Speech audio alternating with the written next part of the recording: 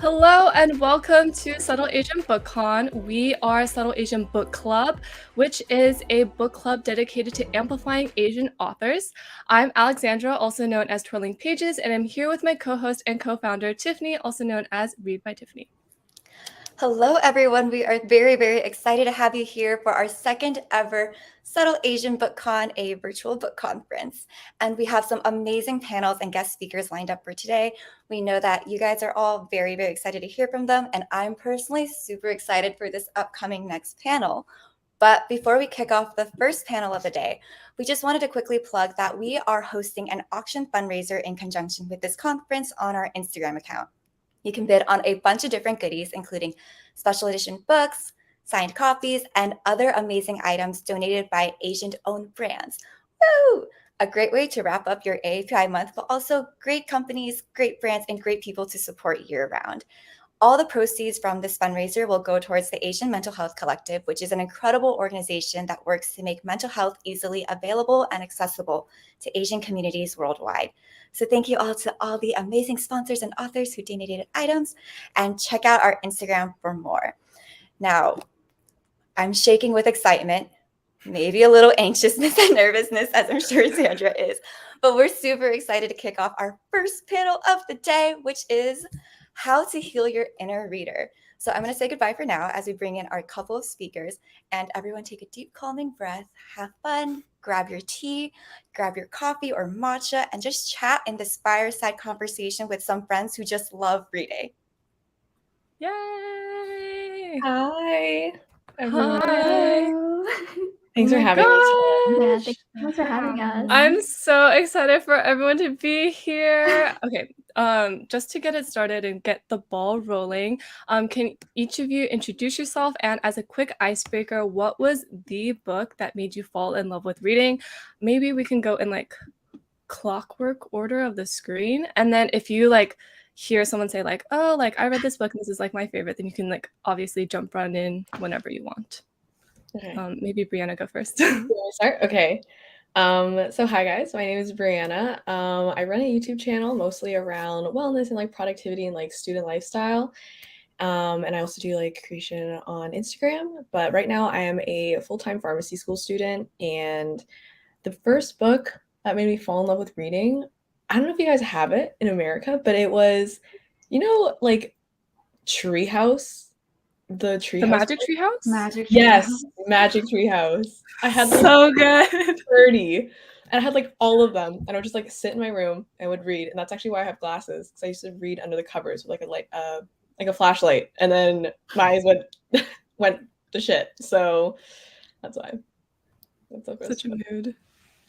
What about you? Can you introduce yourself? Hi, I'm Elle. I run a bookstagram called Elle Read Some Books. And I think the book that got me into reading was Anne of Green Gables. That's a good one. I've read that, I think, 8 or 9 times so far. I like pick it up every year. I love it. Yeah. So good. Okay, Zoe? Hi guys, I'm Zoe, and I also run a YouTube just documenting my life in New York City with a focus on wellness, mental health, and honestly, whatever hobby that I'm like currently hyperfixating on. And I honestly cannot remember the book that first got me into reading, but at least the book that helped me fall back in love with reading recently was People We Meet on Vacation and Beach Read by Emily Henry. Oh my gosh, so good. I recently finished Happy Place, and I haven't read People We Meet on Vacation or Beach Read yet, but it'll definitely be it'll be on my summer reading list. I'm so excited. So each of you kind of like talked about reading in different stages. I feel like Brandon and Elle, you kind of talked about like, I fell in love with reading like early on, but can you share your relationship with reading and how it has evolved throughout your life? So were you always a reader, and did you always consider yourself a reader, or maybe you were a reader when you were a kid and then you kind of recently fell back in love with reading, or something along those lines? So, Elle, if you want mine, I'll go first. Yeah, go ahead. Okay, so I was a huge reader for most of my like childhood up until I was like 13. That was like kind of the thing that my mom was really into. She always like encouraged me and my sisters to read books, and it was like every summer we'd have a competition like who could read more. So it's just like something that we would do, like as a sister bonding activity. And like I said, we read a lot of Magic Tree House, a lot of like warrior cat books, like those kinds of things. And then I got into like heavier novels when I got into like grade 6 or like grade 7, and I definitely took a plateau in reading in high school. I think I was just too distracted. Like there's so many new things to experience, like going through puberty, like you just leave all of your childhood things behind kind of. So I left reading there, but then COVID hit and book talk kind of exploded, and then it was like cool to be a reader again. So then I started like picking up casual books, and that was really fun. And then now I think I'm definitely back into the groove. Now I'm in like my third year of uni, not second. And I'm like reading real novels now and not so much just the ones that you find like online, I guess, if that makes sense. Not that there's anything wrong with them though. They're entertaining. That's okay. But yeah, that's how I got back into it. I've always been a reader, and I think it's kind of been my biggest identity, to the point where I majored in English Lit. So reading has kind of been like a continuous linear thing for me. Although I do think there's a difference between my love for reading now versus like in college, because a lot of times when I was, reading for school, it feels obligatory and not, like something you love doing. So I think kind of I've been trying to find my footing back to like books I actually enjoy and not something that I'm required to read. So that's, revisiting old favorites, etc., etc. I feel that so much, especially as like someone who's also in school. I feel like I barely read during the school year because it's so hard to balance like with all the required readings. But now that I'm on break, I'm like, I'm ready to get back into books that I actually enjoy reading. No offense to like required readings, but yeah, there's something different about enjoyable, fun, entertaining books. What about you, Zoe? I think similarly, I was also a pretty big reader growing up. I read a lot of like the classic like YA dystopian and fantasy like Hunger Games, Percy Jackson, Yeah. Twilight, all of those. But I think similarly with like school and just life, I think reading just became more of like a chore that wasn't enjoyable. So I think I definitely stopped. And I think it was probably when I got to like my early 20s, I got super into like self improvement. So I started reading a bunch of nonfiction and all those self help books, which I mean, like, they're great, but you don't really get lost in them like you do with fiction books. So I found myself just starting a lot of books and not necessarily finishing them. But yeah, I think it wasn't until last June, when I got like super sick and I was just scrolling on my phone on Book Talk, and of course Emily Henry got recommended to me, and yeah, that's how I rediscovered my love for reading. Yay. Okay. So we're gonna pivot into kind of like I guess like dive deeper into our relationship with reading. So to start, I think we're all content creators to a degree. Like we might identify as it, maybe not so much sometimes. But as a creator, there's a lot of pressure of being online and kind of like being a public figure. And that may influence the things that bring us joy. So when I say that, I mean like, for example, I started off as like a bookstagrammer, and then eventually I kind of stopped reading as much because reading then became like a chore. It's like, oh, I have to do this because I want to make content, or like something like, oh, I'm going on vacation or I'm traveling, and then it doesn't become as fun because I'm like, oh, this is an opportunity for content. But that said, how do you think the internet community has changed your relationship with books and other things, so not necessarily books, that bring you joy? Okay. I'll start if you guys don't mind. Yeah. But I totally understand where you're coming from, where it's like your mind is like kind of always going like in the background of like, oh, I'm doing something subtly or like slightly interesting, it's like maybe I should have the camera out. Like I always have two cameras on me, even when I'm at school, because I do make productivity videos, so people always know like, oh, Brianna has a camera on her, and it's like it is a little bit hard to like find that distinction, especially when you go on vacation, because I also make travel vlogs. So when I got into like this new hobby, obviously I want to share about it um, on my YouTube channel, and so for at first I was reading a bunch of books, um, just like as a hobby, like for myself. Like I kept it like kind of hidden, and I was like, I don't really want to talk about this yet because it's kind of mine. But then when I started posting about it, like smaller tidbits of it, like on Instagram, people were like, "Oh, like we love like the same books," or like, "I'm really interested to hear like what your thoughts are," and that made me feel really nice because it was like growing up, like I would talk to my sisters about books, but it wasn't really, I was never in a book club. I never ran a book club. So it was nice to like have a new niche or like a new topic, I guess, to discuss with like the same amount of people that you always see. And so I talk, so how I like keep it separate is I have books that I read for myself, and I don't want to hear what other people think about the book. I don't really want to share what I think about the book. It's like they're kind of like my own. And that's like my thriller and my mystery, my crime books. Like that's my main genre. And then on social media, I read a lot of books that everyone's reading. So it's like we can all talk about it. So that's like kind of how I keep the distinction right now. And it is hard to read a lot of books now. In the past, I used to read like a book a week or like several books in a day, and then I could like share about it. But then with school, it's just so much harder to keep that volume up. So yeah, that's what I would say.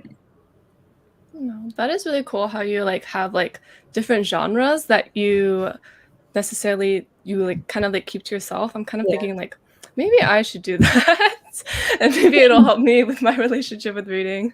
Yeah, it makes it like more enjoyable. Like certain books that I'm just like, these are like kind of like mine, a little gatekeepy, because I'm like, oh, like these are my favorite books, and like I do like share like small bits about them, but I don't want to have like full on conversations, like full videos, like taking them apart, because it's for pleasure. Like I read these books for pleasure and like entertainment, and for me to like get lost in like these different worlds, and um, those ones can be for me, you know. No, that's so special. Mhm. What about you, Elle? I think I'm like a tiny bit different in the way where I'm like actually running a bookstagram, which is, mostly 100% books. I try to keep most of my contents book related because like that's what, you know, people who follow me sign up for.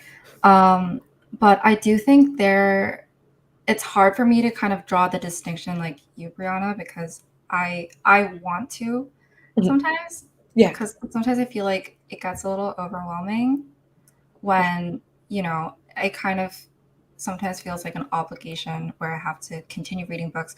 I mean, like, honestly, I haven't really fully finished a book since February because I've just been so busy with work and other Mhm. things. So sometimes, I struggle with feeling like a fraud, like running a bookstagram, but not actually reading. Mhm. But I think in those times, I try to, take a step back and like realize and try to tell myself that, I started this to share thoughts about books. It's not, like, shouldn't turn into an obligation. But I do really think like being a content creator around books does affect your love for reading, Mhm. even in the slightest, because like, Instagram gets tied into it, the visuals get tied into it, the numbers get tied into it. So even if you want to not care, sometimes I feel like it is hard not to. Yeah, for sure. I feel like, yeah, I follow a couple bookstagrams, so I understand that people are like always like trying to read like what's new, and then like you have like it's kind of like a race almost, and then people look to you for like for the advice. So if a new book drops, like you have to read it first, you have to present stuff first, like share your thoughts. So I understand that like if you can't finish like all these books, it's a lot of pressure. Yeah, I totally feel that. That was legitimately the reason why I like transitioned from Bookstagram to like now I talk about like lifestyle and everything and like productivity and like all Mhm. that stuff because there was like a very long period of time where I was like, I am not reading, but everything I post on Instagram is books, and this feels so weird. Mhm. Zoe, what about you? I think similar to Brianna, since I do more like lifestyle on YouTube, I think it can be, I think just like with any like hobby, like once you get really into it, of course you're gonna want to be able to talk about it in like your videos because you're super passionate about it. And I think it can be difficult to kind of like find a good balance between keeping things to yourself like solely just because they make you happy, and versus like wanting to like share it, but then sometimes like that in itself could make your hobbies turn into like work or like a chore. So I think I haven't done it really with reading, but I guess like with other hobbies, I do have like hobbies outside that I just do solely for myself that I don't post about online. And I think that has helped me just find like that good balance and like distinction. Yeah. But I should try that with different genres. Yeah. I am definitely trying to set better boundaries and do that in a better way because I feel like I definitely fall into like the role of like, oh, I feel like I need to like overshare. I need to like record or like document everything, but Yeah. definitely that's not sustainable. Definitely feel like what you guys mean about like feeling you have to like be on or like feel you have to film something or you have to like or even like have like a certain opinion about certain books. Sometimes I like read a book and I'm like, I did not like this book, but everyone loves this book. And it's like, oh, it makes me want to like hold back a little bit on like my rating or my thoughts. I try to keep it real, but definitely a little hard when it comes to like being like brutally honest about like certain books. You don't want to upset anyone. Yeah, I feel like when I first got into reading, I was like super big on like updating my Goodreads and everything. But I think as time progressed, like I think, yeah, sometimes I would get intimidated or like feel bad about like rating a very popular book low if it just didn't like resonate with me. Yeah. So I You think, really yeah, have I've, to explain yourself, and, like, yeah, you can't explain it, but also, like, reading is so subjective, you know? yeah, books are so subjective. Like what one person likes, it Mhm. may not resonate or connect with you. Yeah, So No, for sure. I feel Yeah, I that. also feel like, I mean, being active on Goodreads and like, sometimes I have like, 1-star reviews where I want to be honest about what I liked and didn't like. And then, there are all of these comments. Like, for example, I have a book review up where I gave it a 1-star and it's the top review for that book in general. And the amount of comments under there just like telling me to change it or like bump it up or stuff like that. It's really interesting Mhm. No, to I feel phrase that. I feel that. I feel like so I'm gonna say a Colleen Hoover book, but I'm not gonna say which one. But I read one of her books like before it was released a long, long time ago, like I don't know, like 5 or 6 years ago. And then I like wrote my honest opinion. I think I gave it like 2 stars or something, and then I posted it up onto Goodreads and I forgot about it. But then as you all know, I assume because you're all on Book Talk, Colleen Hoover like recently blew up or like in the past year or so. And so now whenever I go on Goodreads, all of my notifications are for this review that I wrote when I was literally a child. Like I was like a teenager in my bedroom being like, I liked it, but I didn't really like it. So it is very interesting. Goodreads is I don't know. I don't know how I feel about that. Like I love Goodreads, but I feel like sometimes people just need to let each other have their own opinions. Yeah.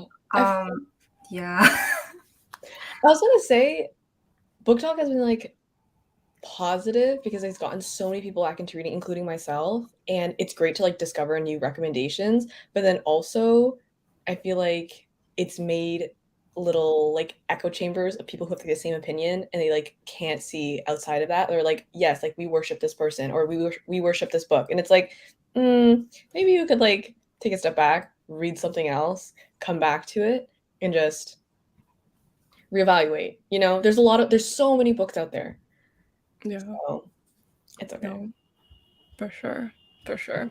I feel like that kind of relates to the next question I have, which is that like it's just more like about like the book community in general. So you talked about Book Talk, and I assume that Book Talk like probably influences and not just Book Talk, Bookstagram, BookTube, whatever, probably influences like the next book that you pick or like the next book that you decide to read.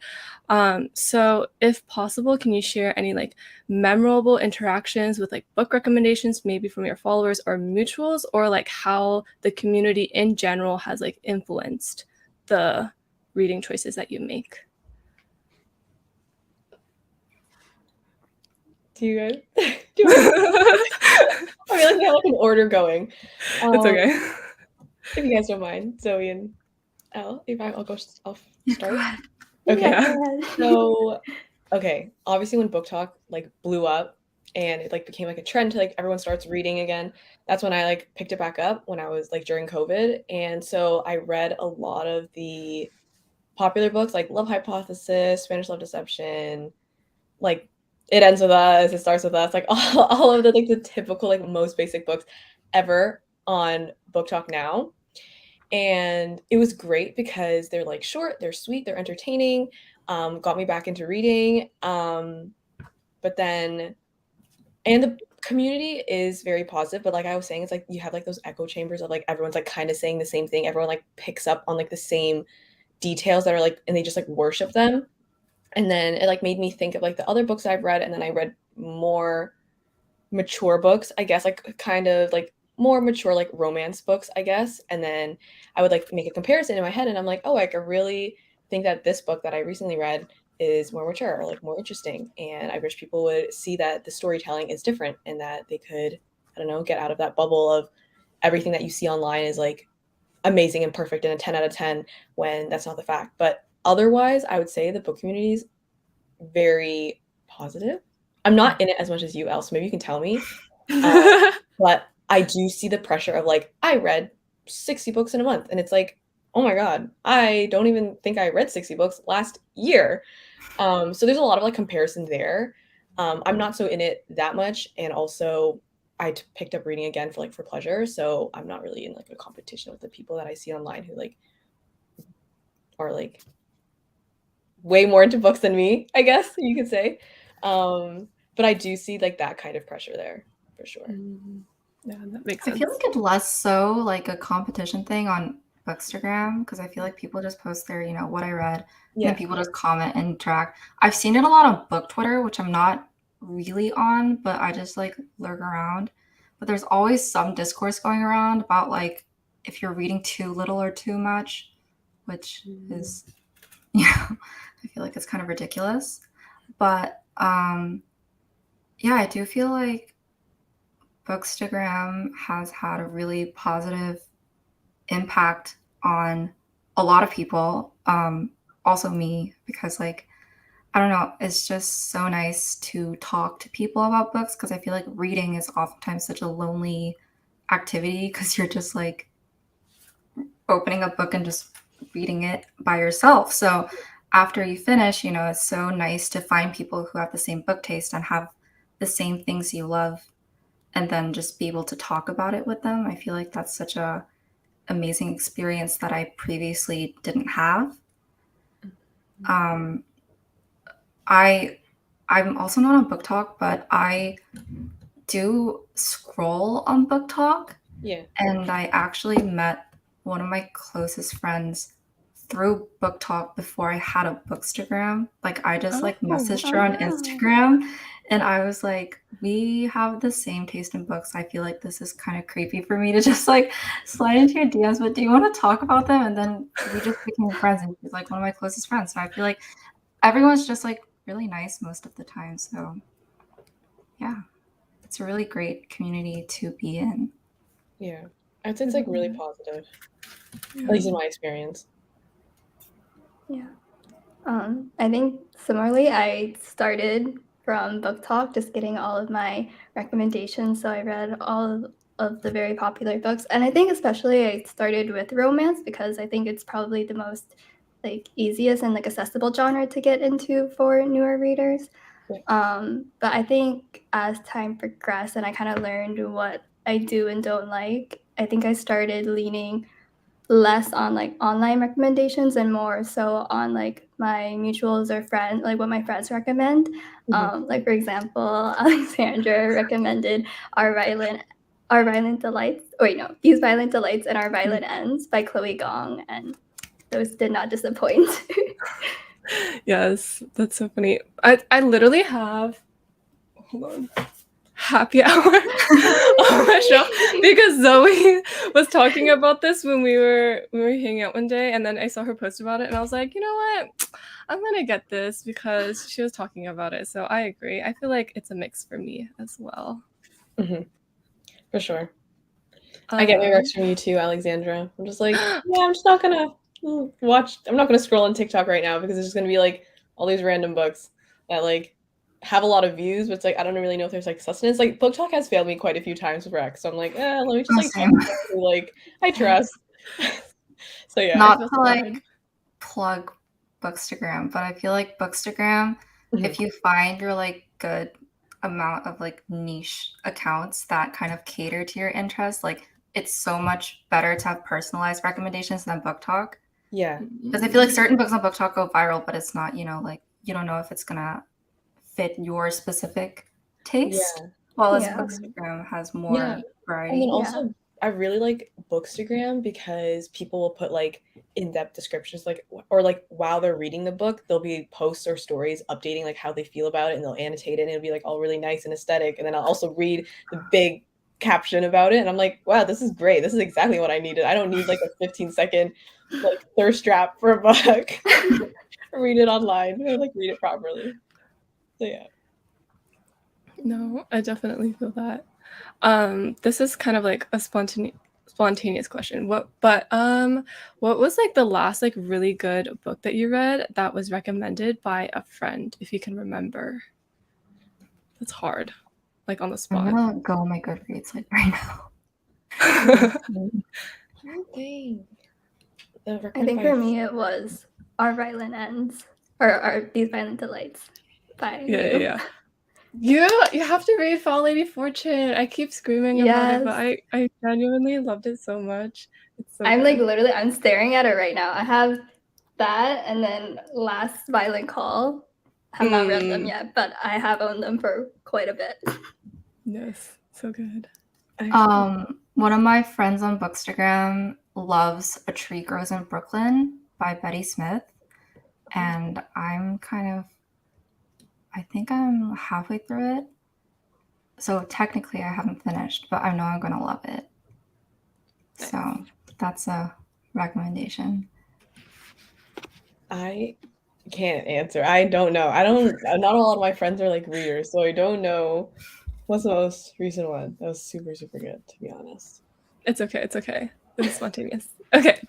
So I'm gonna segue into more like the broader mental health space, because this year's conference, one of our central themes revolves around mental health, and we're super excited to be like fundraising and raising funds for Asian Mental Health Collective. And I know all of you kind of like talk about navigating our 20s, and we understand the significance of mental well-being during this time, because I feel like your 20s are so transformative and existential crisis, at least for myself. But can you please share how like reading has supported you in navigating your personal mental health journey during this time, and maybe how some of your other hobbies have helped as well? Maybe Brianna? You're like avoiding the camera, like, Let me think about it. 2 seconds. I need to think about the question. I can go first then. Okay, Zoe. Okay. I think like re-becoming a reader, I think just in general has really done wonders for my mental health, because I think instead of just like scrolling on my phone when I'm in bed, I will read. And I think for the most part, it's mostly harmless, unless if I read something that just emotionally wrecks me. But yeah, I think just being off my phone and social media just makes me a lot happier. And I think also reading has helped me learn how to really appreciate and enjoy my alone time.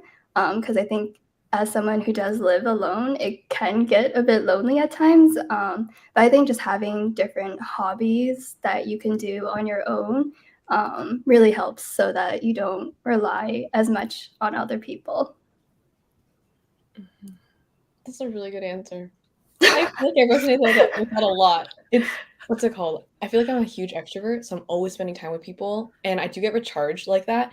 But then I was thinking the other day, like when I had first gotten into it, I was like, I like at the beginning of COVID. Okay, we're going back.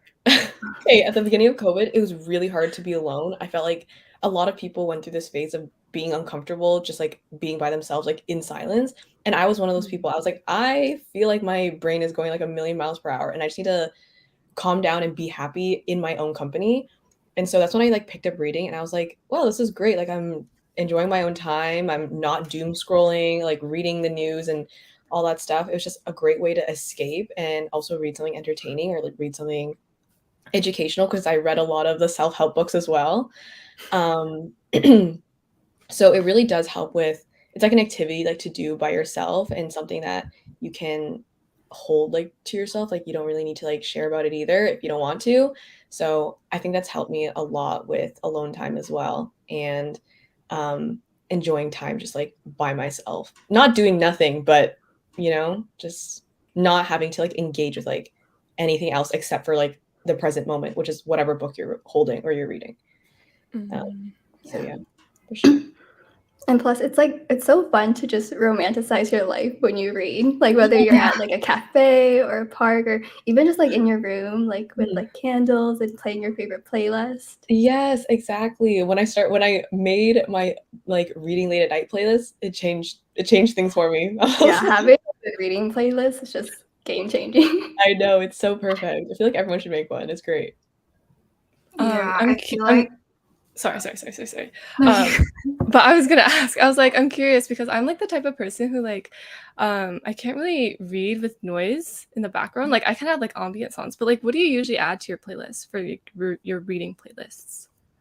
Mine are just like instrumentals, like piano. Like I have so much like Taylor Swift, like piano and violin instrumentals. Oh, nice. Yes, I have a lot of those too. So I have two. I have like one for like it's called like book angst, where it's like if you're reading something and you're like going through it, then it's like sad music.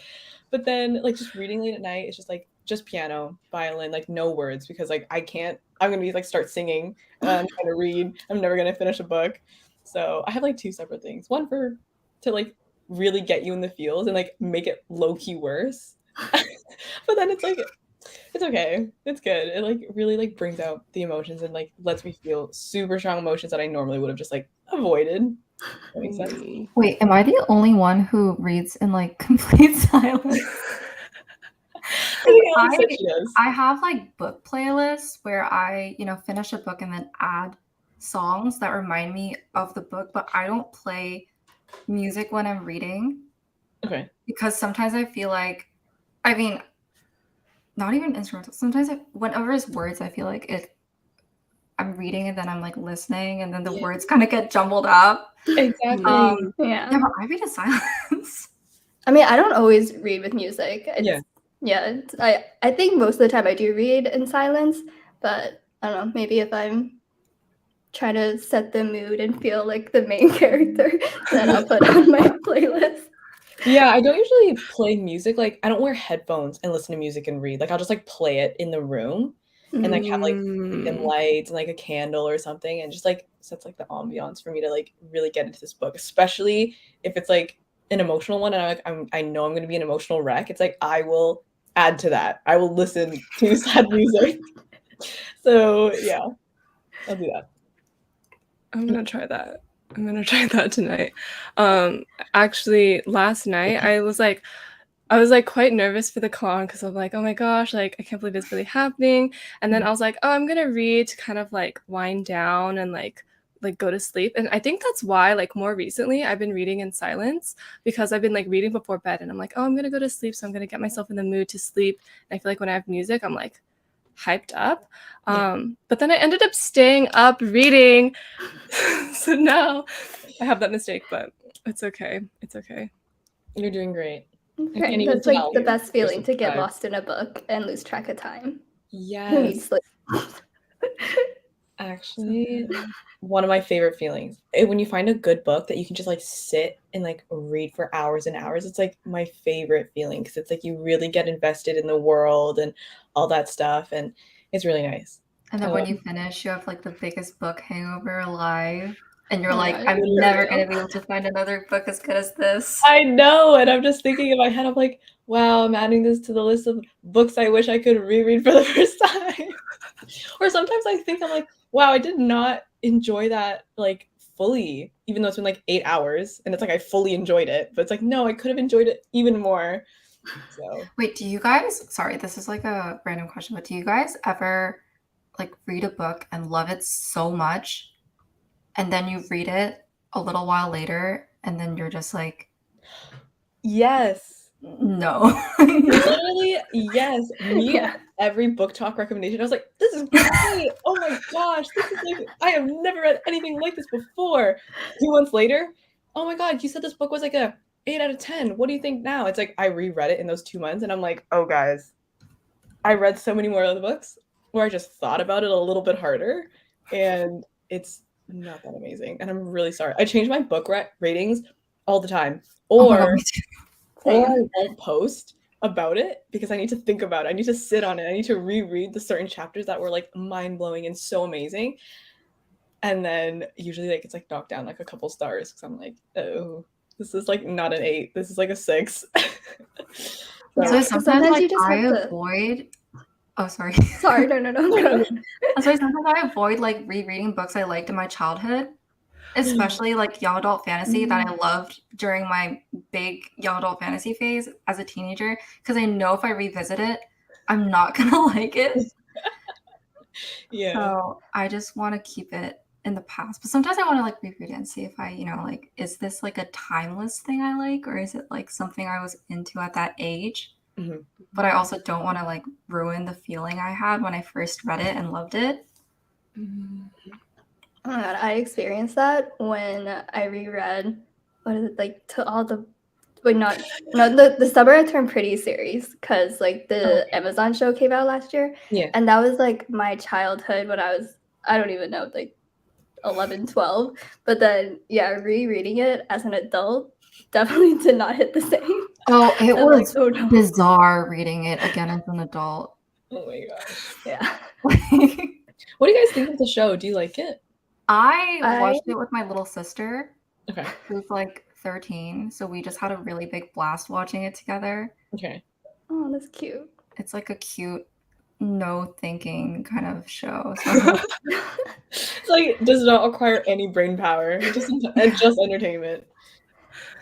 I actually did not watch the show. I literally like reread the entire series solely to watch the show, and I never ended up watching it. oh, really? It's Did good. the It's books short. turn You you can off watch that it. bad that you didn't want to watch? No, like I don't know. I think when I was like in my reading phase, I did not like consume any like TV shows or like movies. I was just solely like reading. But I do want to watch the show because I heard that the show is better than the books. Yeah. Really? Oh my Yeah. god. Okay, maybe I need to do both. I haven't read it and I haven't watched it because I'm like, I'm gonna read it before I watch it, and then I never read it. So I would skip the books and watch the show. Yeah. Really? Truly Yeah. honest advice to you. Here, Yeah. we'll try. Yeah, I've been avoiding the show because I remember reading the books like when I was a kid and being like, I don't like this. But that was also because like there's a love triangle, and I always dislike love triangles, and I'm hate like, love ugh. triangles. I'm like, this love is the triangles. worst. I don't like this. And so I was like, when the show came out, I'm like, this looks fun, but I'm boycotting it because I know there's a love triangle and I don't want to watch this I happen. know, it's like you have to pick a team, and it's like I want to be on the right team. So can someone just spoil it for me? I feel like I do that a lot with love triangles. I'm like, I just want to know the answer so that I know which side I'm supposed to be on. Please, beforehand. Save me the grief. Yeah, for sure. Speaking of like love triangles, do you guys have like tropes that you despise or really, my really God, yes. like? Spill the beans. Oh, okay, you guys go first. You could go first, Al. I hate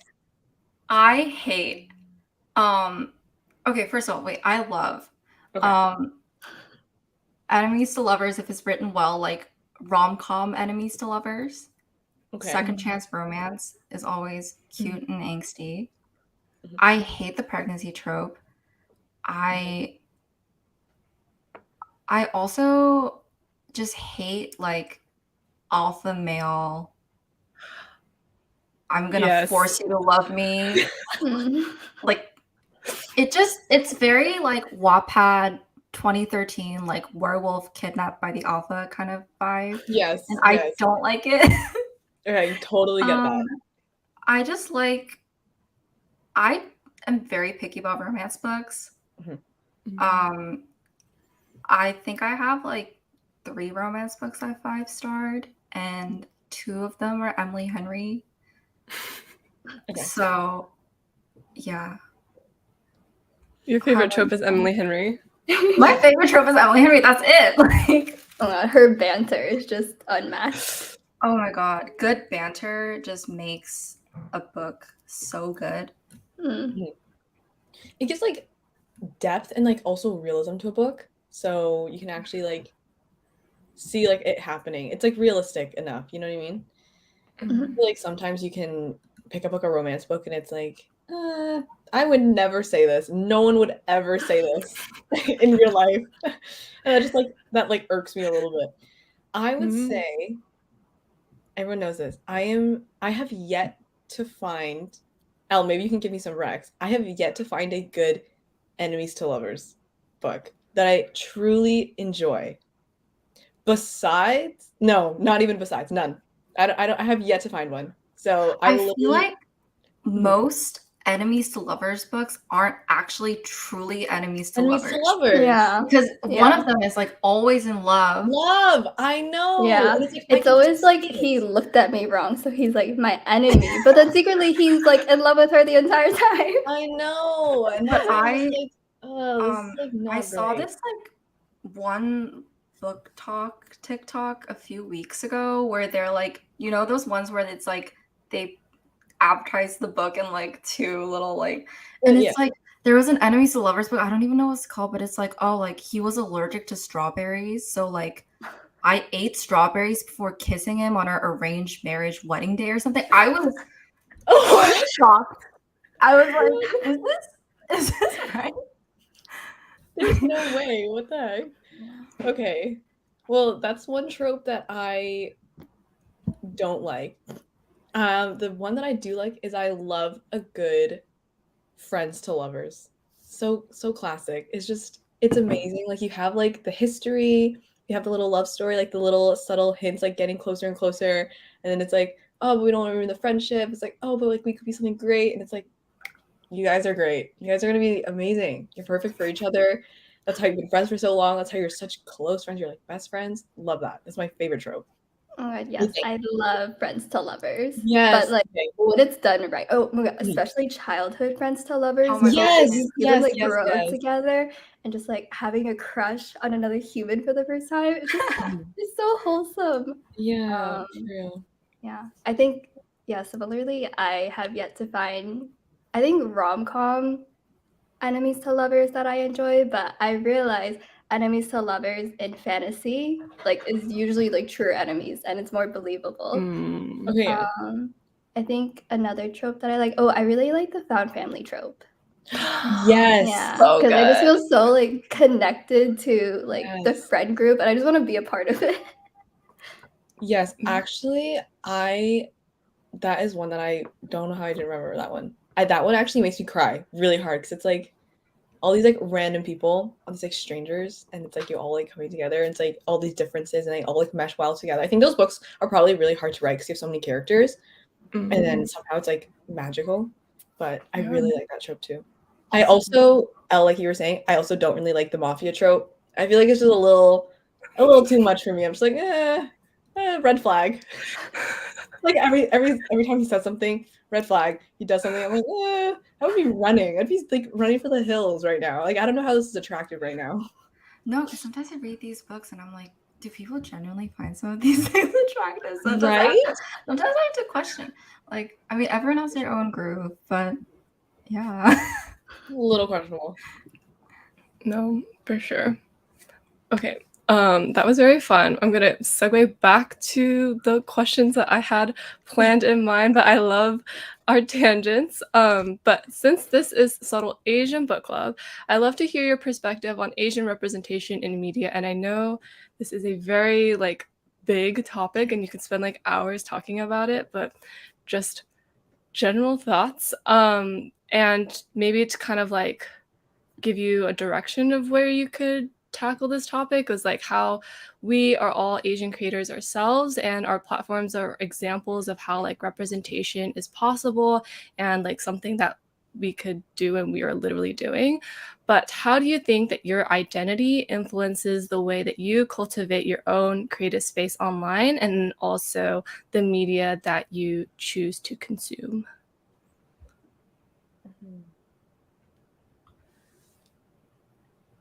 I think growing up, I watched like all like the really popular YouTubers, and a lot of them were like from America, or they were just like Caucasian in general. But I think as I got older, I realized that not a lot of those, like even just like those tutorials, like or like the makeup tutorials, like don't like they're not applicable for me. So that's when I started watching like Michelle Phan, and then like I saw all these people that like kind of look like me, and then it was just way easier to like connect. And also a lot of the stories, like even when they talk about like family, I feel like it's just a little bit different. It's something that we can like connect on like a different level. It's like not as surface level. I don't know if it's coming out right, but it's just easier to talk about like life experiences with people who kind of like look like you. And then I think that's like how I connect with my audience. I try to be vulnerable. I talk about therapy. I talk about other things that like I'm struggling with, imposter syndrome and all that stuff. And I don't know, I can see like in my demographics, like what kind of audience I'm reaching. It's like a lot of young girls, like 18 to like 24, in like the Asians and like the South America. So that's like really interesting for me, or like how I try to cultivate like an audience like that. But yeah, that's what I would say for now. And then in terms of like seeing representation on social media, I would say that it's definitely gotten better over the years. Even people, I think like the first thing I can think of is like Bridgerton. The two new seasons that really tied in different races that you don't really see online. And I thought that was really nice. A lot of my Indian friends loved Bridgerton season 2, and I like they were like saying that it was like shocking to see like or hear certain songs like from their childhood like be on like Netflix, like a Netflix show. So that was really nice, and I really liked watching that with them. Yes. Bridgerton's also on my list of things, many things to watch. You should watch it. It's good. You'll like it. Yeah. Mhm. Elle? I feel like, I mean, book-wise, I do try and read a lot of Asian authors because I feel like you said, like there is a certain special feeling you get Mhm. when you read or watch, someone that looks like you and someone who grew up in a similar cultural background. And, Yeah. there's that feeling of like camaraderie that you don't really feel otherwise. Yeah. And I mean, I agree. I feel like it's been kind of surreal seeing, because I'm Korean, so like seeing how huge Korean entertainment has gotten in, like the last 5 years or so Yeah. is kind of mind-boggling. I mean, Mhm. I grew up in England, and I was the only Asian kid in my class, and people didn't know where Korea was. So to experience that, and like now, like after Parasite got the Academy Award for Best Picture, it was so crazy, like hearing Korean being spoken in such a prestigious setting.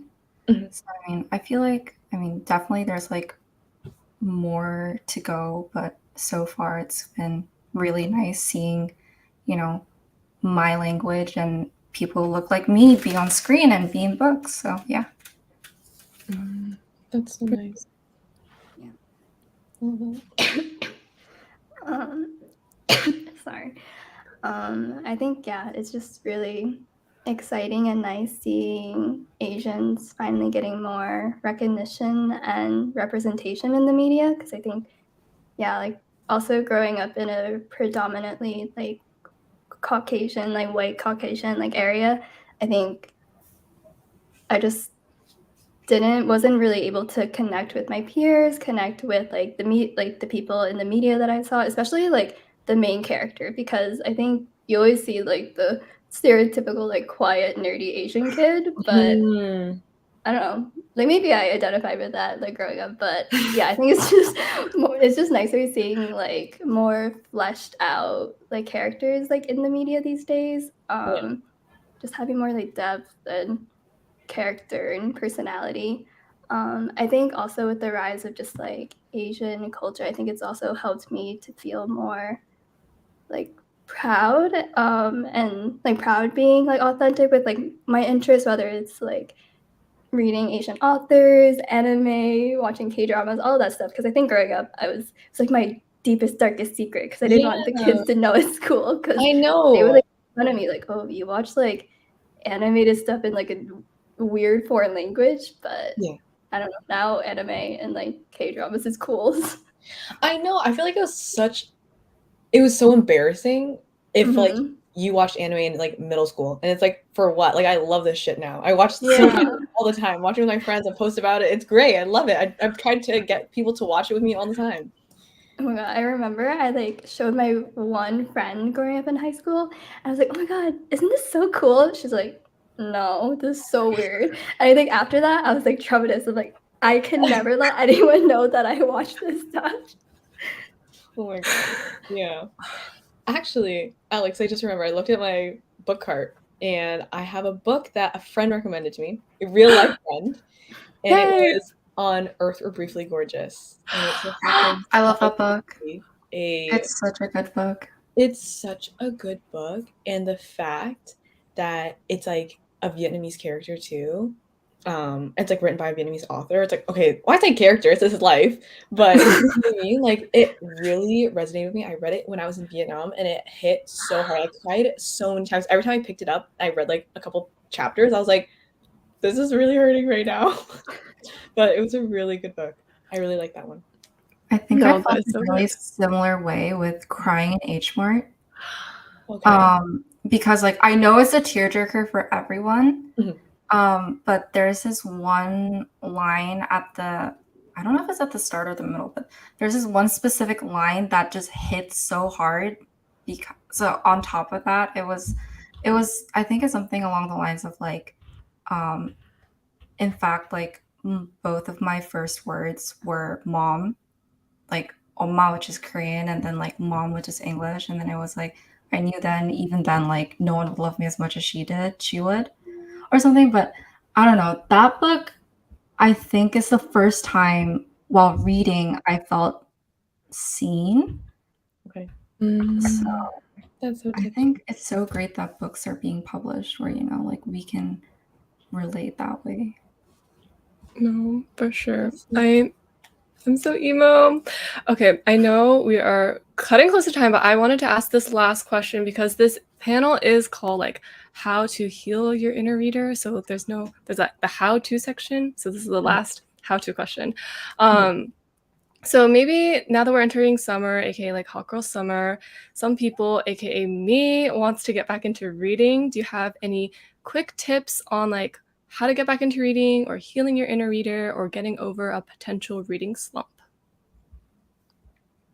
I would say pick up something pick something up. Don't like pull from your pile because like it's gonna be there. You're probably like ignoring it. But I would pick up something light and probably like funny. Just to like get you back into the groove of it. I feel like if you start off with something that's like 500 pages, super dense, you're never gonna get through it. I don't even think I could get through one right now.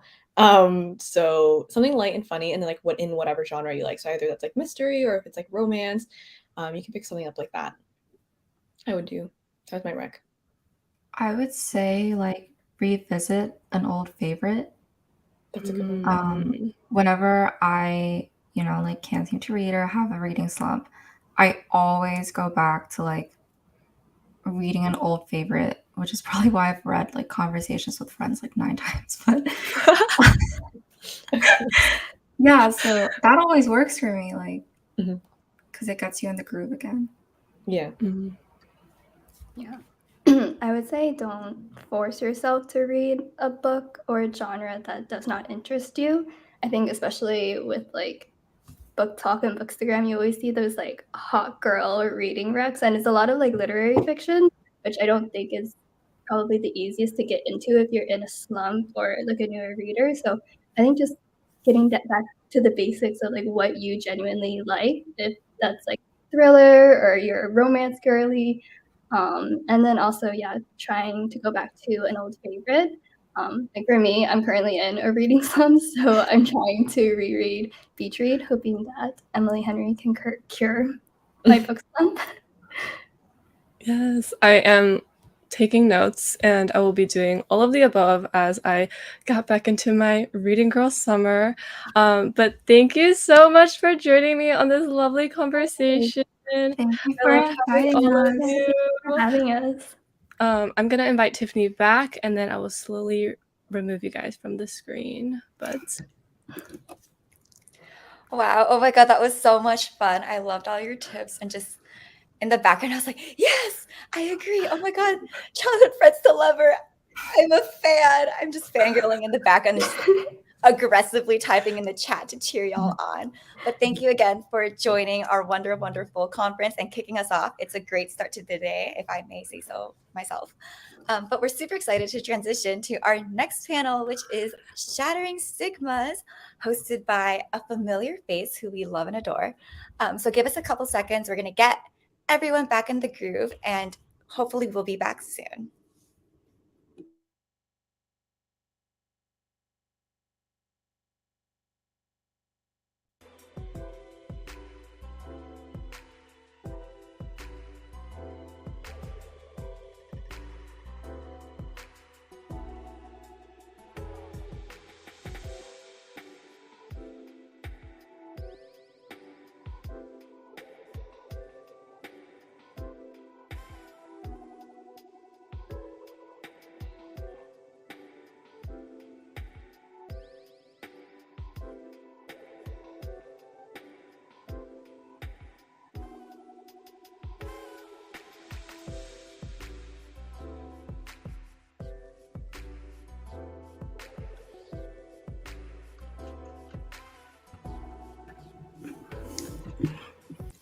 Hello, everyone.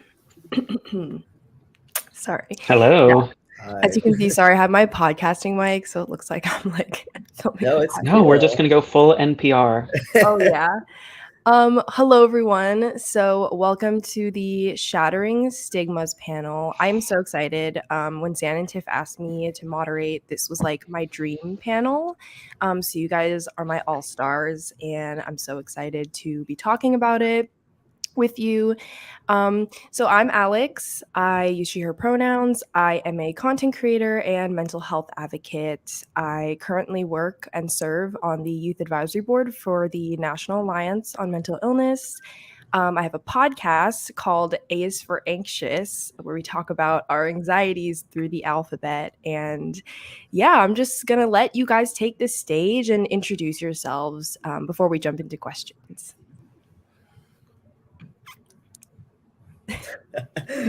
Wait, you have to popcorn to someone. Okay. I'll go to Adib. Oh man, I shouldn't have spoken. Hi, I'm Adib Koram. I use he, him pronouns. I'm the author of Darius the Great is Not Okay, and several other books for young readers. Your popcorn. Oh yeah, popcorn. I'm just gonna go in clockwise. Alexandra. Yeah. Hi, I'm Alexandra Chang, and I use she, her pronouns. I am the author of Days of Distraction here and the forthcoming Tomb Sweeping, which I do not have on my desk. But I'm very excited for today and to talk to everyone. I'm Leo. I use they, them pronouns. I am the author of Beating Heart Baby. That's what I just scrambled to get a copy of.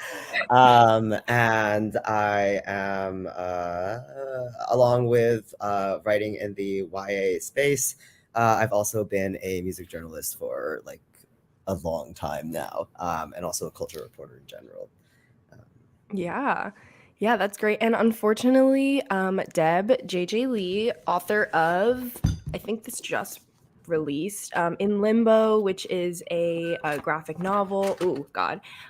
It's so good. Please pick up this book. You should definitely check it out. And unfortunately, they couldn't be here. But we're going to talk about all things mental health today and representation. And I guess I'm going to start off the first question. I am so sorry. I did not put this in the brief, but it is a sort of question to kind of just get J'accuse! I know, surprise. A sort of question to set the stage for what this panel is going to be about. So I guess I want to ask, maybe in the same order too, when was the first time you saw yourself or your mental health reflected in a book or a piece of media? Ooh, I feel like I used to have better answers for this. And the truth is, the more I do this, the more I read and the more I write, the more I think I still am searching for that. And that's kind of why I'm writing. And at the same time, even if I'm searching for something that I want to see, inevitably the process of writing transforms it and it's no longer quite what I wanted. So I think I'm just still kind of reaching for that in a way, and hopefully leaving bits of what I need to see and bits of what other people need to see along the way. Yeah. Yeah, I really love that answer, Adib, because I'm thinking about these moments where I have felt seen when I read, let's say, I think the first time maybe was when I watched Joy Luck Club, the movie, before I read it. But of course, that's not my exact experience. It's just elements of it that made me feel seen more so than maybe like, mainstream media at the time. And then in college, when I read The Woman Warrior, that was probably another moment for me where it just felt like something opened up in a way that it hadn't before. But it is about continuing to open up those doors and being able to like expose new layers of oneself through either writing or reading even more. I think it is a constant journey. Yeah, I would say that for myself, encountering like anime and manga when I was in middle school was formative in the sense of it being like all of a sudden there were this like whole suite of characters and stories that were maybe not about me or about my experiences in that way, but at least like the cultural and visual language that they were using was something that I was more familiar with than a lot of the stuff that I saw in pop culture at the time.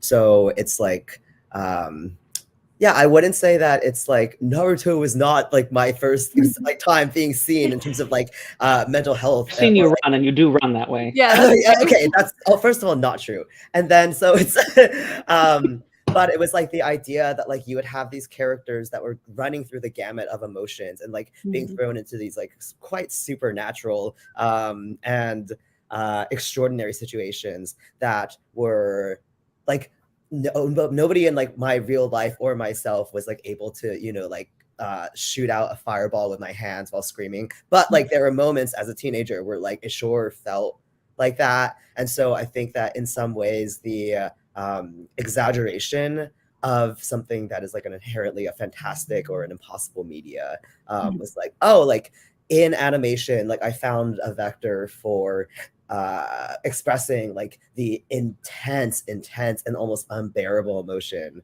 of being a kid, like visualized and actualized in a way that like in general like sci-fi fantasy was like what I was into when I was a kid because of like that ability to like take that leap. Yeah, and Leo, you write about that too with music too, which is I love how we all talked about different types of media, but like inevitably like mental health and like cultural like intergenerational trauma is going to be a part of the art that we create, and that's why I love having you all on here. A huge fan of all the art that you create as well. And excited to jump more into these questions. So, I guess the second question I would have is so, how going into your personal craft, how have you used that? And Adib, you kind of touched on this. How have you used your craft to create mental health awareness through storytelling? Was it something you like came in knowing that you wanted to do, or it just happened?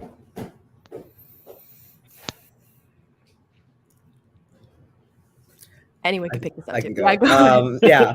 So I would say that, like, for myself, I really wanted to see the experience of, or like the ways in which being in the closet in like multiple ways can just like mess with your sense of self. Or like, I didn't want to. Okay, let me rephrase that. It's more like that experience specifically in a culture that historically and colloquially is known for being like very repressive in like the way that you like, especially if if you're the child of like immigrants, and everybody is so aware like of all the sacrifices that like your family has or all the sacrifices that they have like endured, and all the things that they have given up in order for like you to be here, like situated in a new space in this new world. And it's like when you have that kind of like always ambiently in the back of your mind, like what, like things that you think or like, or things that are like culturally kind of like everybody knows that like coming out is like this juggernaut of like personal expression. Everybody knows the ways in which like this doesn't necessarily fit in with the traditional like narrative of like the Asian experience, or like it's something that is like continuously evolving, and like various facets of the culture like make it seem harder than it actually is on its own, which is already hard because self-expression when you're young especially is like really hard. So to get into the psychology of a character who is thinking about all of this stuff at the same time, and also like try like very, very aware of like what he has to not necessarily give up, but like what he will encounter in this experience, and like the ways in which that is going to be something that he cannot not deal with. Like he cannot not deal with that part of his own like process of figuring it out. And so to give that a story in which it's like you are able to see not just the struggle, but also like the ways in which you can break through, was something that I wanted very specifically to do.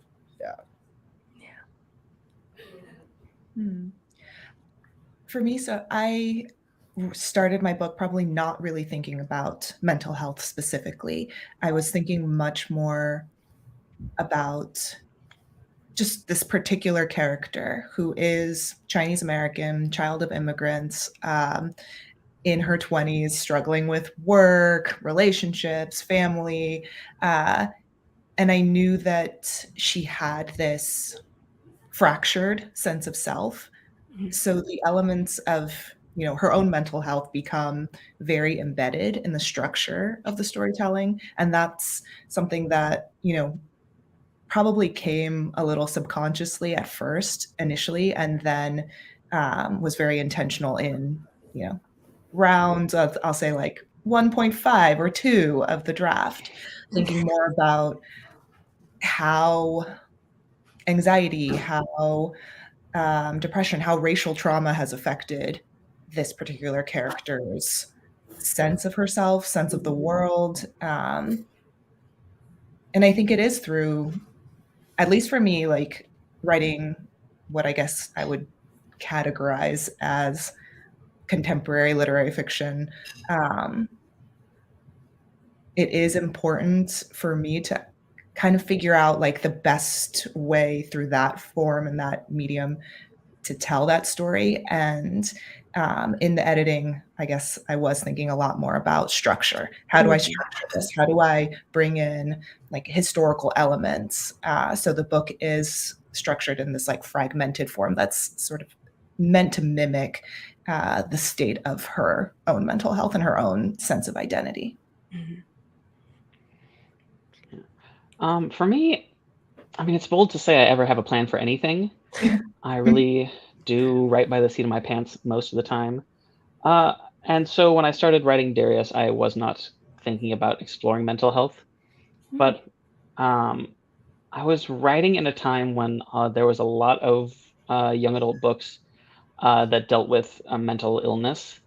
I'm thinking of, some that turned out to have been written by, people doing sex crimes and whatever. Has a Netflix show, the one I'm talking about, I'm sure. And I felt like there were so many books that sort of romanticized suicide or used it as like a revenge device. And that had never been my experience with mental health. I was simply living with major depressive disorder was something I very much lived with. And it was simply a part of me and not the thing that defined me. And so I was just kind of angry at the existing books and decided I was going to write something different to sort of give a great big middle finger to that prevailing narrative. Because I'm a little bit of a contrarian at heart sometimes. I feel you. Yeah, it's super, and we're going to touch upon this too. I think it's super important to have authentic representation of mental health, especially in books that are like culturally competent, that, you know, reflect a certain like race or ethnicity that has experienced, like you said, Alexandra, racial trauma, intergenerational trauma, and it's super important to highlight that. So I'm glad we're kind of talking about not only like the intersectionalities, but also like the importance. And I can see from you all, like whether you intended to or not, it's coming from your lived experience. So this panel is called Shattering Stigmas. So I wanted to talk about, I guess, personally too, or related to your book, and you can talk about the way it's written in your book, but what are some like specific stigmas related to mental health or in general that you set out to tackle through your books or that you experience, you know, living your life?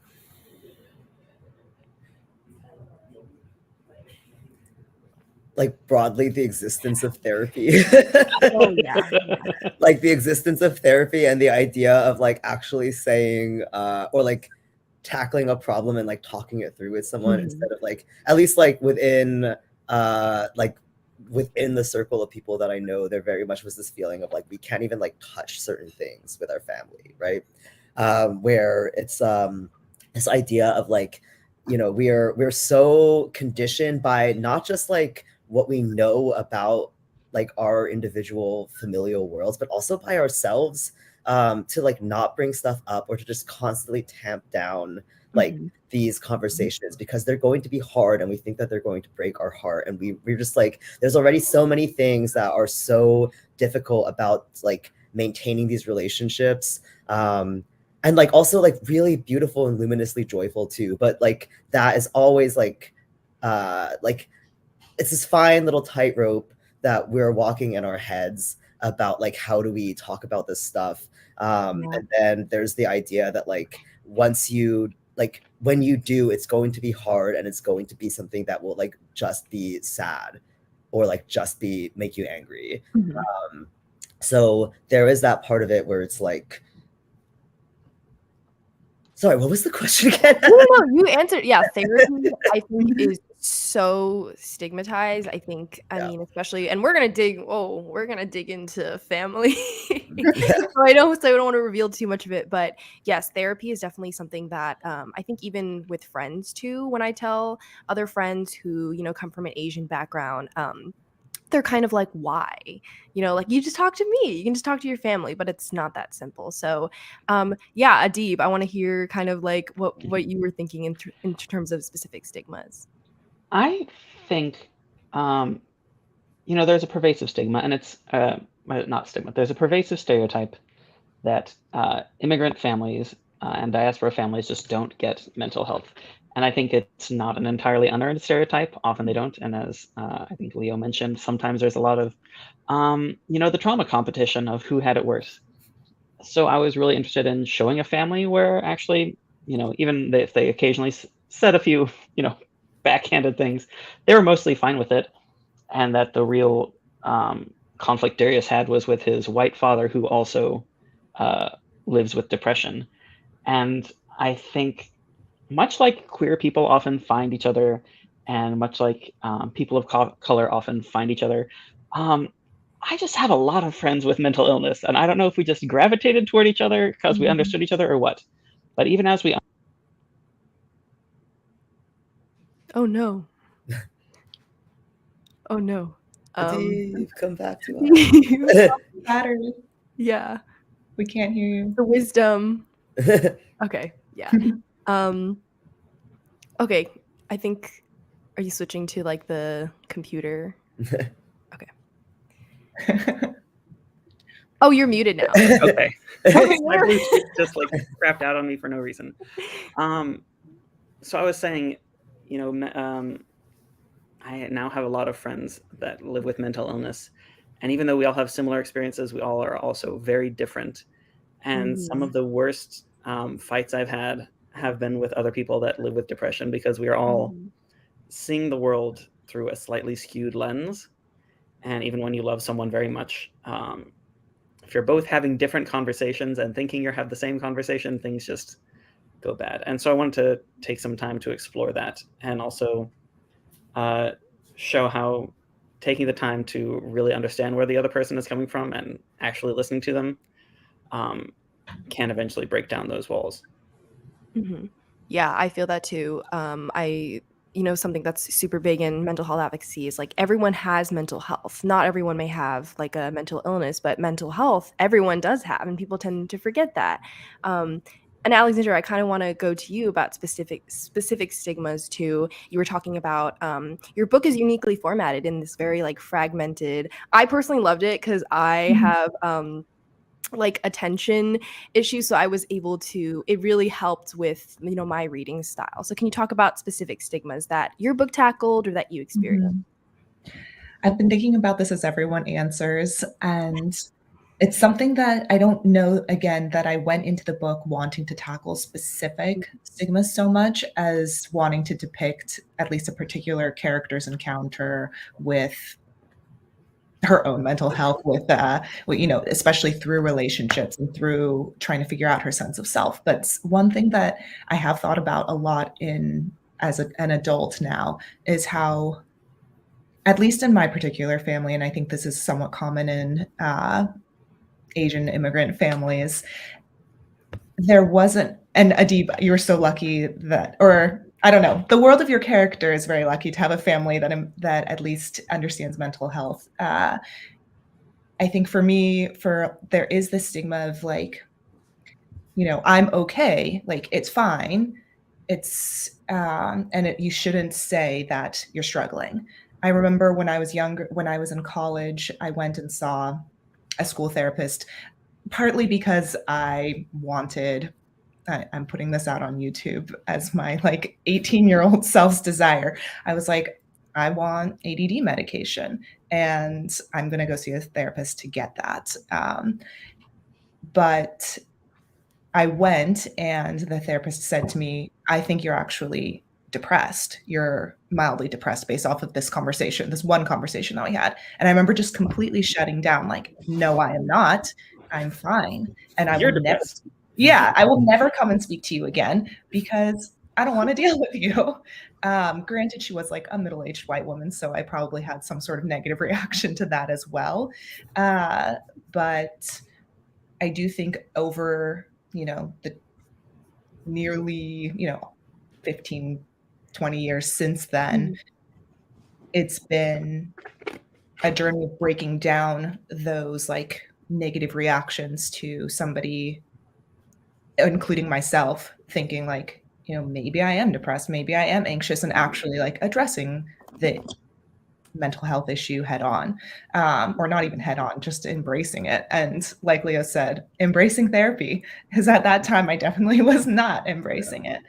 So I do think, at least in my book, my character is probably in that like gray space where she's still resistant to this idea that something could be challenging for her. She's like what we might call like a high functioning depressive, but is on this path towards trying to understand where she's at, and who she is in the world, including the sense of her own getting a better understanding of her own mental health and mental state.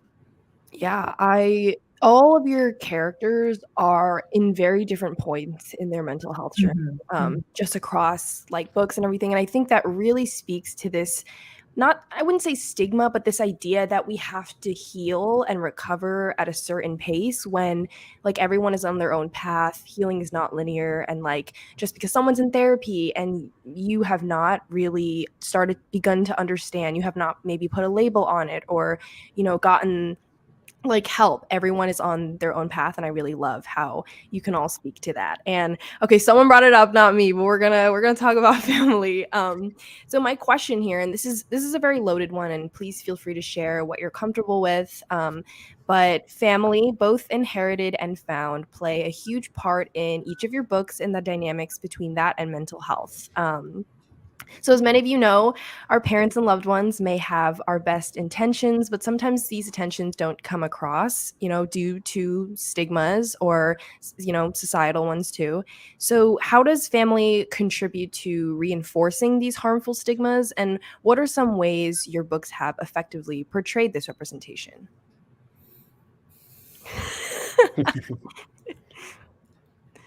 I think at the end of the day, all of us come from some place, and our families are often the first places we come from.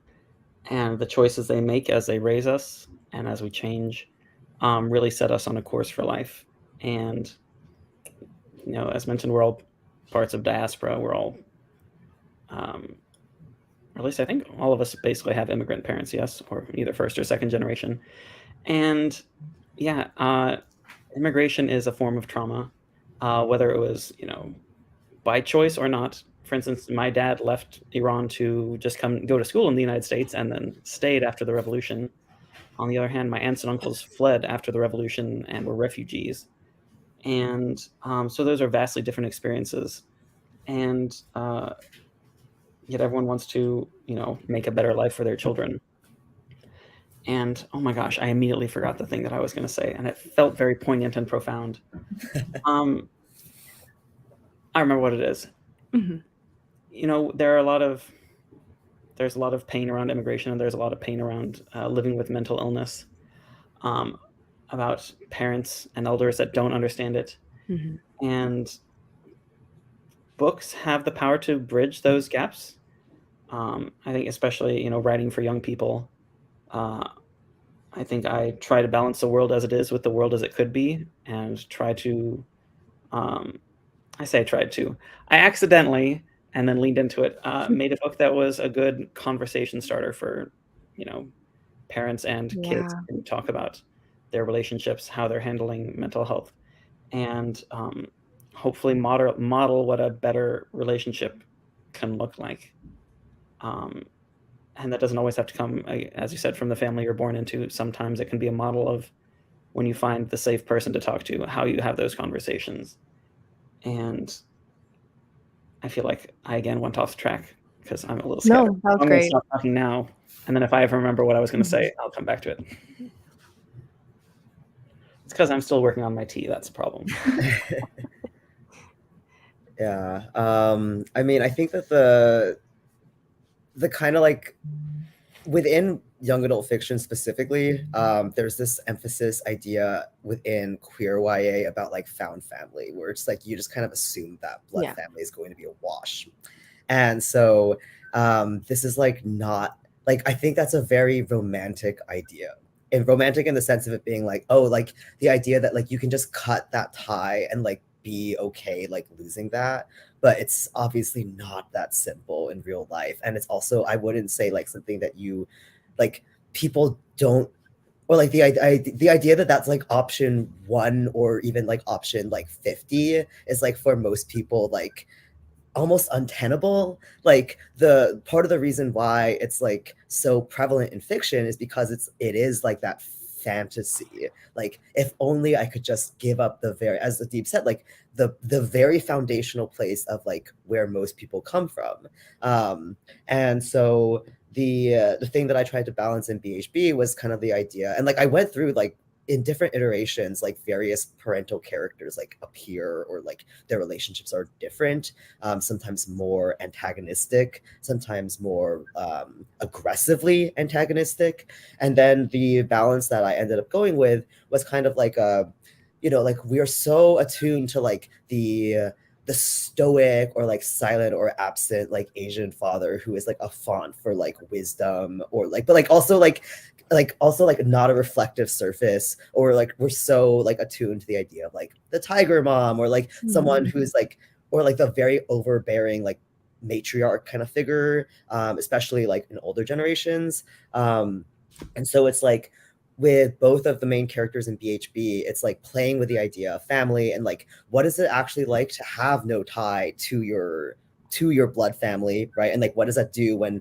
the culture is like very much based in family? And then it's also like, what if the tie that you have to blood family is something a little bit more malleable and like tricky, but it's not something that you want to give up? And like feeling that and like wanting to make that connection or like have that relationship despite everything that you like have maybe experienced, despite what like the culture is telling you from different angles. It's like, yeah, like all the stuff that that you're learning from your parents, it's like they learned it from their parents. And so it's like when you think about the hierarchy of the cycle, it's like it's not really going to break from the top down. So that's the nature of the cycle, right? Like it's not going to be like the person who the snake eating its tail, like at some point, like someone has to be the person to try to unlink it. And it's like, because when you are able to have that language, it's like, and part of the reason that, at least for me, like I write YA is because it's like, I know that it's like, you kind of have to be the one to raise it in some ways, like because of the way that like your family is like, like the way that they were taught, like that's how you were taught. So you're not going to be the person to like most likely like hear it from them. So like, even if the process of bringing it to them, like that, literally the vocabulary of like what you're talking about, like that part is scary, that part is difficult, but it's also like until you are on the same page, like in terms of like the literal language that you're speaking, like how can you have a conversation? So yeah, I just love hearing both of you talk about your work and how you think about it, family in your work and family in general. In my book, family is a really big part of the character's life, and that is true for myself as well. Like thinking, as you said, Adib, like we all come from somewhere. We all do have these ties, whether or not we choose to cut them off or are in circumstances where we don't get to have necessarily relations to our blood family. But for my book, I think my character is so deeply attached to her family and interrogating what that means to her, what those relationships, specifically the relationship with her father and her mother,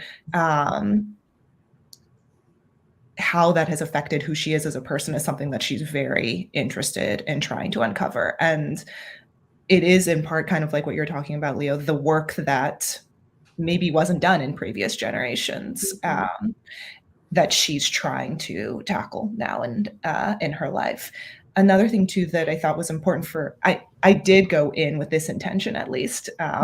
Speaking of like intentions when we're writing, sometimes it is just like haphazard and we're writing by, as you said, Adib, by the seat of our pants. But one thing that I did go in very intentionally doing was writing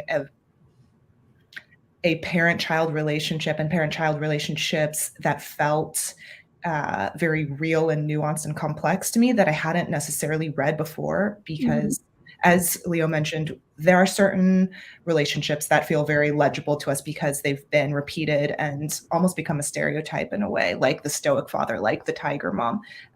For me personally, I didn't grow up with parents that were legible in these ways. And I wanted to very intentionally write these parent characters who, yes, like have passed on certain maybe unhealthy habits and traits and traumas to their children, but who also have so much else going on internally for them that end in this relationship that it's not legible in a way that maybe that can be categorized, really. That it is a murky and complicated relationship. I think that sometimes there is this tendency to, and this is totally, again, like we were talking about, part of one's healing journey. There can be tendencies to say, like, my parents are terrible. They destroyed me, and that's it. And it's that simple. At least in my experience, that's not been the case. And I do think that all relationships are incredibly complicated, but familial relationships might be the most complicated, whether it is our blood family or a chosen family. But any intimate relationship is just it's so compelling to me in life, and therefore in my writing, that it is something that I feel like it's just important for me to explore, I guess, in all of my. Yeah. And I think, go ahead, Eddie. I was going to say, I remember what I was going to say, because Oh, talking about yay. parents made me remember it, which is that one thing I've noticed is as I get older, I find myself having a lot more empathy for parental characters in my books.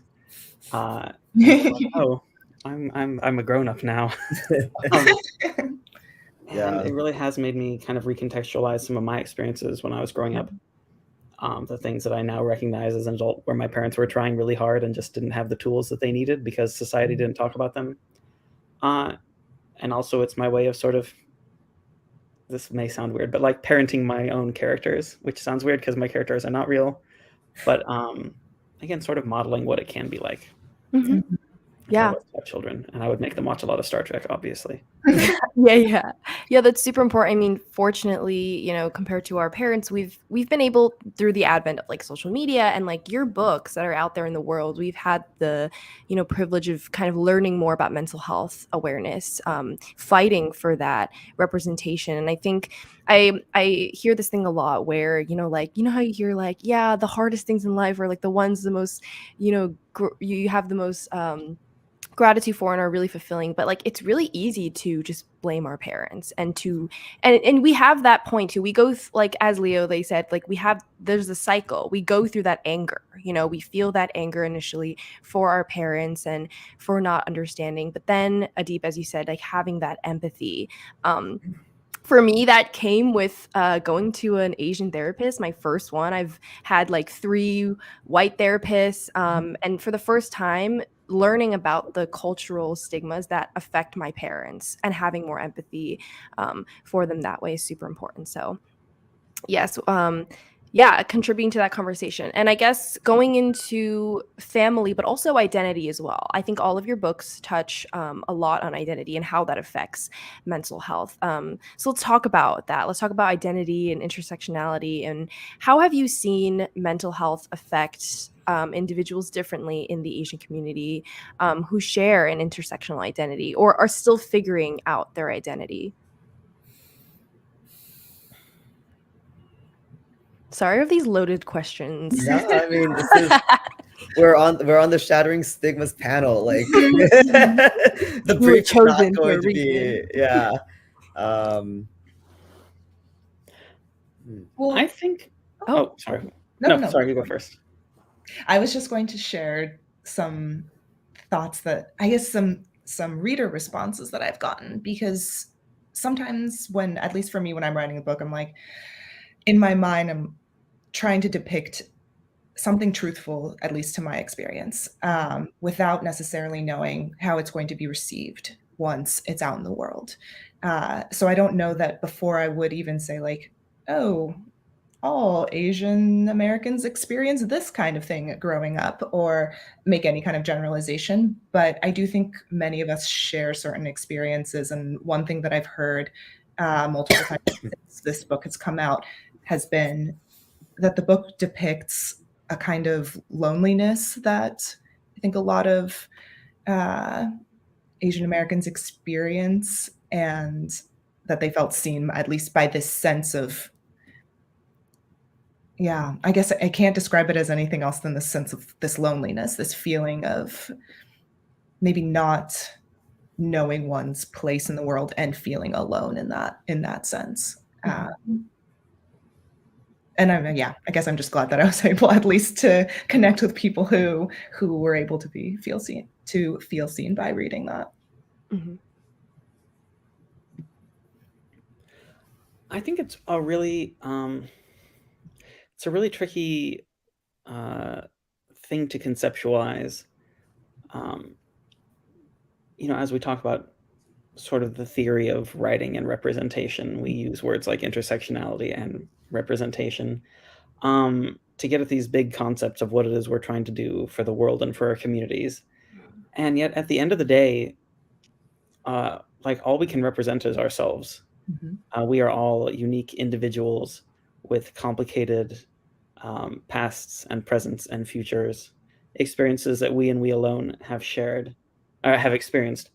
And yet, through the act of writing and sharing our stories, we find how often those experiences overlap with other people's. And so it's hard to say, I've seen other people deal with their mental illness in a particular way, or I've seen how, an intersectional identity affects them. I only really know how it affected me, and experience tells me that maybe it's affected them in a similar way. And not to get sappy or quote Star Trek on Maine, but so often life is about reaching for each other, and writing is about reaching for another person. And I think that's really all we can do, is reach for each other. Yeah. I think like for me specifically, like coming out of the music world and always just being an observer of like emerging art and all of that stuff, there is a part of me that is like very deeply interested in, and that I think like is something very specific to like my generation and like those that are coming up right now. The idea of like having to emerge fully formed, or like having to emerge and then immediately like share all the things that you're going through online specifically, but just in general. It's like the language that like kids are able to use with each other now, and the ways that like they see themselves in the world like as part of a bigger world, and as part of like they have to start defining themselves and start defining their stories. Like they think of it like that, in a particular way that didn't really exist when we were growing up. I would say like broadly, like we weren't coming out of like high school being like, oh, like this is like, these are the things that I am. I can list them out, and I can see the ways in which they intersect with other people. And like, we can build community on these things. Like that was like something that was kind of happening, but it would be on a much more like macro scale, not the micro scale that it can be now. And so it's like the sense of self that you have when you're that young is like so intensely malleable, whether or not you would ever admit it to yourself. And so, yeah, like, and so there's this idea that like I wanted to tackle about like, especially like in the vector of like being creative and like wanting to like make art about yourself, or like wanting to like have these conversations with other people, and wanting to like be like join it and also like contribute something meaningful to it. And when you're already kind of going through like the rock polisher of like your teenage life and stuff like that, like what does it do to have this like split sense of self in terms of like, this is who I think that I am, and I'm going to refine like myself in this very specific way to burnish that idea that I have of me, or like what I really think that I should be, and like what I really think that I should like contribute to other people like me, with the fact that like that's not how people form. That's like not how people actually are. And the the obvious example in my own life is like transition. But then there's a huge part of that where it's like you don't have to, like you don't have to have that particular experience to have a version of that self identity transition. And for a lot of us, it's like with age comes a certain amount of experience in terms of like not just in terms of like what we are able to empathize with, but also like what we are able to like actually see and realize about ourselves. And I think a huge part of like the journey that people have with mental health specifically is like being able to finally like see yourself and like understand yourself, and be like, these are things that are not necessarily intrinsic to who I am or like how I experience the world. Like these things can change. and they can change in ways that are not always for the positive, but like it's not so static, it's not so calcified, and like the ways in which like we treat identity, it's like that has that same inherent flexibility. And so the idea that like you have to be a certain way or like you have to stay a certain way is like I think a tricky thing, and it's also like the ways in which like we reinforce that subconsciously even are like that will change. Yeah. Yeah, and I also want to, I guess, maybe a follow-up, because you mentioned Leo, you were also like doing music journalism, and I guess, have you seen kind of this difference in representation with like music and maybe how it's received, and how that's different from how like maybe your books are received? Or yeah. I think a huge part of it is just the idea of like being a quote unquote public figure, and like what your public is so fragmented now. And it's also happening in books, right? Where it's like, who is your reading audience, and then who is like the audience that's like around you. And for those of us, like I don't have a huge novel body of work. Even like my fiction writing body of work is like relatively small, like the footprint is not that big, but it's like the things that like I've just noticed, right, within the culture at large, it's like the intensity with which people can identify with not just your work but you is something that's always been inherent, at least in like pop music, and is like starting to now drift into other worlds. And it's like, is that for the better? Like it kind of depends on like where you end up. Where it's like that intensity is something that like you can welcome, that can be really useful in terms, especially with YA, where it's like everything that's happening in that world is like with extreme passion. So it's like on the one hand, that can be good to cultivate for yourself, like if you're coming into that space, you're like, you feel that strongly about all of this stuff. But then it's like when you are the recipient of that, and if you yourself are young, you're like a teenager making music, or you're a teenager putting your like poetry on Tumblr and stuff like that, like that reception can be a little trickier, and that's a huge part of what I try to talk about in the book. Yeah, thank you for that. And man, I could talk for hours about this. But as we're coming to the close of this, I want to kind of go back to, why I created this panel, and just like why this is so needed.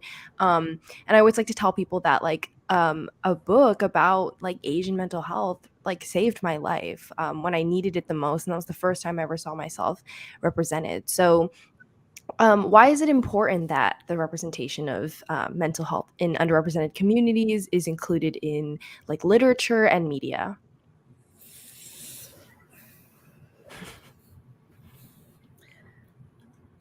I think it goes back to what Adib was saying, that writing is a sense of reaching out to others, but so is reading. I mean, this all started for me, like you said, Alex, like reading made me feel connected to people who I didn't know or who didn't exist. They're fictional characters.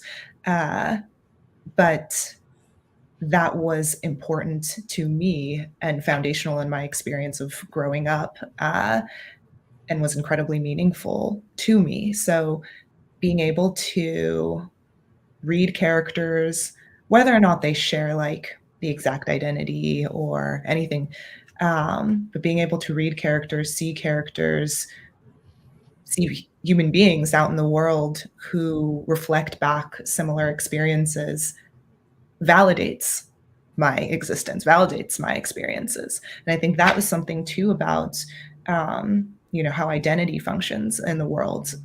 My character, a lot of her struggles have to do with having certain ideas about herself and being perceived by the world in a completely different way, by dominant culture at least, by forces that are outside of her control, like sexism, racism, capitalism, whatever it is that is bearing down on her and creating these disconnections between how she sees herself and then how she realizes others see her. Being able to write a character like this, being able to read characters who are like this, just helps in soothing, I think, one's existence. Yeah, you're not alone. Yeah. So, yeah, in that sense, it's incredibly important. And even if writing, like Leo said, even if the footprint of my writing doesn't necessarily have like a huge reach, definitely not like pop music or any kind of music, probably, it is those connections that still like add a lot of meaning to the work and kind of keep me going.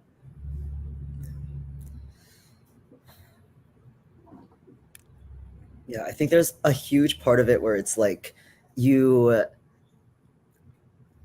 the ways in which like you experience the world are so like uniquely attuned to like circumstances outside of your control. So it's like when you find things that can articulate that, whether or not it's the actual experience itself, it's like, but again, like a huge part of it is just like vocabulary at a certain point too.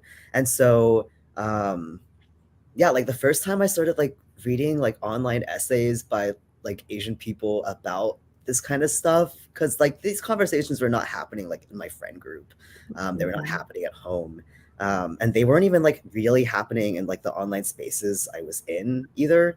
So it's like it took like actually, yeah, like reading about this kind of stuff and being like, oh, like this is language that I can use, like this is stuff that I am actively learning and that I can now like use. And I'm a big fan of the singer Utada Hikaru. And so like, yeah, I know we got sense in the house. So it's like she did this interview last year where she was talking through her identity, and like basically like as 12 different versions of Sora.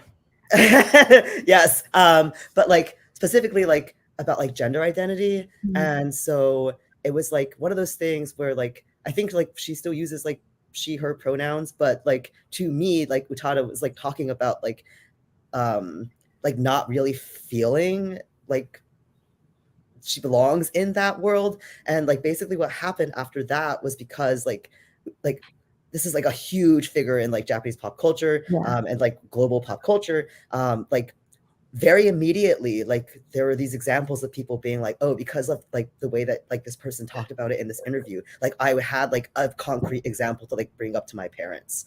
And so it was like I can point to Utada Hikaru, someone that and be like, oh, like now we have like I'm like Utada, and so like there are still these like breakout moments that are still like possible, I guess, and like in the versions of it that like you might need for you to be like I am like you, or like to be like I can point to you and say like, oh, like you are like me in enough ways that if I say I'm like you in another way, like people can bridge that gap. And like there's again like it's all about like language and all about like having like the example of it. And that to me is like the most powerful part of representation, where it's like on the one hand like there are aspects of it that are like deeply corny or like misrepresentational, funnily enough, and then there are parts of it that are like actually no, like because you didn't exist in my world before you were there. It's like the a line from pop savant Carly Rae Jepsen's song Call Me Maybe. It's like before you came into my life I missed you so bad. And it's like, yeah, like that's kind of what's going on there. Yeah, I want to jump in real quick. The amount of times I've sent like passive aggressive text messages to my parents just with like a link to a song or like an article on the New York Times or something, and be like, just put it in there and hopefully hoping that they'll read it and like having that conversation through that. Yeah, just as you said. So yeah, that's amazing. Yeah.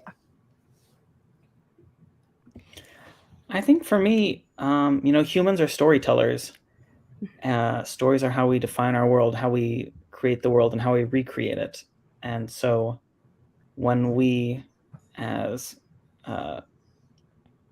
Asian diaspora creators, tell our stories, we're helping to redefine the world We are redefining our place in America, and we are redefining our own humanity as it relates to each other and as it relates to those outside of our community.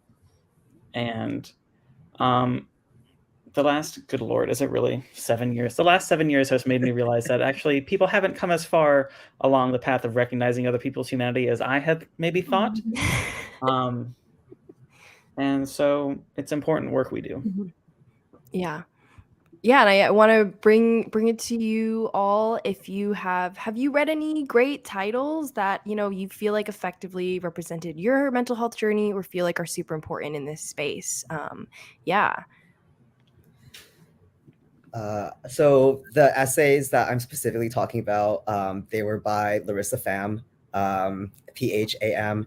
Her writing is like on, like, a lot of it is online, a lot of it is like essays that she's published across the board. But she has this book, Pop Song. It's a collection of essays. And I think that, like, even though the ways in which, like, she talks about it is not always like, oh, like this is what the essay is about, like the way that she talks about like interior worlds, like, quite frankly, blew open mine.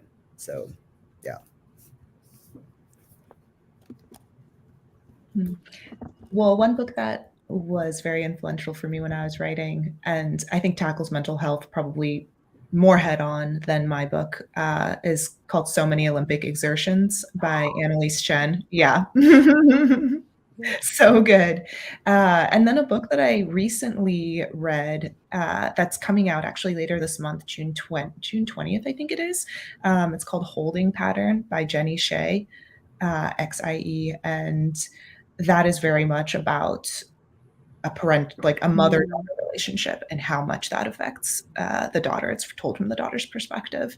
And I just think it captures that relationship so well. So plugging that book, pre-orders available now.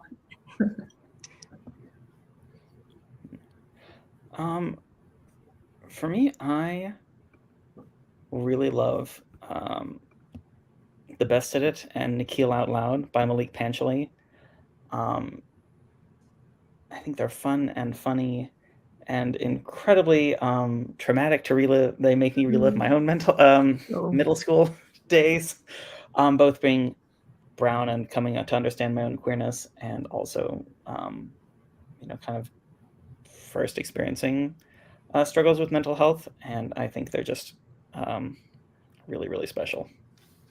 Yeah, and I'm gonna do one more quick plug for Deb J.J. Lee's book. They couldn't be here, but it's a graphic novel about the Korean diaspora and mental health. So definitely. Oh yeah, Adib, did you? I was just gonna say, I'm not literally glad they're gone, but I'm gonna pretend like I'm glad they were gone, because then we didn't have to compete with someone that also illustrates, because that can be very intimidating. Oh yeah, wait, let me just put. No, it's a gorgeous, gorgeous book, and thank goodness we didn't have to compete with that. Yeah, but I want to thank all of my panelists today for being vulnerable, for talking about this super important topic. This Subtle Asian BookCon is partnering with Asian Mental Health Collective, which is a great organization. They specifically have something called the Lotus Therapy Fund that provides free and subsidized therapy for people who identify as Asian and who are looking for that. So yeah, just thank you everyone for being here. I hope everyone in the audience too got something from this panel, and I'm excited to connect with you all after. So yeah. Thank you for hosting. Thank you for everybody for being amazing people to talk to. Yeah, it was truly a pleasure. Yeah. Okay, where's Zen and Tiff? Yes, kick us out.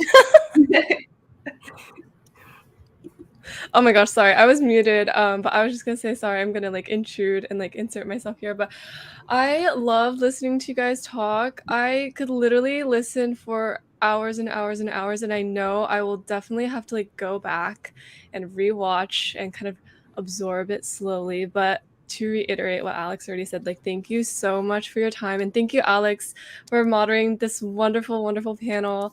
I hope you have a lovely rest of your day, and yes, thank you again so much. Thank you. Woo!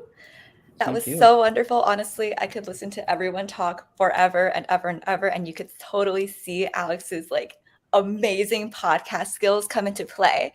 We're going to take a very quick break since I know we just had back-to-back panels, everyone, and we're grateful that you're here.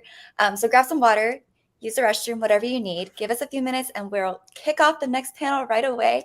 And Azanto, who is a lovely, lovely, wonderful, amazing bookstagrammer, book club host, book talk event host, everything, will be moderating South Asian celebrations coming up next.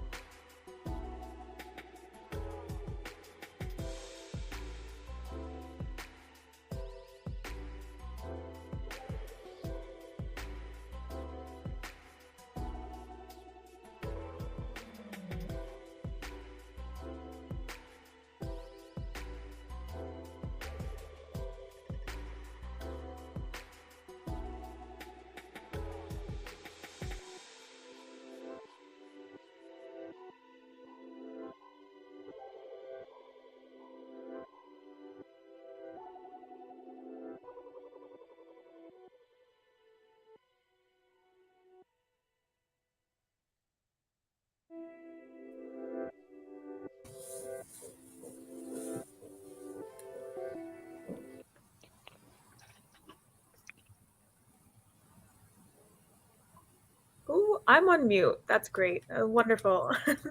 Starting off great. Hi, everyone. How are you? Hello. Hi. Hi. Hi. It's so great to be here. Yeah, absolutely. Welcome, everyone, to the Subtle Asian BookCon South Asian Celebrations panel. My name is Azanta. I will be the moderator for this panel. I am joined by 4 lovely South Asian authors that we'll be in conversation with for the next hour or so. So I'm really excited to talk to you all. I think I want to start with introductions and an icebreaker at the same time. So I think I gave you guys a little bit of a heads up with the icebreaker.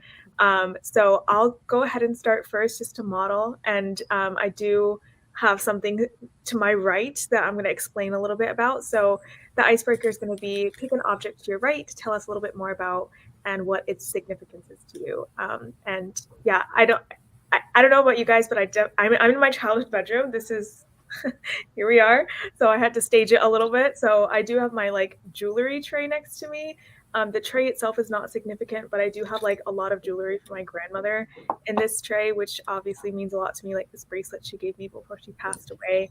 I wear it all the time. I keep it with me. And I definitely did take it off and put it on the tray to share with you all for the panel. So, and as I said, my name is Azanta.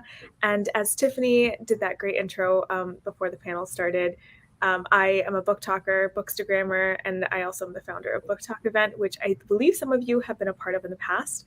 So yeah, that's who I am. So Sabina, do you want to go next? Sure. Hi, everyone. My name is Sabina Khan. I'm the author of What a Desi Girl Wants. This book is coming out July 18th. And I'm in Vancouver, Canada. And I'm very excited to be here. Thank you for having me. I also am the author of The Love and Lives of Roxana Ali. Zara Hussain is here, and Meet Me in Mumbai. So my object here is this silly little giraffe, a clay giraffe that my youngest daughter made for me many years ago. And it's very special to me. It's always been special to me because she loves making these things that make me laugh, kind of goofy things. But also because she's moving out to go to law school in a month, and I'm going to miss her a lot. So this is just something that's going to remind me of her among her many other creations. But yeah, that's me. Thank you so much. And thank you so much for sharing the giraffe. I'm really, I have a little baby nephew on the way, and I have also like a bunch of little stuffed animals sitting next to me. So little toy animals are growing on me right now. SJ, do you want to go next? Sure.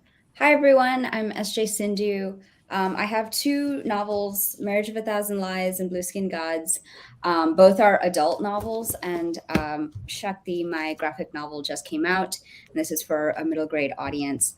To my right is, I can't really show it to you without turning the whole thing, but to my right is my partner's writing desk. We share an office, and my partner is a poet, and I'm mostly a fiction writer. And we share a writing office, and we write together almost every day. So it's really important to me, and it's an important part of my life and my day. I love that so much. Thank you so much for sharing. Prati, do you want to share next? Sure. Thank you so much for inviting me to this panel. My name is Rati Mehrotra. I write both young adult and adult, science fiction and fantasy, both short fiction and novels. This is my first novel, which came out in 2018. That's Markswoman. It was followed by the sequel, Mahimata, in 2019. And this is the one that came out last year in October, Night of the Raven, Dawn of the Dove. And I have another book coming out this October called Flower and Thorn, which is set in medieval India at the time of the Portuguese invasion. So I'm really excited about that. As for the object on my right, it's this really battered old diary from when I was 12 years old. And I only just recently retrieved it from my mother's house. I thought it was lost. And so I just recently found it again. And it's full of the most terrible poems you can imagine. But it's very precious to me because it was while I was filling these pages that I realized I wanted to be a writer. And I like to look back at it now and then and sort of cheer myself up that, I've improved a little bit. That is beautiful. Thank you so much for sharing. And Adiba, do you want to go next? Yeah, hi. I'm Adiba Jagardar. I'm the author of The Hen Awards, Honey and Issues Guide to Fake Dating, A Million to One, and my newest book is The Do's and Donuts of Love, and it's out actually in just 3 days, so very soon. The object to my right is this little crochet ghost, and I learned how to crochet during the pandemic because as a lot of people were, I was like in lockdown, kind of depressed, needed a new hobby to cheer myself up. So I learned how to crochet, and this was actually the first thing I ever crocheted. So I've come a long way, so I can make a lot more than this tiny little ghost now, but I'm pretty proud of it. So cute. Thank you so much for sharing. And you're joining us from Ireland, right, Adiba? Yes. And it's probably getting late there. So thank you for always accommodating the time difference. I appreciate you. All right, so let's get into questions. I want to encourage you all to jump in when you feel ready. I don't love doing popcorn style, so I'm going to let you guys answer. Whoever wants to answer, go first. I would love to. I'm excited to learn a little bit more, but definitely going for like a more flexible conversation here. So I'm going to start with, I know a lot of you, some of you have written young adult and adult, some of you only written adult. And so one question is like, especially for those of you who have got written between like adult and young adult, since you are typically featuring the lives of teenage characters, how do you, as an adult, like as a much older person that's not a teenager, how do you approach narrating from a teenage perspective, especially given the changing dynamic of the world right now, like still capture the youth of kids, but not like make it overly pop culture referencey, which I know a lot of people don't love? Or how do you find writing teens different from writing adults? Who wants to go first? I can jump. I can go first. Oh, okay, go ahead. Go ahead. Okay. No, go ahead. All right. I think I want to start with saying I think it's a misconception that people have when they think that writing teens is somehow simpler or easier than writing adults. I think teens and preteens, I write for a middle grade audience as well, which is like from the ages of 8 to 12. So preteens and teens are extremely complex. They're usually dealing with a lot of different kinds of issues as they, bridge that gap between childhood and adulthood. And I think I think it's just different. It's not simpler. It's not easier. I think it's just different. And for me, I do a lot of research with actual teens, because while I pull a lot from my own experiences, that was a long time ago, and I can't, it was in the 90s and in the early 2000s, and it was a very different world. So I have, a bunch of friends who have kids. I don't have any kids, so I rely on my friends' kids, and talking to them about what's important to them, what kinds of things that they're dealing with in their lives, in order to really get it right, get it accurate. Sabina, I think you wanted to go next. Yeah, and I agree exactly with what she said. I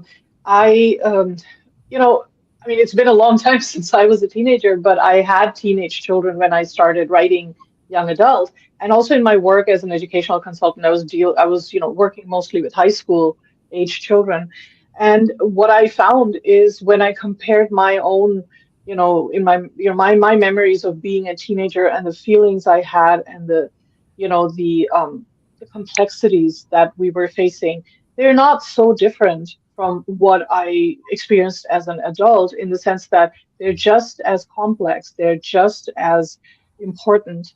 And I think teenagers are really brave, because they're going through this part in the stage in their lives where the future is so unknown and uncertain, and they're just figuring out who they are outside of the adults in their lives, like separate from what their parents and their teachers and everyone, all the grown-ups, are telling them.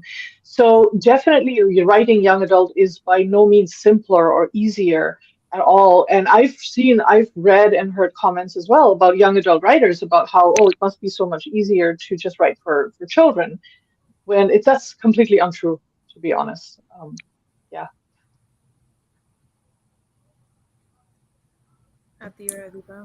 Oh, yeah, I can go next. Yeah, I completely agree with both SJ and Sabina. I think that the first step to writing teen characters is to understand that at the end of the day, teenagers are people with complex feelings and complex identities.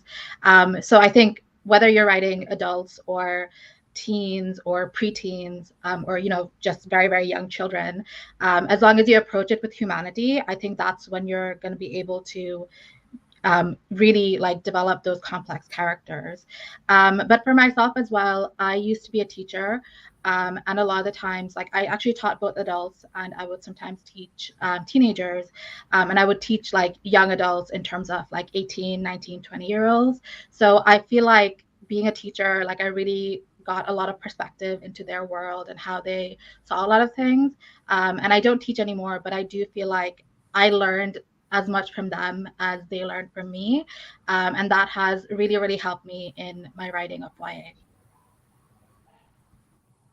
I absolutely agree with whatever you three have said. And there is no difference in the level of complexity and difficulty in approaching an adult or a young adult novel. And for me, the process is really not different at all.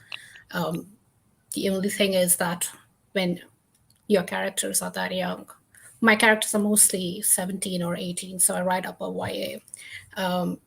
So the only difference would be that you're still forming your worldview and finding your family. So that's one element that I always try to bring into my work. But yes, part of me thinks that the adult and young adult categories, sometimes they're not very easy to distinguish, and it ends up being more of a marketing category than anything else. This is not for all novels by any means, but definitely for some of them. Yeah, so what I'm understanding and hearing from you all is A, it's important to talk to kids themselves and teens themselves for them to inform your writing, and B, I think a lot of misconceptions around people who don't read YA. I don't think this ever comes from the YA reader sphere at all. And I think people who have a deep understanding and love for teenagers will always understand that kids are very complex. I have so many young kids in my life that they're 2, 3, 4 years old, and they're saying things that I never think about. And I'm a fully grown 24-year-old, and I never think about these things. And like sometimes one kid will say something to me and I'm like, I've never thought about that before. I'm going to go home and think about that for the rest of the day. It's like, it's important to capture that kind of that deep process reflection of emotions in books.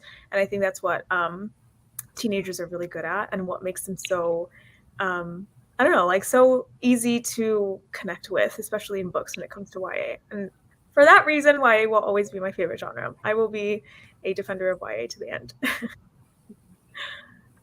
All right, so my next question is a little bit about your own support systems, and maybe I'll start with you, Rathi. I think since you were talking a little bit about kind of the influences in your life. So in addition to family protagonists in YA and the family that your YA characters, your teenage characters are making, such as friends, mentors, and teachers, who makes up your own support systems, and how have they influenced your career as an author? When I arrived in Canada 14 years ago, I knew absolutely no one in this country. And I knew nothing about publishing and not much about the craft of writing either. It was a very lonely and difficult time for me because I just started writing Markswoman, and I had absolutely no clue how to go ahead. But I attended a local convention, a science fiction convention, and that's where I started meeting people who were starting out like me. And I met the two women who would form my very first writing group. We used to meet every month and critique each other's stories and eat lunch and just generally vent to each other. And that was, I don't think I would have managed without that. It didn't just teach me more about my craft, but it also was such a great emotional support because, publishing is really hard and so hard to break in, especially when you're starting out. You need to find your own writing family just to survive, I think. And we're still in touch 14 years later. We're not in the same province anymore, but we still vent and critique each other's work. So I'm really grateful for that.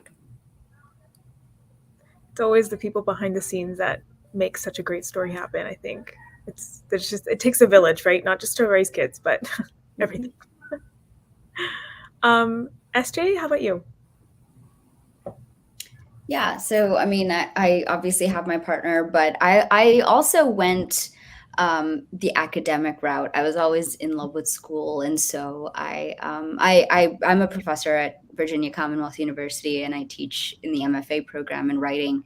But my own writing career was also very academic. I did a master's, I did a PhD in creative writing, and that's where I met most of my writing friends, my artist friends, the people who are still there for me, who are still supporting me. And I have a writing group we call ourselves Slack. And it's a small writing group, but everybody is a fiction writer and everybody is working on novels. So we meet, we've been meeting for 5 years, 6 years, maybe even now. And we've gotten a lot of books have come out of this writing group. So I'm really, really grateful to have smart readers.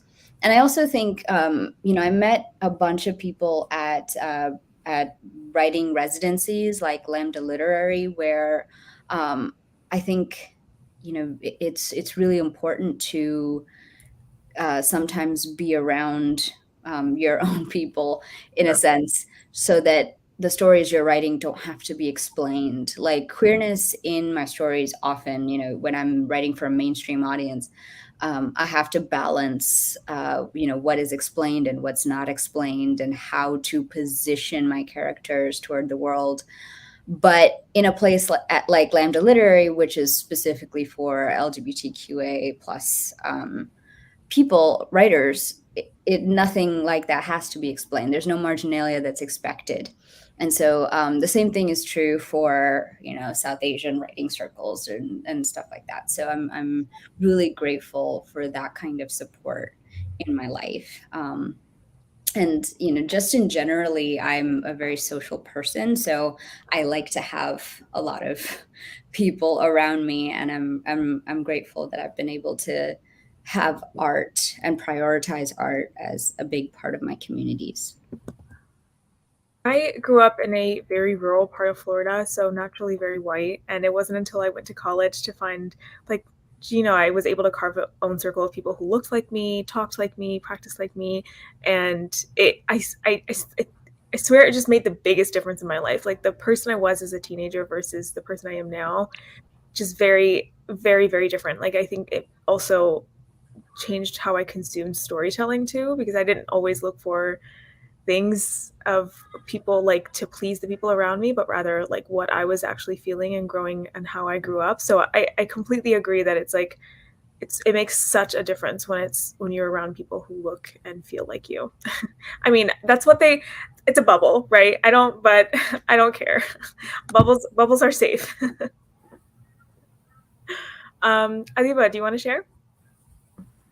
Yeah, so I actually also grew up in like a very white city, very white country, Ireland.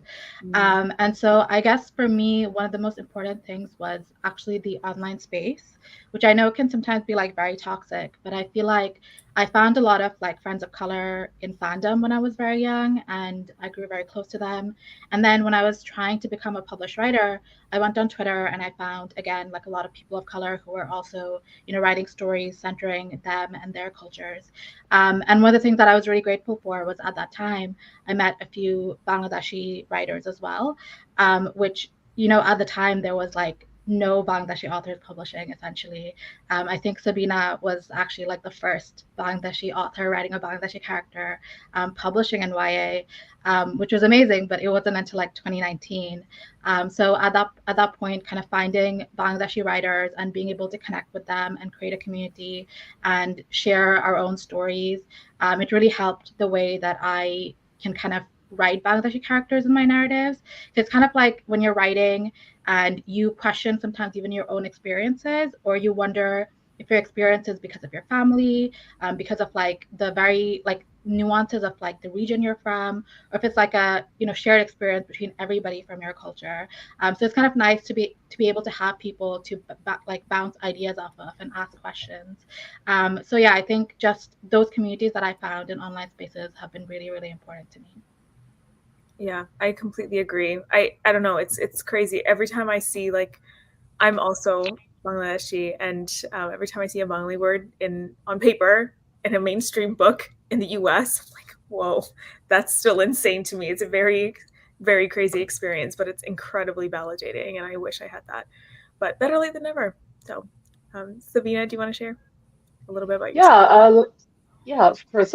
So I immigrated to the States in the early 90s, and it was very, very isolating. I mean, I was living in a college dorm, but I was a little bit older because I'd taken a break, and it was just so isolating and lonely being surrounded by people who were nothing like you at all and always saw you as this sort of exotic, like strange, foreigner. And I lived like that for years, and then when we moved to Canada, we moved to a city which is extremely diverse. I mean, we live just outside of Vancouver, and there's so much, ethnic diversity here that I was so happy that I was able to raise my children here, because everything that was normal in my childhood was normal here as well. The food, the smells, the clothing, the movies, everything, and so it was just really amazing to raise my family here. But at the same time, when it came to actually writing, I never found books that my kids could see themselves in, and they loved reading, but it was always, characters were never brown or anything other than white. And so, like me, they just got used to it. Um, but then at some point, the conversation started about this, years ago. Um, but I didn't really know anyone in the writing circle until, like Adiba, I went on Twitter and I found this, amazing community, and I was so encouraged by that. when I started writing The Love and Lives of Roxana Ali, that there was such a great response and so much support for these kinds of stories, where previously, I'd always been told, oh, you should try and publish in India, or, you should approach the Indian community. And I tried telling them that I'm not even Indian, but it was just this big umbrella that we were all kind of stuck under. But it wasn't until I found the online community that I realized that yes, there are readers who need these kinds of books as much as I needed them, and as much as my children still need them. And yeah, so that's really been life altering almost. Not to be too dramatic, but it was really something that I was very scared of. Like when I started writing my first book, I wondered like who would want to read this book, and about a queer Muslim girl from Bangladesh, like or whose family is from Bangladesh, and just their lives and what her experiences are like. And I was so happy to know that even just to hear from readers that they really wanted a story about anyone, somebody from Bangladesh, somebody from South Asia. And it was a very, very important kind of discovery, I guess. And as far as support is concerned, my husband and my children have been very, very supportive. And I don't think I could have done this for the last 5, 6 years if it hadn't been for their encouragement.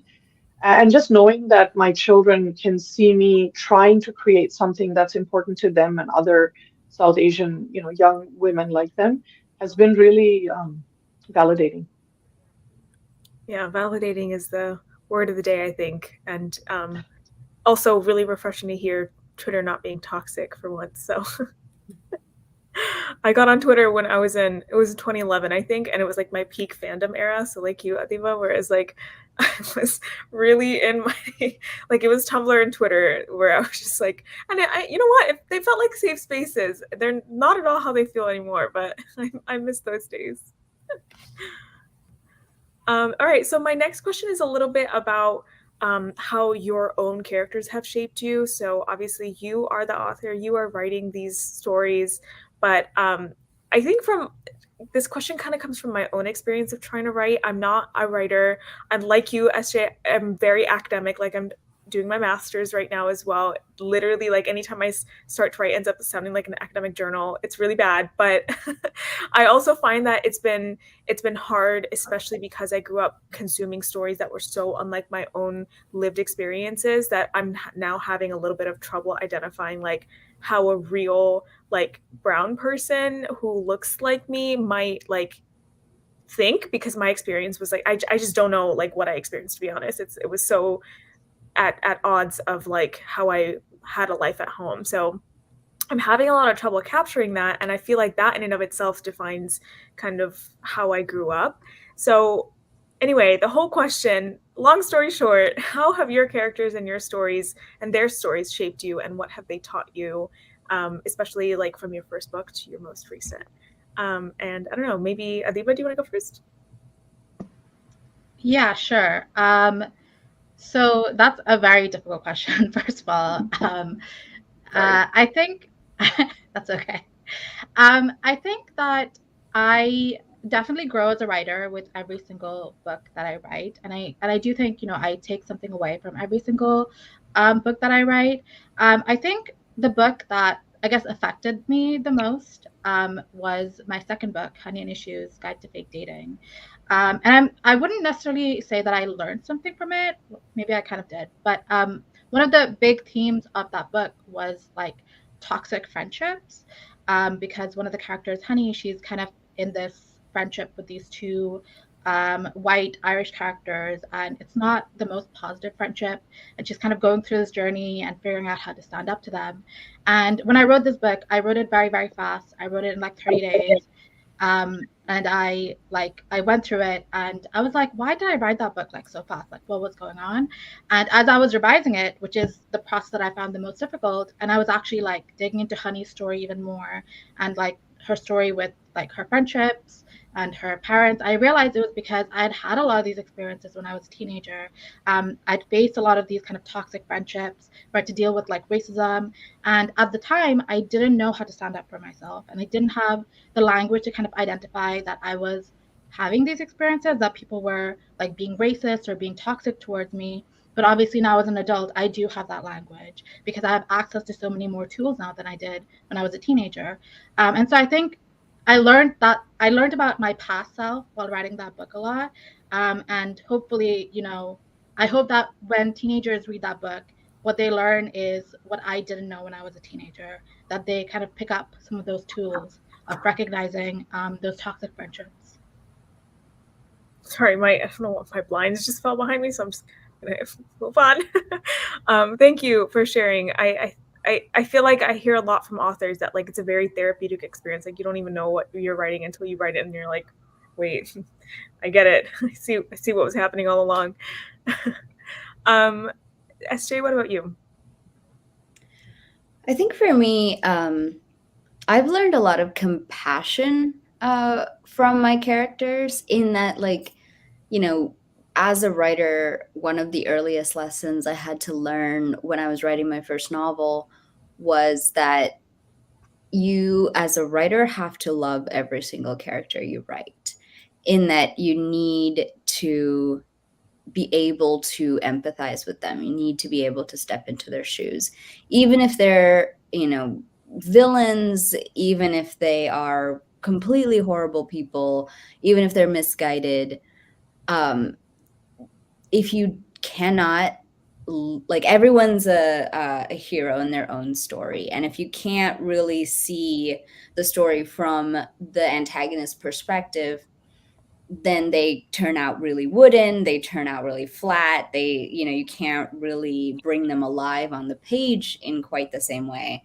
And I also discovered writing my first novel that I didn't really like having, big bad people in my books. I sometimes do have them. I have like villainous characters, but often I just have people who have made, who have been forced to make some difficult decisions and who might have different agendas than the protagonist. And that's always my my like approach toward villainy in stories, is that everyone has their own story. Not that it justifies them being cruel or mean, but that they are also having their own painful experiences, and that those are valid as well. And that was hard for me to learn. I'm a really idealistic person. I care a lot about social justice, and I've been an activist for a long time. And so there was a tendency for me to think in black and white.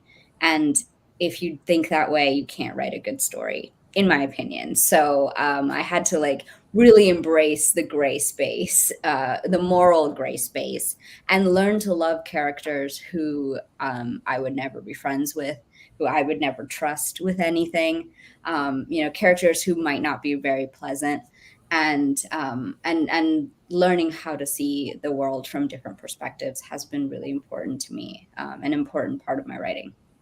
I think that's really important in general, especially for readers to take away. I think nowadays it can be hard to write morally complex characters without immediately being like, okay, well, this character is clearly bad and has bad opinions, so this person needs to like get quote unquote canceled. But sometimes that's the point, right? Sometimes, not all the time, but sometimes. Sabina, how about you? Yeah, so I think what I've learned the most from writing my characters is forgiveness, in the sense that all of my books have some element of my personal experience in one way or the other, that I write into the story. And sometimes I feel like I'm trying to rewrite stuff that happened in my life that was painful or traumatic or just very difficult. And sometimes when I'm writing teenage characters, I reflect on the decisions I made at that age. And I think writing these characters in a sort of way um, helped me to forgive myself for decisions I made which weren't very smart or the best in the moment. But also, like SJ was saying, writing from the different characters' point of views, the good and the bad, or the morally gray areas, that really does open up your mind about.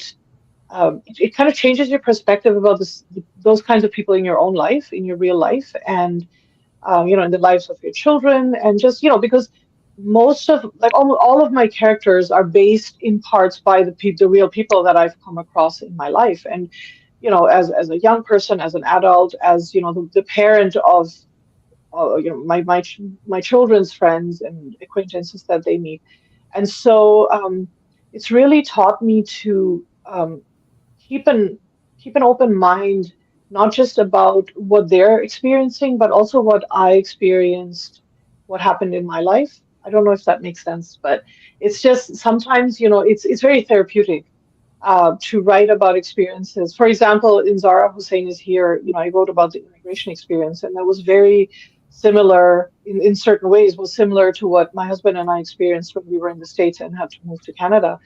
And in Meet Me in Mumbai, the experience of being pregnant and alone and having to make tough decisions because I was in an interfaith marriage and which was not, approved of by our families, having to make those kinds of difficult decisions, it really kind of, helps you sort it out in your head because sometimes the experiences we have, they're hard to think about, and we just kind of dive into our lives and we just immerse ourselves with the everyday things.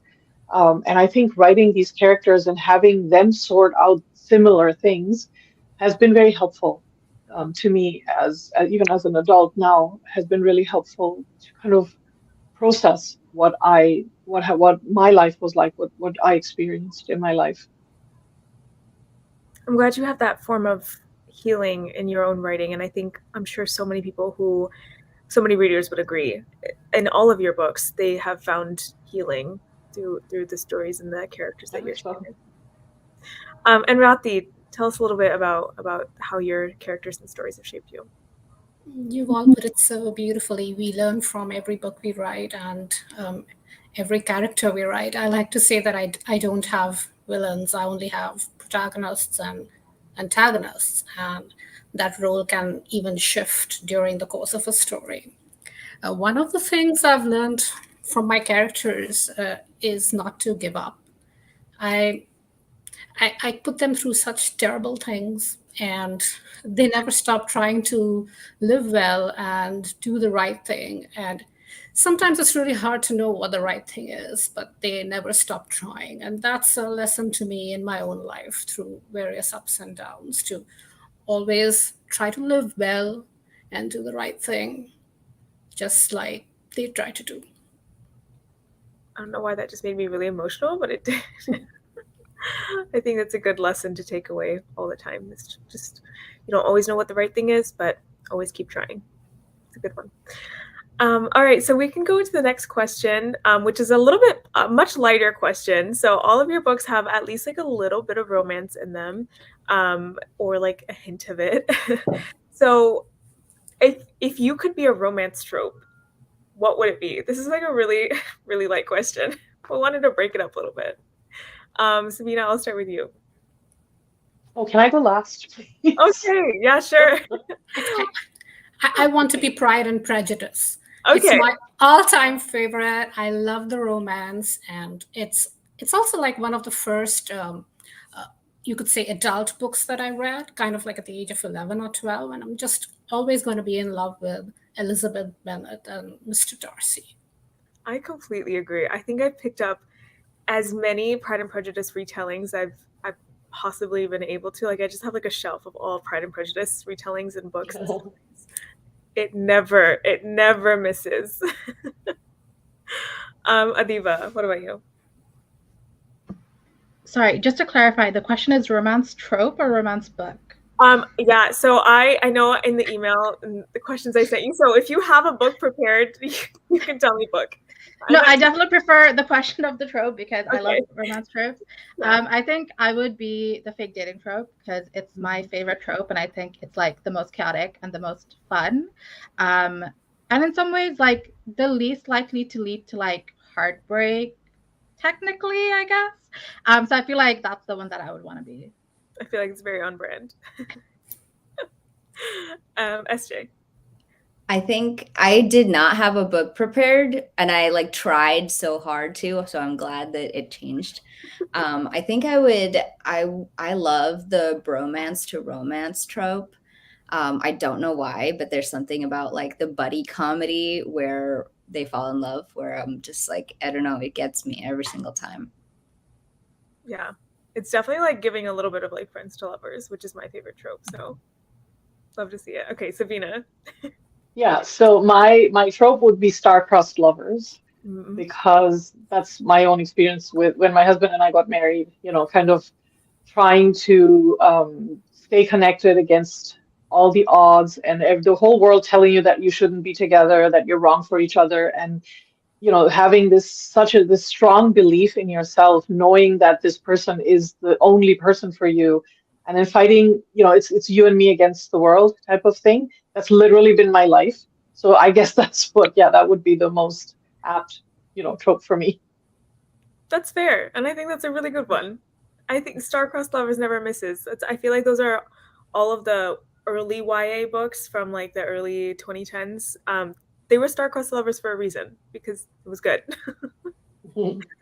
I'm going to skip a couple questions here because I do want to start talking a little bit about the South Asian influences in your books. So I'm gonna get into it. So across the four of you today, we have different cultures represented, whether it's from India or Bangladesh. So can you tell me a little bit about what your favorite thing was to like adapt into your book from your own culture? Yeah, I'll start with that, and then afterwards I'll ask you what was like the hardest thing to adapt. So I'll start with favorite. I don't know who wants to go first. I can go. Okay, great. So for me, when I was writing The Love and Lives of Roxana Ali, even though it showed a relationship where the parents were not accepting and open to Roxana's identity and her sexuality at all, I still really liked showing that that family dynamic, especially with Roxana and her grandmother and Roxana and her brother. And in my other books as well, in Zara Hussein is Here, the parents were so supportive. And what I loved writing, what I loved showing in my different stories was that there's all kinds of families. They're not all good or all bad in any community, but especially, in my books, I just wanted to show that there are parents, South Asian parents, who are so supportive and love their children unconditionally, and there's the other kind of parents as well, and everything in between. And just I don't know what it is about the relationship in my head, the relationship between my characters and their grandparents. But I realized, like after writing my fifth book, that I have some sort of, it's one of my favorite things to write. Perhaps because I didn't really have a lot of time with my grandparents because we lived in different countries, and I think that's something I always longed for. And so that was one of my favorite things. And then the food was just so much fun to write because it wasn't just about the food and the ingredients and the spice levels, but it was about how food brings people together. And it just provides this, this opportunity to sit and enjoy a meal and connect with your family and your friends. And it's just something that's really important to me. That's how I show love. Food is my love language, I guess. I love to cook for my family, for my friends. And so that was a lot of fun for me to write. I love reading about food from our culture too, so I'll never not get tired of it. Adiba, you unmuted. I can go next. Yeah. So yes, I also love writing about food. If it wasn't obvious from the book that is about to release, that's all about food and about donuts. I think it is one of my favorite things to write into my books. And specifically, I really love writing about like regional dishes. So in the Do's and Donuts of Love, something I really want to include was making bakur khani, which I don't know if everybody here knows what bakur khani is, but it's a kind of like paratha or porata. But there's like two different ones that I've had. There's one you can get in Dhaka, which is like kind of a hard bakur khani, but the one that my character makes is the one that you can get in Sylhet, which is one that apparently nobody other than Sylhetis know about. But it's like a very sweet, like a paratha, and it's so good. It's really, really nice. And so I specifically want to include this because it's something that I love to eat and people from my family love to eat, and it's something I have whenever I go to Sylhet. So yeah, I just specifically love to like look into the regional dishes that we have in different parts of like Bangladesh, and a lot of times like I learn a lot while I'm looking these things up because my family is from Sylhet and I grew up in Dhaka, so I know a lot about the dishes there. But I don't necessarily know about the dishes from like Chittagong or something. So it's really nice to be able to include that and not just show like this is South Asian culture, but show the great like diversity and nuances that exist in food in South Asian culture as well. Even within one country, I feel like every time I go to Bangladesh, and like my parents are also my dad is from the countryside, so it's like from Gopalganj, if you know where that is, and it's like so different from where my mom grew up in Dhaka. So it's just, I don't know, I within like even one small tiny little country, there's such nuances. I love it. Rati or SJ? I don't know who wants to go first. SJ can go ahead. Okay. I agree with Adiba that there is so much diversity within South Asia that it doesn't really get represented very often, and we kind of get reduced and flattened, I think, in mainstream representation. And South Asian literature is often dominated by like North Indian and Pakistani narratives, which is great, but also that's not the entirety of South Asia. So I'm Tamil, so I have a connection to South India, but I was born in Sri Lanka and grew up there for half my childhood. So one of the things that I'm constantly trying to do is bring a more Tamil perspective to South Asian literature and representation. So for me, that is very linguistic. Tamil identity has often been very like linguistically focused because in India, Tamil people have been forced to learn Hindi in many ways. In Sri Lanka, Tamil people have been forced to learn Sinhala. And so language has been a point of contention for Tamil people and Tamil identity for a very, very long time. And so like including Tamil words in my English language fiction is really important to me. Having my characters use like words like amma or appa to refer to their parents instead of anglicizing it in some way. I try really, really hard to have my characters use the words that they would naturally use, especially for food, for clothing, for their family members, and also for, spiritual concepts that really don't have a direct translation to English sometimes. So that's been really important, but also like a joy to do. And I love when, because of social media, I can have connection with readers in a way that wasn't really possible before. And so whenever somebody tags me on social media and says like, I'm Tamil and I've never seen a Tamil word in a book before, and this really connected with me, like that is the moment that I live for. That is why I want to write. And that's why I think like it's not just representation. It's not just people who physically look like you, but also people who have your heritage, who come from the kinds of families that you do. And also like trying to represent diversity within the community. Yeah, I agree. I like I said before, I think language has always been like seeing a Bengali word is so validating to me. But like you said, language is also it's a huge point of contention for Bangladesh. Like it's literally country of Bangla because they fought for a revolution for the language. And so I love how much more common it's becoming to include native languages in books, and it's not italicized, it's not made alien. You're not sitting there explaining it to the people who don't understand it. You're writing it for your Tamil readers. You're writing it for the readers of your culture, your heritage. And it just makes me so emotional. Like every time I think about it, I'm like, wow, we've come a really long way in the past like 5 years alone. It's so exciting to see. Can I just say, can I add one thing? Sorry, can I just jump in there? Please. There's something else I find really amazing is now the titles have these Desi words in them. And that's not something we ever saw before. Sorry, I didn't mean to. No, I completely agree. I was thinking like you walk into a bookstore or like Barnes & Noble and like new releases, and it's going to be like this wide array of different languages and colors and like flags on the covers. It's crazy. Like you'll never see that. And words and titles, like, you know, I don't know what this title means, but I'm excited to learn more about it. Like, you know, it's really exciting. Okay, Rati.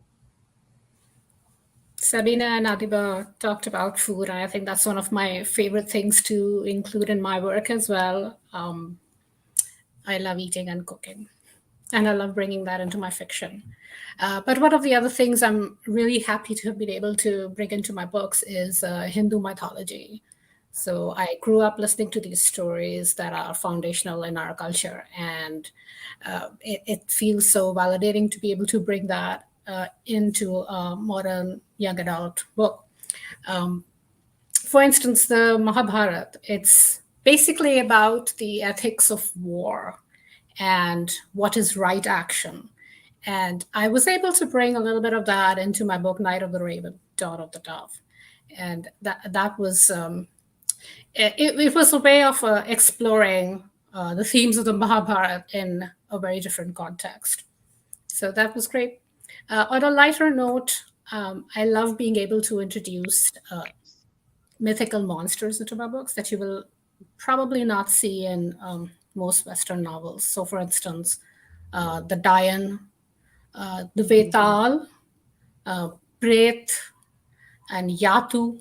These are the creatures we read about when we were kids, and I love being able to populate my books with these creatures. I'm really excited. This is kind of unrelated, but I'm really excited to read Flower and Thorn. I think the cover is beautiful, and I really enjoyed Night of the Raven, Dawn of the Dove. So I'm really excited to learn more about that. Thank you so much. Okay, I know we have like a couple of minutes left here, and I don't want to like go over. So I guess I'll skip a couple of the last ones, and I just want to ask what your favorite desi dishes are from your cultures. So we'll end with a good one. I'll go first. I love chaat of all kinds. I'm just crazy about chaat. And among all the different chaat dishes, these are just basically street food. I like golgappas the best. Golgappa, also called pani puri. It's basically like a puff, and it's very light. And you eat it with basically spicy water and things like boiled potato and chickpeas and an array of chutneys. And I can make all of that at home except the golgappas, which I buy as a pack. So this is a treat that I frequently have. In Bangladesh, we call them fuchka, and I have a couple of friends who we it's like it's an everlasting debate. I think it always will be. It's golgappa, pani puri, or fuchka. Which one is it?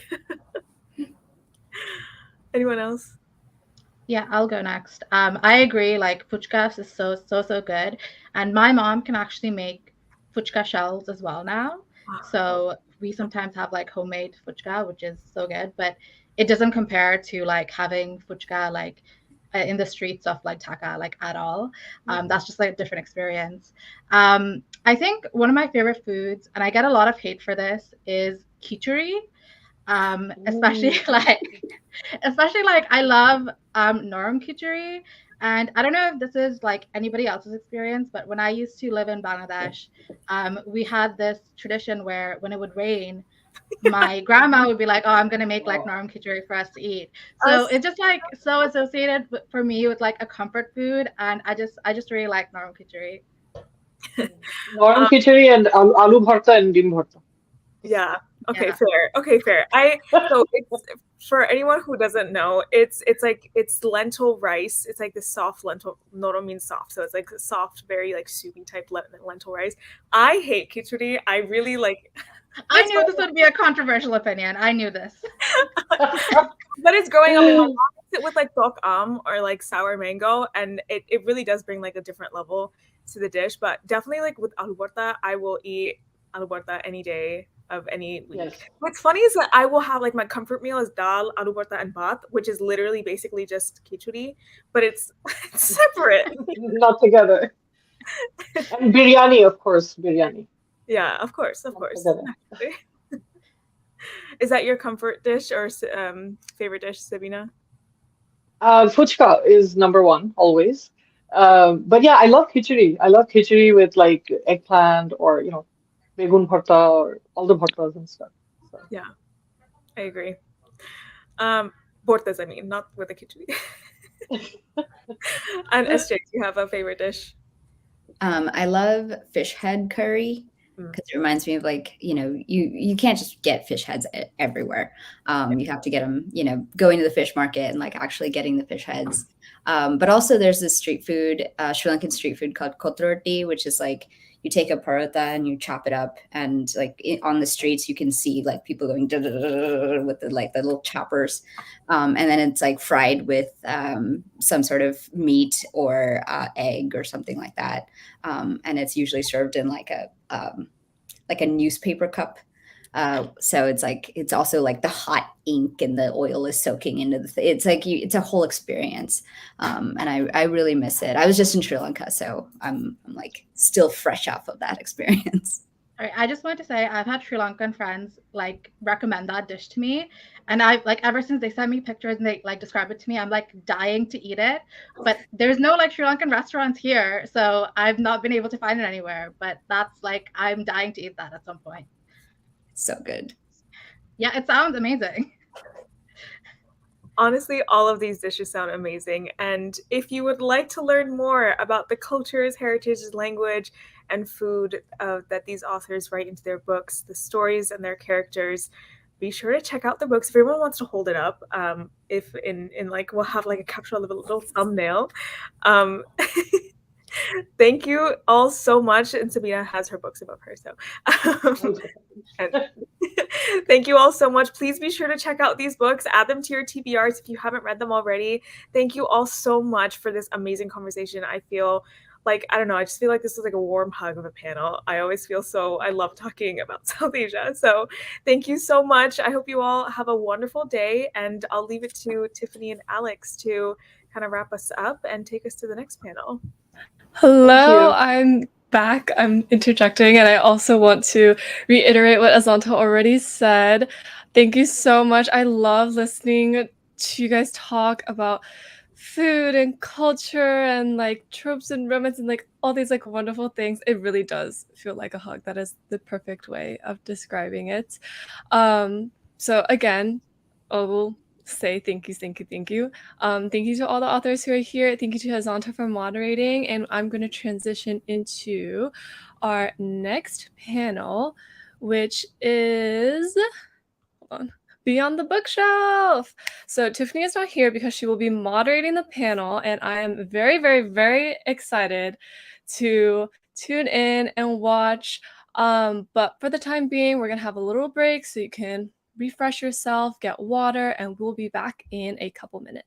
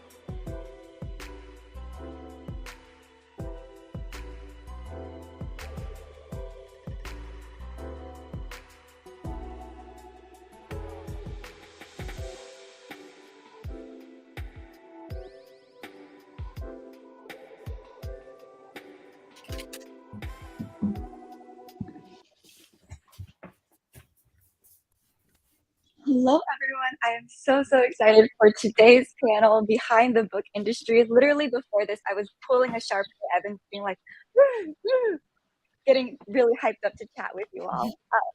So I'm Tiffany. I'm going to be your moderator for this panel, but you're not here to listen from me. You're here to listen from these amazing icons of the book industry.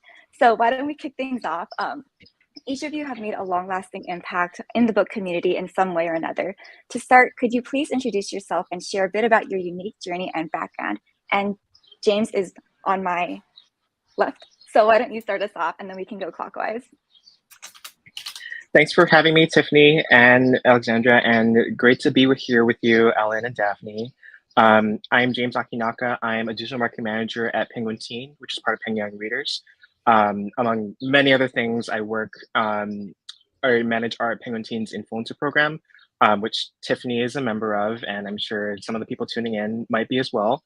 I started off knowing that before I formally started trying to build a career in publishing, I knew pretty early on that I wanted to work within YA marketing specifically. I came to YA a bit late. I kind of wish I had really actively read YA as a teen. Like I read like Hunger Games and like the big like series that everyone knows when I was still technically a teenager, but I came to a lot of it after the fact, or after I was no longer a teen, which was actually really great timing because it was when so many conversations about representation and inclusivity were happening and really pushed the boundaries and needle forward in some really amazing ways. So I'm hoping that we're still in that heyday and that it never ends. And yeah, so I've been at PYR for 4 years now, and I've had the chance to work with a lot of amazing authors. And I'm also happy to be a fan of Limerick. Definitely have The Demon in the Wood, Limerick exclusive behind me on my bookshelf. So yes. But yeah, I'm really excited to be here. Amazing. We're so excited. Daphne, do you mind sharing your experience and journey? Sure. Hi, everyone. I'm Daphne Tong. I'm the founder of Illumicrate and also now Daphne Press, which is a small publisher, which is very exciting.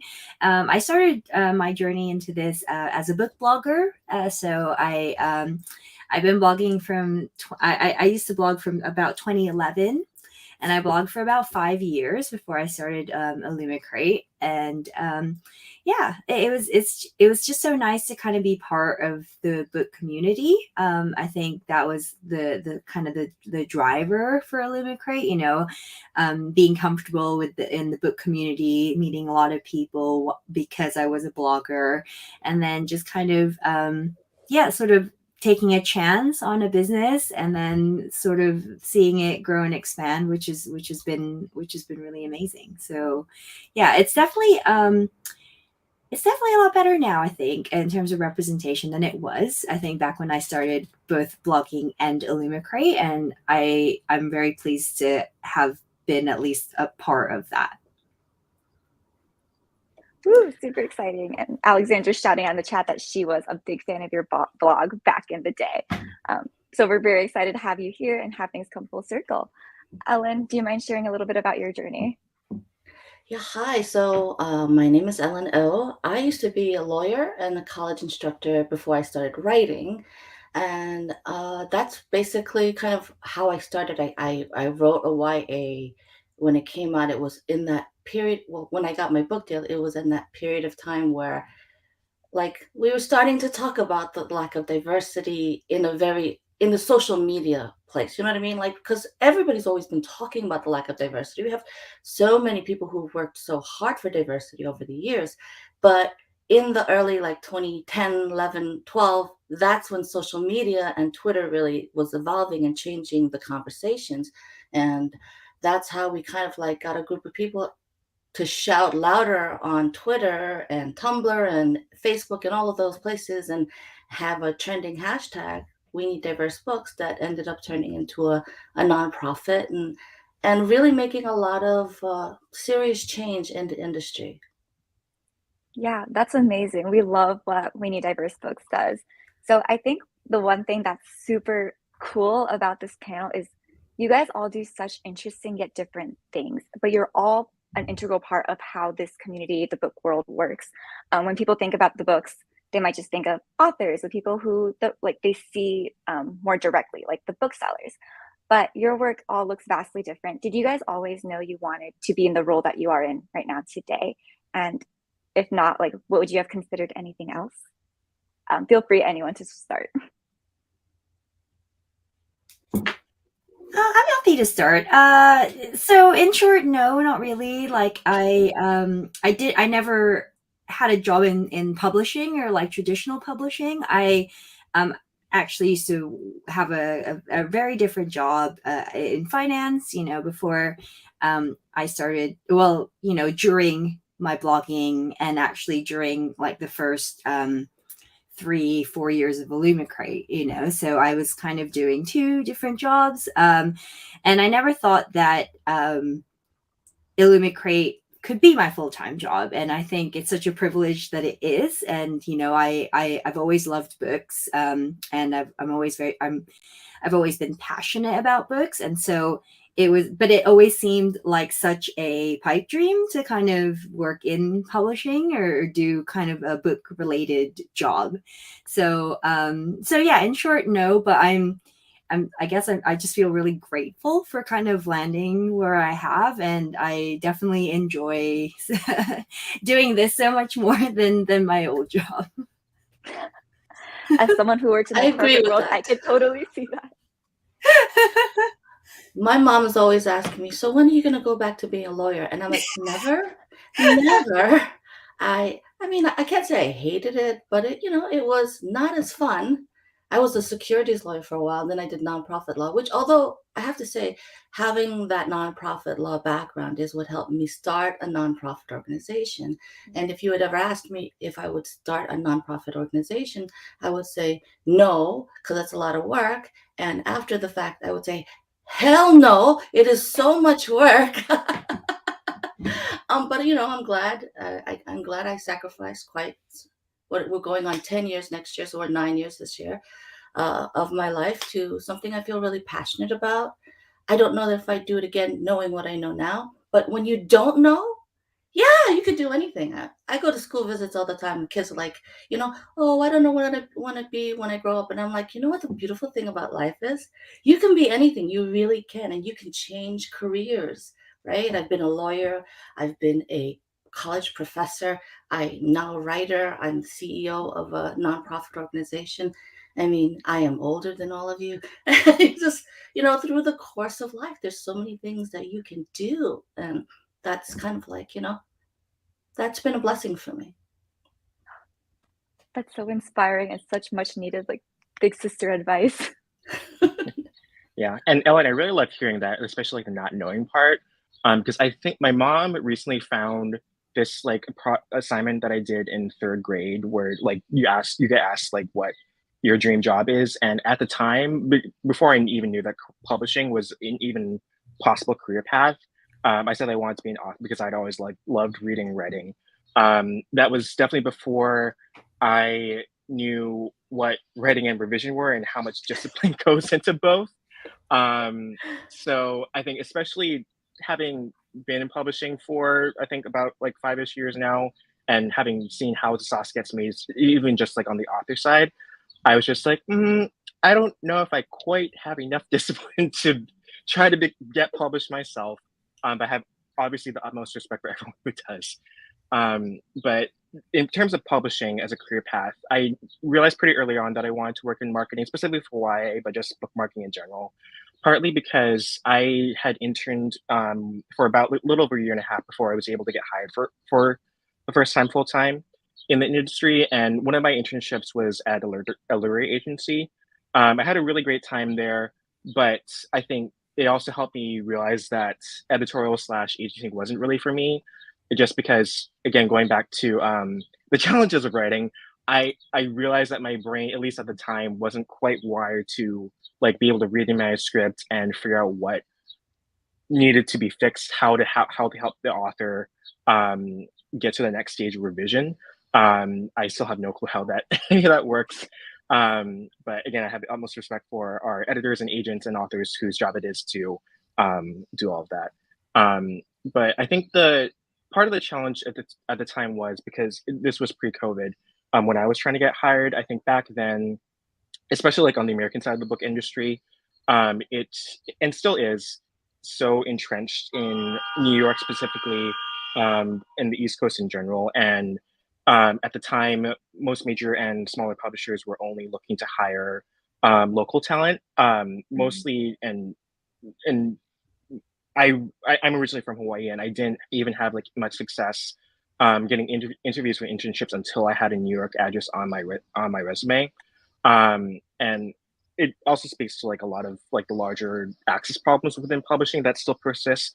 And just to shout out Ellen and all of her team's work on We Need Diverse Books, it it cannot be understated like how significant We Need Diverse Books has had on helping to really force the industry to look at those access problems and start to address them in like really meaningful ways. So, and very grateful and glad that We Know Diverse Books and like other organizations like it throughout the industry are active and really working toward like helping to make those changes. Thank you, James. And also, I am not giving up hope that a book is coming out of you at one point. And like 5 years from now, James will be like, I think I have a story to tell. James, you have I so have a many couple people of cheering you on.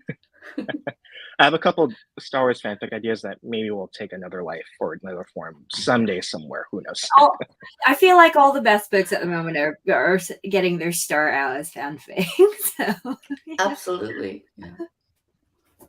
We can't wait for the day. I wanted to dive a little bit deeper into all of your answers. So Daphne, you mentioned that you kind of like had this inkling of being a book blogger and then you started Illumicrate. I just want to dive deeper into that. Like what inspired you to create Illumicrate? Because that's like, I'm a book blogger. I never would have come up with such a genius, super cool idea, like, or take the risk to become an entrepreneur. It's super innovative and fun. And like a lot of people that I talk to, it's like, I need to get my Illumicrate edition, or, oh my God, I'm still on the wait list, or are you getting this copy? And I know for authors, it's also something that they look forward to too. So was this, like, how did this idea come to be?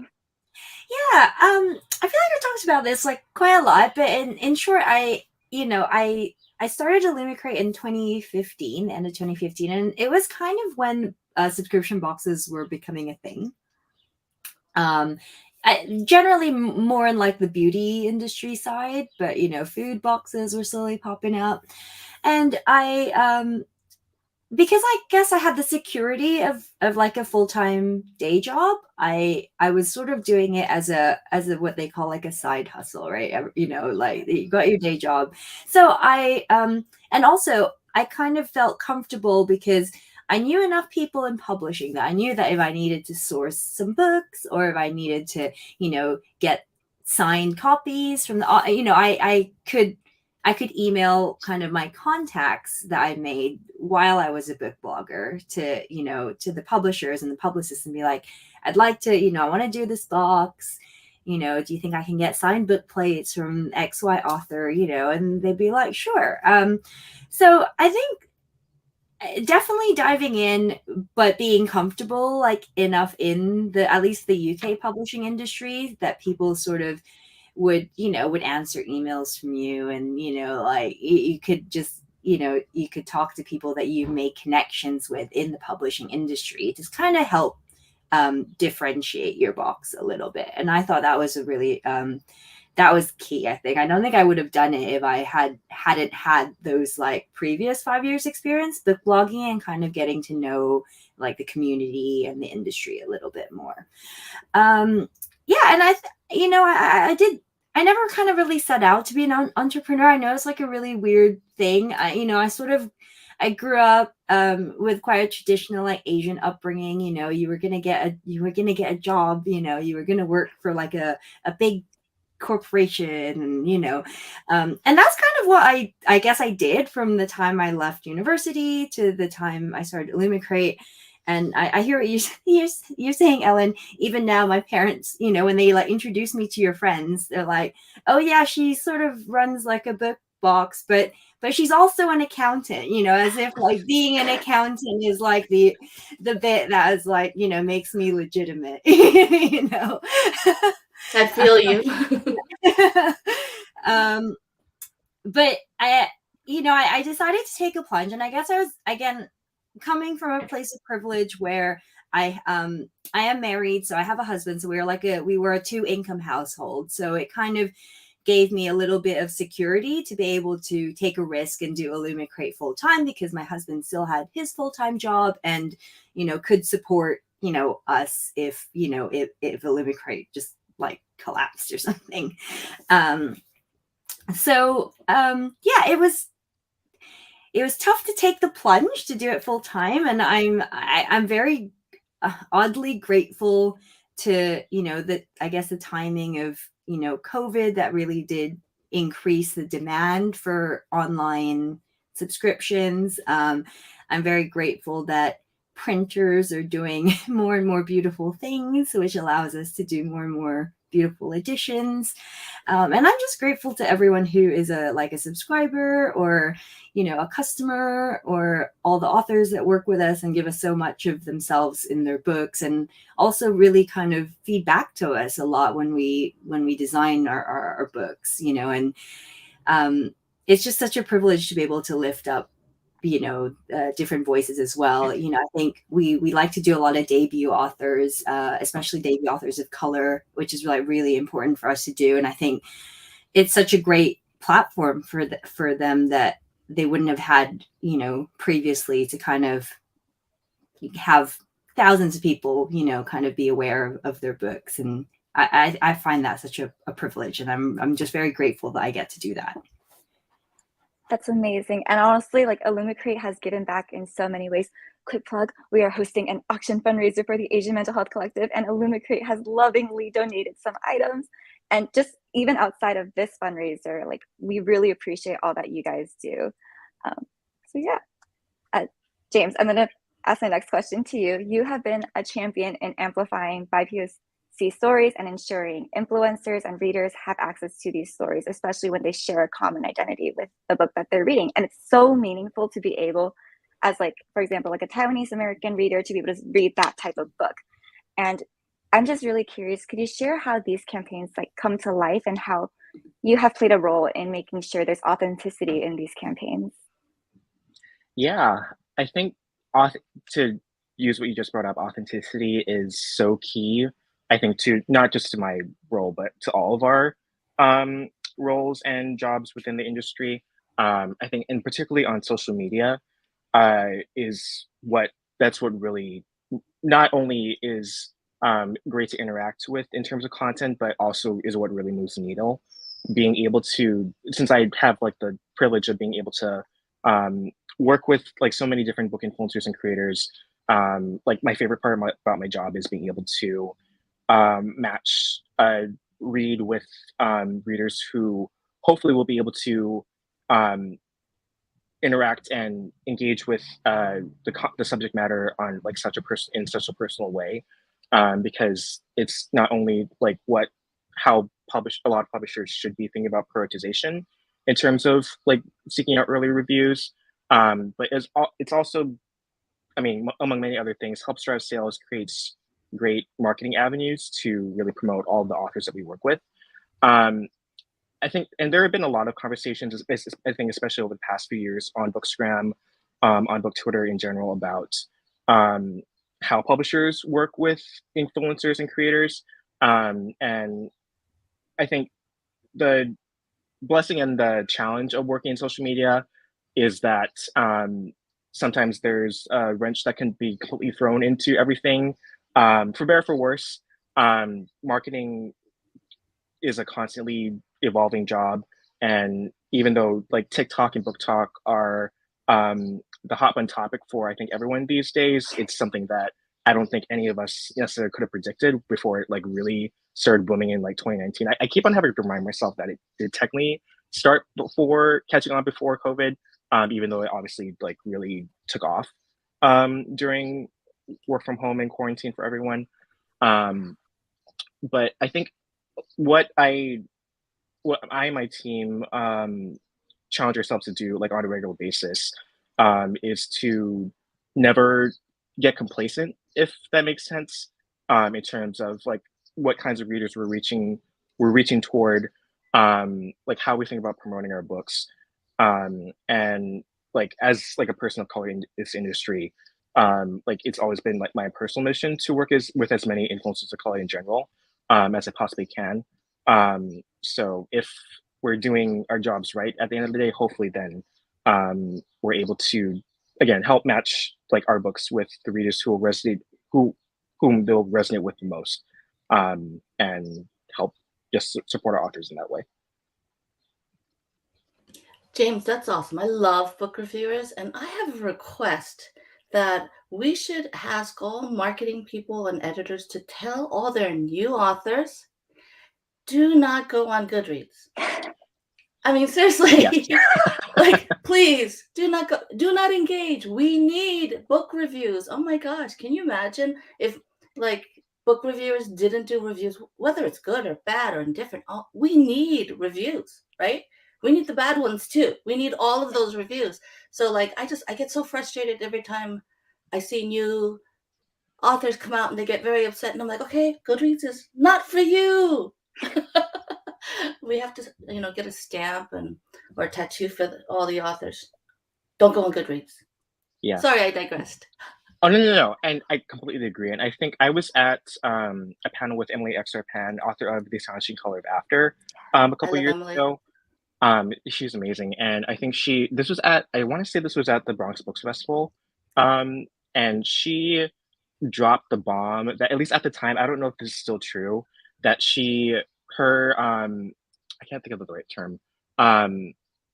She went through and read all of her Goodreads reviews on a regular basis, and like even just as someone who works in publishing, I was just so flabbergasted because I mean, as an author, I mean, for publishers, like reviews are like, my view is that like reviews are most important to the publishers because it helps us like market and publicize and adjust our tactics to be able to take in that feedback and be able to like change our approaches accordingly.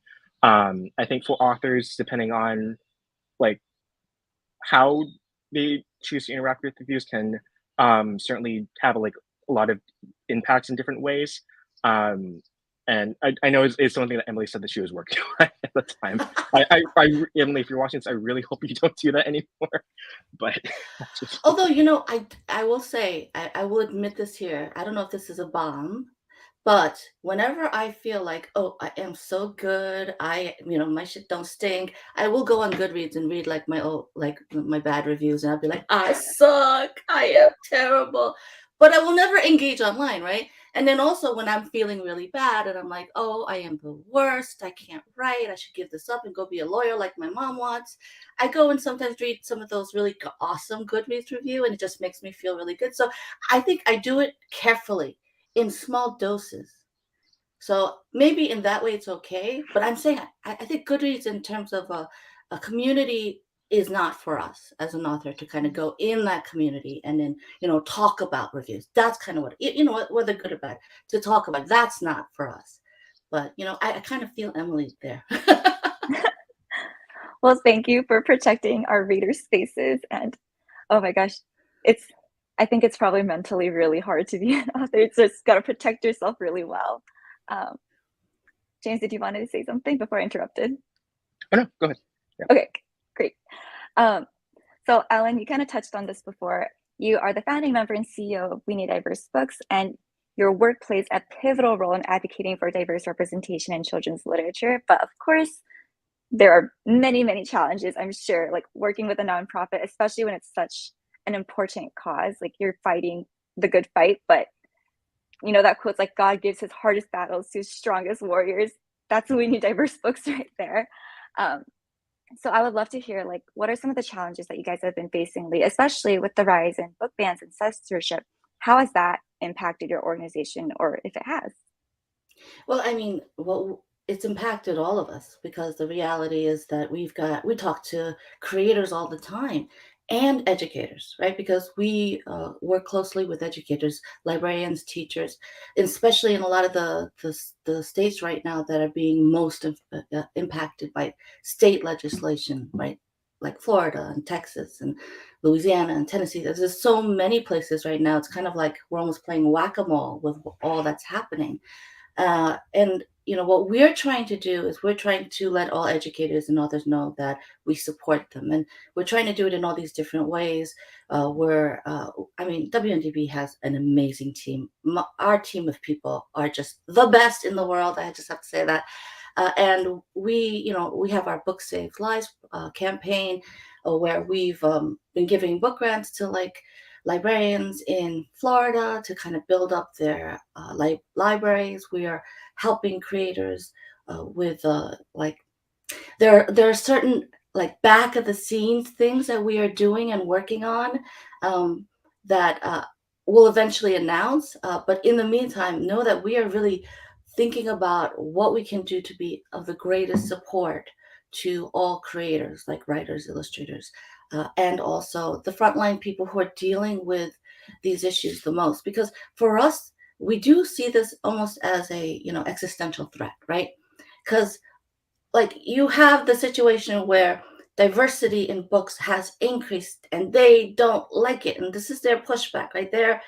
They don't want to see these books out there, but it's not just as simple as that. It's so multi-layered. It's book bans are part of so many issues that are about taking away the rights of individuals. And so we have to kind of get people who aren't just book people to understand how fundamentally important the fight against book bans are.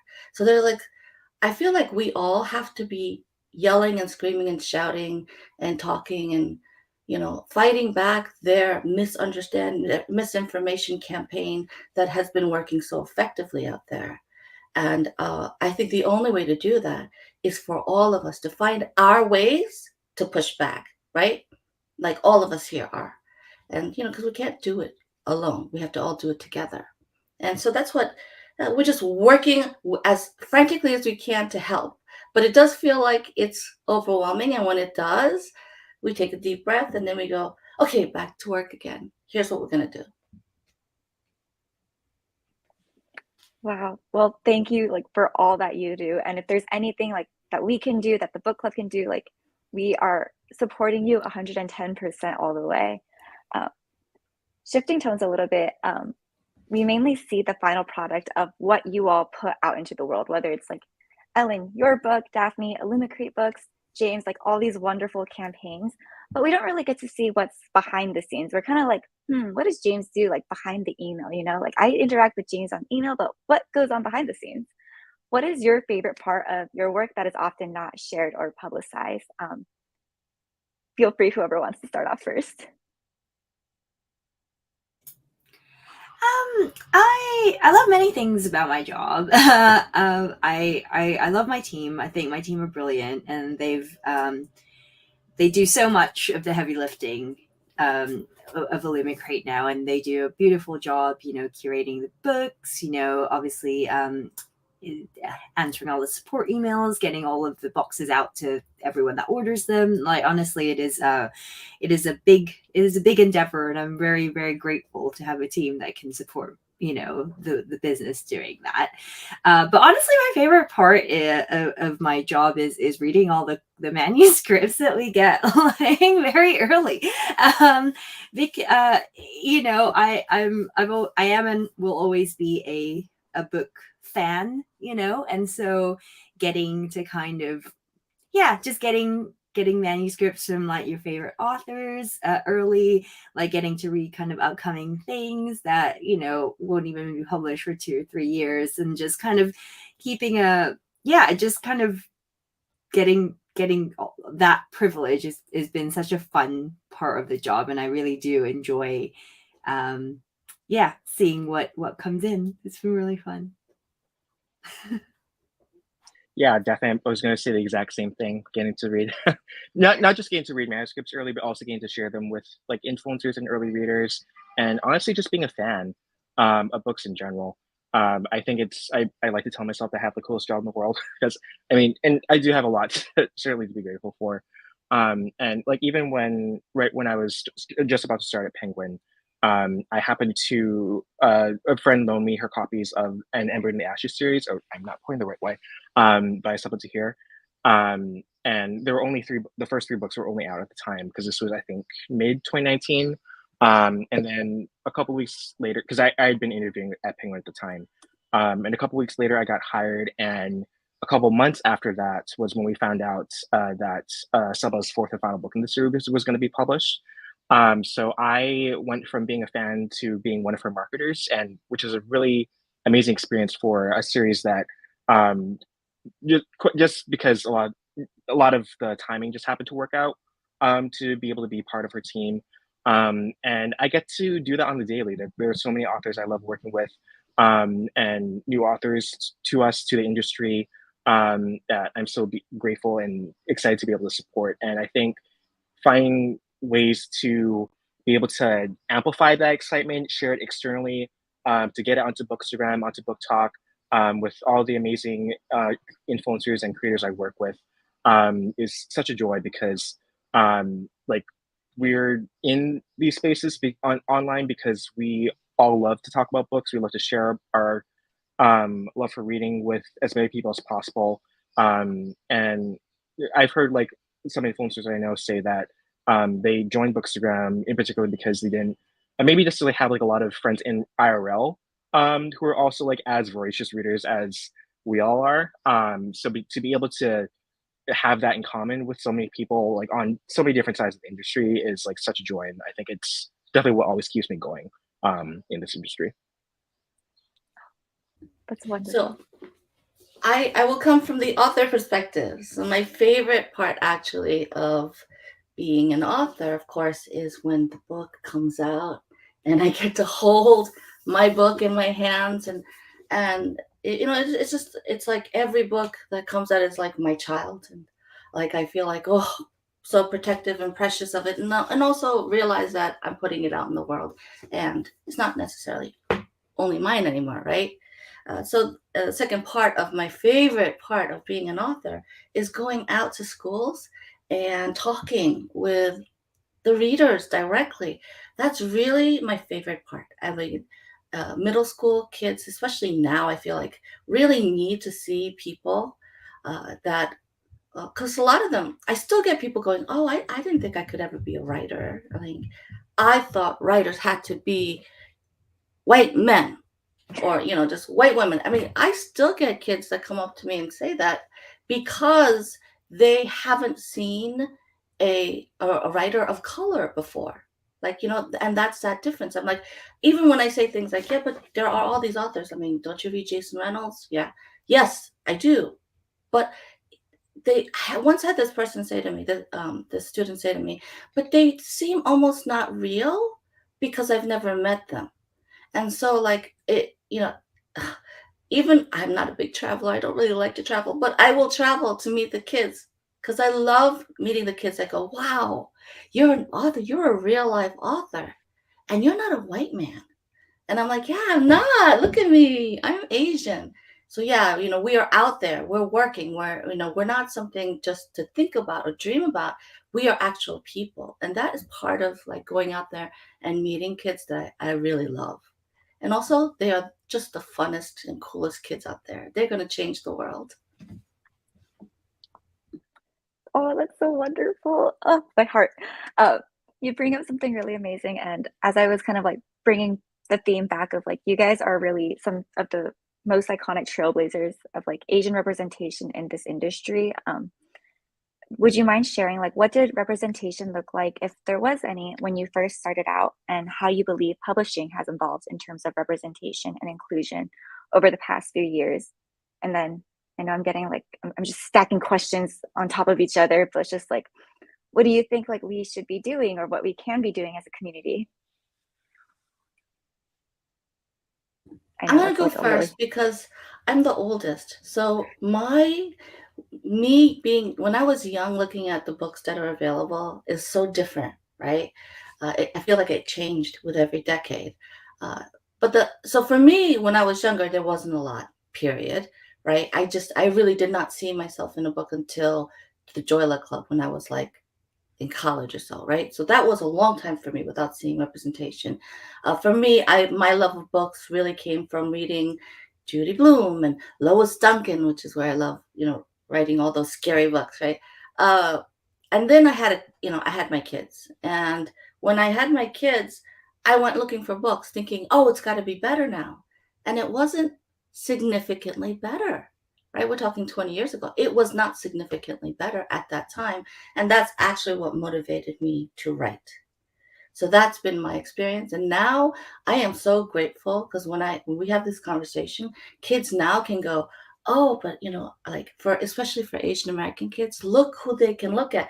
My kid definitely had Linda Sue Clark, and Lisa Yee and Grace Lynn. Thank God, right? Kids now have Tracy Chi, and they have Erin Entrada Kelly, and like Christina Sundervat and Susan Tan, and like so many amazing authors. I am blanking, but we can fill that list out now, right? Axie O, Kat Chell, there's so many. That just makes me so happy. I can't even tell you.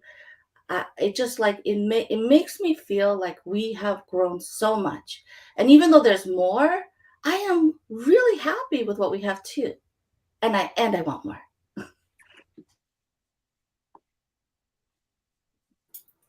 Yeah, it was sort of the same for me. Again, I grew up reading white people books because that was all there was, and very much like you, Ellen, I very much remember the Joy Luck Club moment. And even I think I remember I read Memoirs of a Geisha, and I was like, oh, but it was written by a white man, right? But I love the fact that the book was set in Asia and we're about Japanese people, and it's things like that. And now looking back, I was like, oh, it would have been so much better if it was not written by a white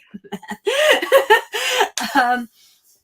I say definitely when I started blogging, there was a little bit of representation, but again, not a lot. I think even now, because I used to be a YA blogger, most of the sort of big YA authors are mostly white, I think, and the ones that were kind of very popular in the sort of the early days of YA, even with the Stephanie Meyer and then Suzanne Collins, they were all generally white women. I am very grateful that we are seeing more and more books being published by authors of color, and lots of authors are being able to tell stories, based on their experiences and, the stories that they grew up with. And I think it's brilliant. So I'm grateful to, obviously Ellen and, the work that they do at We Need Diverse Books, but also the fact that I think there are more and more people joining publishing that are, of color and from diverse backgrounds and that are queer. And, it's I think change does have to start from within. And I think, if publishers are going to have a more diverse workforce, then I think the stories that are going to come out of publishers, that publishers are going to buy are going to become more diverse as a result. And I think that's been really great to see. In the YA space, I think it's one of the most welcoming spaces, I think, for diverse books, and in the fantasy space as well. And I hope that it kind of peters off into other genres as well. But yeah. Yeah, I guess to really hone in on that idea of representation and that diverse workforce, as Daphne mentioned, and to kind of go back to the access problems that I had mentioned earlier for publishing, there's, I think, it's still a lot of things that can be done to help diversify publishing as an industry, because I think in many ways it still is not. Even though there has been significant progress made over the years, there's always going to be further to go. And my perspective has always been that in order to really help diversify our author lists and be able to support, not only publish but also continue supporting authors of color, there needs to be a diverse workforce to match it, to really be able to not only have to go through DEI trainings, but also people who can draw upon personal experience, additional perspectives that maybe just aren't available at a certain publisher, to really look closely and critically about like what, not only how it affects their jobs, but how it can help push boundaries within representation, within live books, within publishing in general. And I think kind of tied into that, I think especially for influencers and creators like online, going back to like your the second part of your question, Tiffany, about what like what people can be doing. Be as vocal as you can about like what kinds of representation you want to see and what you need to see, because I think like especially with publishing, I think social media spaces like have their own challenges, and we're of course all beholden to the algorithms and the leadership of the companies that run these social media platforms, which it can affect things in a not so great way sometimes. But at the end of the day, like it's still a place for us to come together, and like publishers like keep a very close eye on what's being said about their books and authors online and just in general. So I think looking for ways to make those asks and make that those calls as visible as possible is like a really great place to start to help really trickle down and help make it something that the industry will continue to prioritize going forward. I just want to chime in, James, because you brought up a really good point about internally with publishing, because WNDB has been tracking what happens. Like, we've done a great job bringing interns into the industry. We have lots of new people in, but the problem is we lose a lot at that mid-level space, right? And that's been so discouraging for us. And we always ask, what's going on? How can we help? How can we support? And the issues are going to always come down to money and also internal issues, right? Like you were talking about the need for more training, more DEI inclusivity training. And I think that is fundamentally really important because, as we all know, within publishing, right, there is a very white narrative that needs to be addressed, that does not make for safe spaces for marginalized people in the industry. And we don't have the answer for that, but we need to work on it. We need to like kind of press the publishers to really provide safe spaces for their employees, especially mentally, because we are looking at a lot of burnout happening in the industry too, right? So yeah, I mean, that could be a whole other panel that we could talk about, but we need to be very aware that, the workforce inside, especially like BIPOC and marginalized people working in the industry, they are getting burnt out. They're having a hard time being the onlys there. And, I want everyone to be aware of that and to support them as much as possible. Yeah, and just to piggyback off that, thank you for like saying all that, Ellen. I think something that has been helpful for me like recently, and I and unfortunately cannot remember where I first heard that, so I'm apologies in advance for not being able to cite my source as someone who works in publishing. But I've heard it. I heard someone say once that networking is what, and going back to like workforce and hiring and diversity or lack thereof in the industry, networking is what helps people of color get hired. But building community is what really helps that retention. And I think that that is like the big question that I think like so many people are in, or organizations like WNDB are looking to are looking at from different perspectives. But like whether it's something as simple as like building connections with like people at the same level, people in similar jobs at other publishers, or like finding like those common threads to really build a support network, has like at least personally has been so integral to me, and I probably wouldn't still be working in publishing if not for that, and if not for the friends and connections that I have at different houses and just in the industry in general. So yeah. That's such all great discussion. I guess for this panel, many people who expressed interest in it were talking about how they want to enter the industry and they're really curious about all the work that you guys do. And you guys bring up really great points. So do you have any advice for someone, especially if they're from a marginalized background, who wants to break into this industry? Like no matter whether it's like in the social media space as an author, like all across the board? I think I'm gonna go with what James said. When community is so important, and one of the things that we try to do at WNDB is like our mentorship programs, right? Like, and I think that that is so important because, how do I say this delicately? You know, the whole idea of the old boys network, right? It was all the white guys patting each other on the back and looking out for each other. Well, we need to do that too. Like, we need to look out for each other. That's why I'm always looking to mentor new authors. We can't survive. I don't like this idea that some people have that they should be the only. We can't. You can't survive like that. If you're successful, you got to turn around and help new people coming in.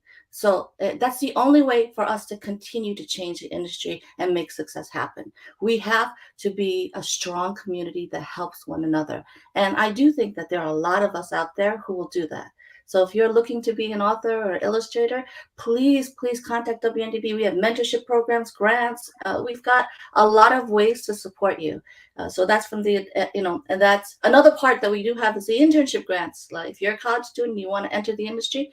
We also, if you're not a college student and you want to enter the industry, we're always looking to help people out by sharing announcements and sharing support and how to, and, all the things that we can do to help each other. That's what we're about, community. Yeah, just to jump in real quick, in addition to like WNDB's like really great and wonderful mentorship programs and internship grant program, there are like other organizations that also host mentorship programs for people who are looking to work on the business side of publishing. Like two that I've like personally been involved with myself are the Representation Matters mentorship program, as well as People of Color in Publishing's mentorship program. I'm not quite sure what the next term that they're taking applicants for mentees is currently for, but definitely keep an eye out on like their sites and socials, because it, like Ellen said, like I think mentorship is a really great way to not only build a community but also to be able to build like generational connections as well from people who have been on the author side or the creator side or the publishing industry side for like X amount of years and amount of time, who have that experience that can really help provide advice for like certain situations, or even just like a general support system. So those are the two I definitely recommend.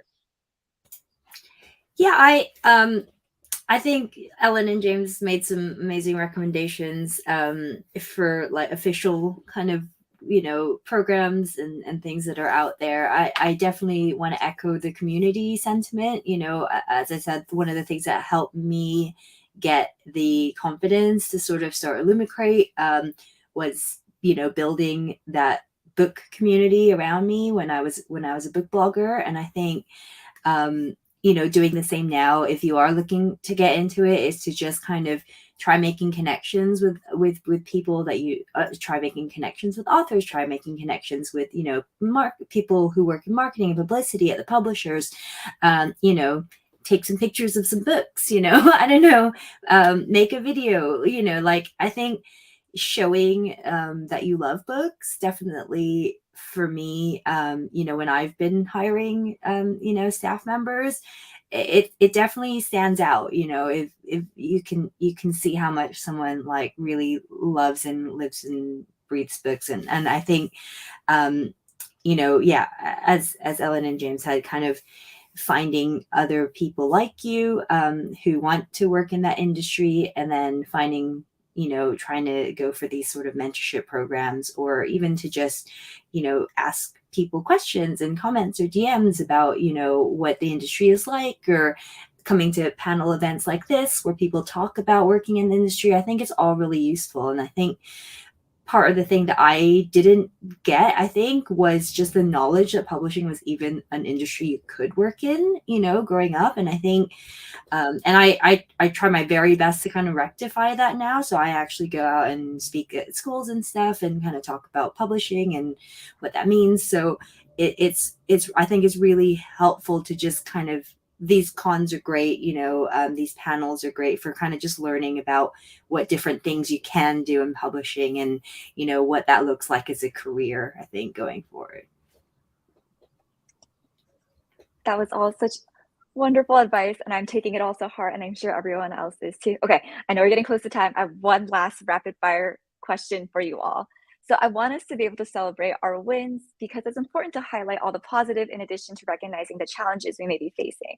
So what has been a win for you, whether it's a book box, a campaign, or a person you're mentoring that you're really excited for, that you want to celebrate and share in the world? Okay, I'll go first because I have two. For We Need Diverse Books, I will say a lot of people said nonprofits don't last. Like 2 years, they all die. We're 9 years in. Next year, we'll hopefully be celebrating our 10-year anniversary. I think that, that is amazing that we've made it that far. We've donated over 100,000 books. Of our interns, over 70% have gone on to work full-time in the industry. So many of our mentees and grantees have gone on to make to hit the New York Times bestsellers list and win awards. I mean, the Newbery Award was one of WNDB's mentees, Amina Lupin Dawson. So there's been so much to celebrate for WNDB, and I'm so proud of every single person, volunteer, author, creator, all our staff that have worked so tirelessly, all the educators and librarians who have supported We Need Diverse Books. It is not a me win, it is a us as a community win, and I really wanted to celebrate that. But secondly, personally, I think that this book, and I'm going to take a moment to promote it. It's You Are Here, and the reason why I want to promote it is because this is an Asian panel. This was a book that came out during the pandemic, that was created during the pandemic, to respond specifically to the whole Asian hate issues that we were, dealing with. And I look at this as this amazing celebration of the Asian American experience. It was Gracelyn and I going, we need to write a book that talks about, yes, we're never Asian enough for some people. Yes, we're never American enough for others. But you know what? We're damn good Asian Americans. We are proud of being Asian Americans. And that's what I think this does. And I'm so proud of it.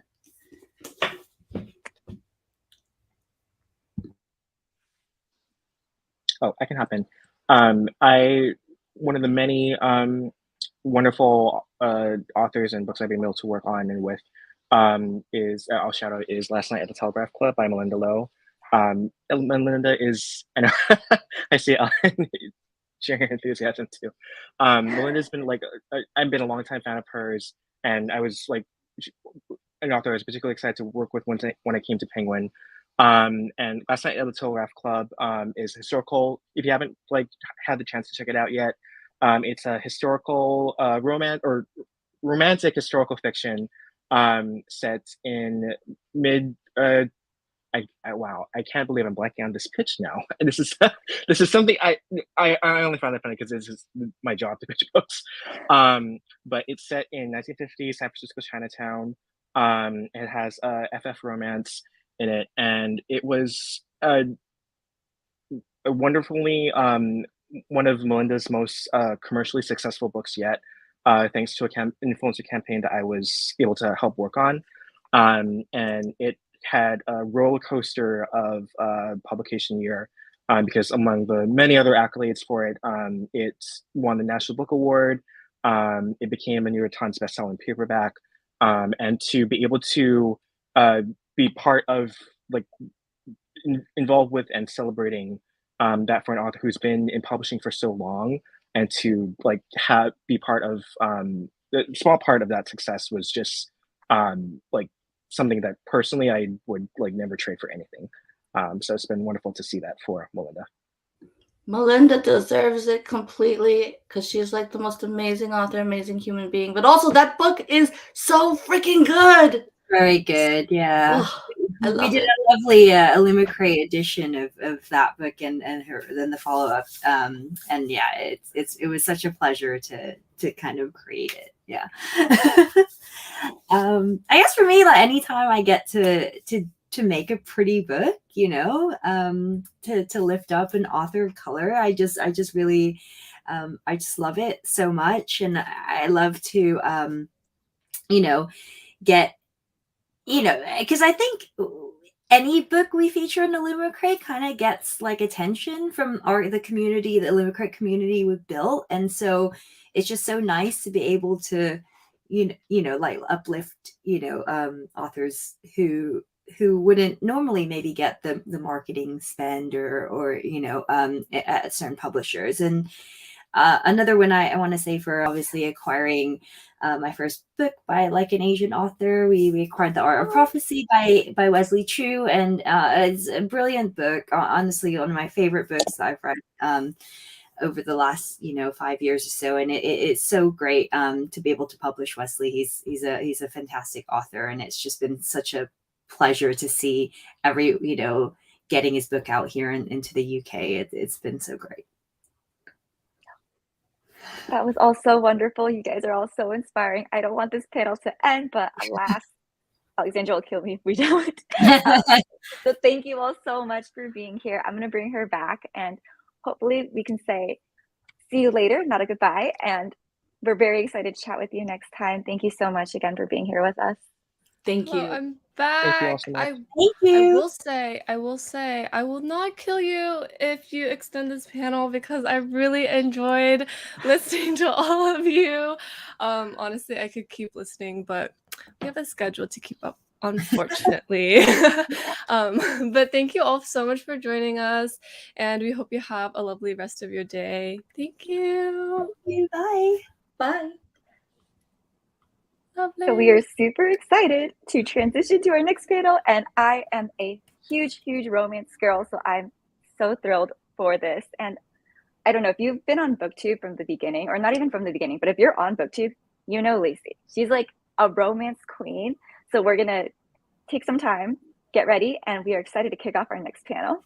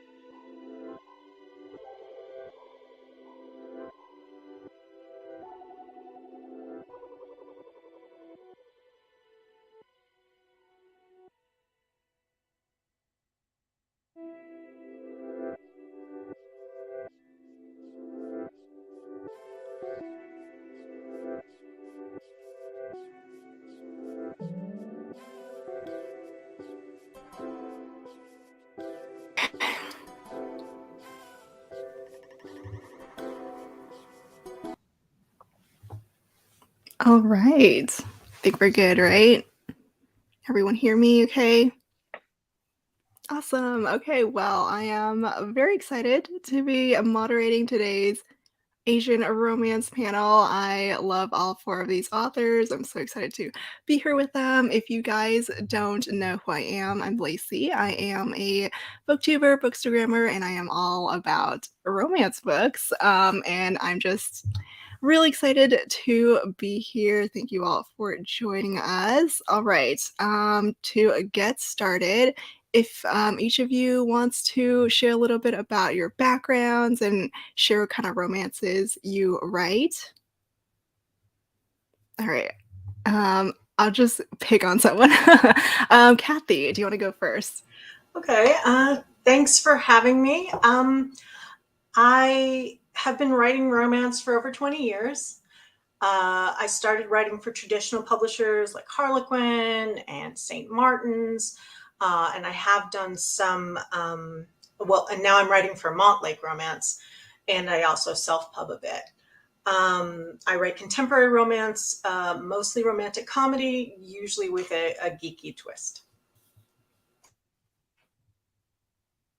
Nisha, do you want to go next? Sure. Hi, everyone. My name is Nisha Sharma, and I write young adult contemporary romance. Not potentially. Next year, I'll also be adding paranormal YA romance to the list. And I also write adult contemporary rom-coms and romance as well. And then JC. Hi, I write contemporary romance and rom-coms featuring Korean American main characters. And they're usually pretty funny and focus a bit on food. Grace is having some technical difficulties, so we'll go back to her in a little bit. You doing okay, Grace? Oh, you're muted. Okay. Oh, we can't hear you, Grace. You're muted. Hearing everybody twice. Okay. So, you know what? I'm going to see if I can fix this and I'll be right back. Okay, Yeah. sounds good. Okay. All right.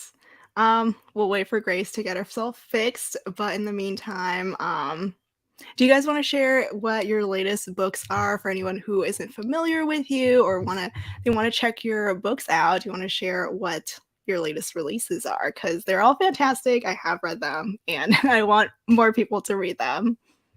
Let's see. Let's go with JC. Hi, my latest release is, rom-com is Booked on a Feeling, and it's a small town romance, friends to lovers trope, revolving around a small indie bookstore renovation. So for those people who love all those little tidbits and love books about books, I think it'll be a great read. Yeah, I adored that book. I'm a sucker for friends to lovers. It's actually one of my top favorite tropes, maybe a little bit even more than enemies to lovers. So, yes, that book was so adorable. Thank you. Yeah, let's go with Nisha. What your latest release is? So my next release is actually coming out in less than 2 months. It's Tastes Like Shupker, which is the second book in the If Shakespeare Was an Auntie series. It follows Dating Dr. Dill, and it is inspired by Much Ado About Nothing, which is one of my favorite Shakespeare plays. And I'm just so excited to share this book with everyone because, like JC, I also love writing about food. And so my hero is a chef, and there's lots of food references. There's like a sexy, like ghost inspired scene with food at a kitchen counter. So I'm very excited for that one to come out.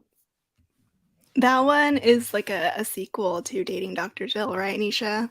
Yep, the main characters are different than the main characters in Dating Dr. Dill, but they're friends of Bram and Karina from Dating Dr. Dill. So they were introduced in book 1, but they get their own happily ever after in this one. Yeah, that one's also another sort of Shakespeare retelling, which was so funny. Loved it. Thank you. Yeah, I can't wait for the next one. Kathy, what's your latest release?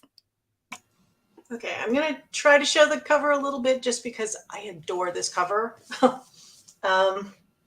It's by an illustrator, Lenny Kaufman, who is just her work. She's a Japanese American illustrator. I adore her work. And you're seeing her on a lot of covers lately. Anyway, the book, Role Playing, is a later in life romance with a sustained misunderstanding I mean, it happens for a bit. These two, he's 50, she's 48. They meet on an online RPG game.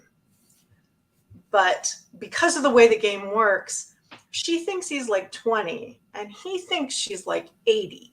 So that obviously turns into kind of hijinks once they finally meet in real life.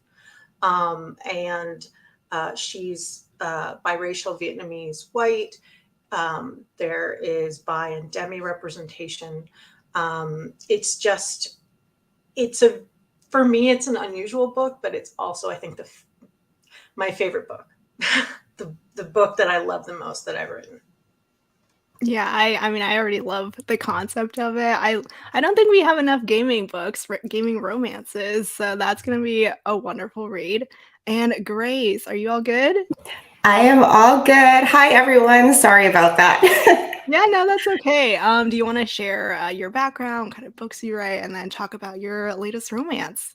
Sure. So I started indie publishing in 2010.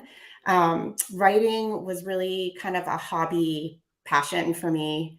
I'm a clinical psychologist, I mean, I still am, but I don't practice anymore, but that's my background. And I started writing for fun and was kind of shocked to discover that it became a career. And it's just been awesome ever since, really. I write steamy historical romance. Historicals are like my love. That's what was my gateway into romance. And so I think I released, it was like just recently my 20th book, and all my books are set in the same universe. And I'm also going to be like Kathy, I'm going to show my cover because it's one of my favorite covers that I've had. It's my second book actually that has Asian characters. It's a little trickier writing in the historical space, but this is a second gen story. So my heroine, who is a quarter Chinese, her dad was a half Chinese duke in a previous book. And basically I describe it. So this series is Lady Charlotte's Society of Angels, which is basically like a Victorian era set Charlie's Angels. And I really describe this book like Charlie's Angels meets Crouching Tiger, Hidden Dragon. Because the hero, Wei, is like a martial artist / healer. And he was inspired by all of the Cantonese martial arts dramas I watched growing up. So yeah, I'm very proud of this book. It was super fun to write.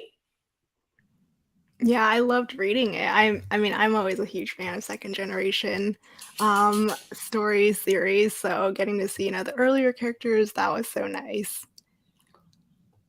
So I guess Grace's answer, like your earlier answer, was a great segue because I wanted to ask how each of you became romance authors. Like, what is your romance author origin story?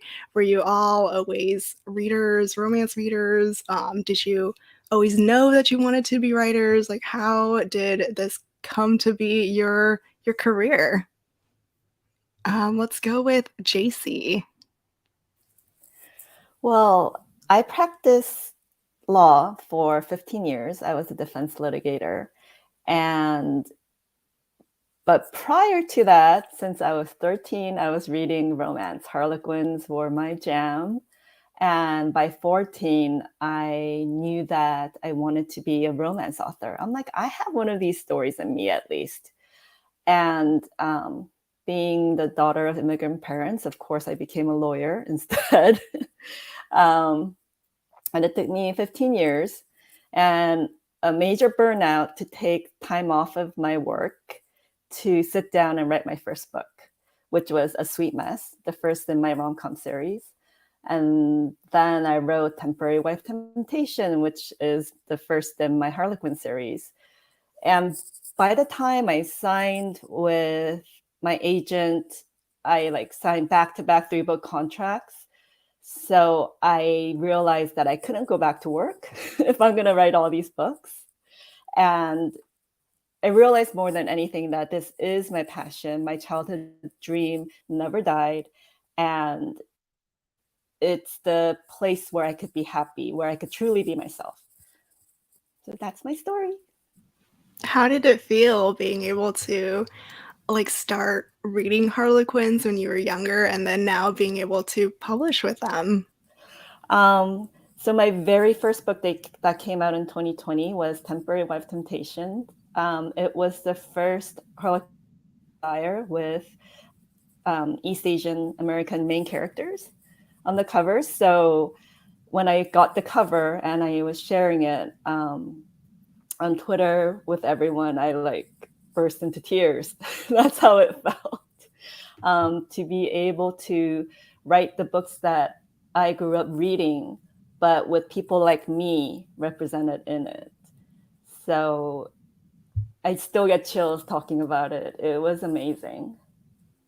Yeah, from a reader perspective, that cover is still stunning. I love it so much. Like all three of those covers. So Harlequin always does the best covers. Thank you. And then Nisha, how about your romance origin story? I'll try to make it brief because I feel like I can get totally carried away with how excited I am about like my origin story. When I was younger, I would read like Nancy Drew mysteries and then the Hardy Boy mysteries. But in the early 90s, there was a series where Nancy Drew and the Hardy Boys solved mysteries together. And there was so much tension between Frank Hardy and Nancy Drew on the page. And like my heart just was like exploded when I saw that like romantic tension between the two of them, but there wasn't enough of it. So like before I knew about fan fiction, I was writing fan fiction, Nancy Drew and Frank Hardy fan fiction. I felt like I was kind of you know, just in just enveloped in romance stories, like growing up with Bollywood and growing up with like South Asian dramas and South Asian romances. So it was just a natural progression for me to like write fan fictions featuring two people that like I resonated with so much. And then after I had kind of exhausted the children's section, because there wasn't really YA at the time, I moved into the adult section. And the summer after seventh grade, I found this pretty pink beachy cover in the adult romance section called Rising Tides by Nora Roberts. And that book just blew my mind. I was like, I want to write books that make people feel like this for the rest of my life. But it wasn't until like I was 22 when I found another South Asian author writing South Asian American characters that I was like, I can finally write stories. Like I feel like I've not only been given permission, but I feel like this is a sign that I can do this too, that I can write stories that feature authentic like experiences from South Asian Americans, like people like me, and I can write romances where these people fall in love. So that's like the long road to romance, but I finally made it. I feel like a lot of people Mhm. might have Nora Roberts in their origin story just because she's such an icon. I did take like a slight detour, like JC. I ended up in law school, and then before I knew it, like I couldn't get out, so I was stuck in like the law area for a while, and then diversity, equity, and inclusion. So I now write full time, but for a long time I was working in corporate, developing and leading diversity, equity, and inclusion programs for tech companies. And Kathy, what about you?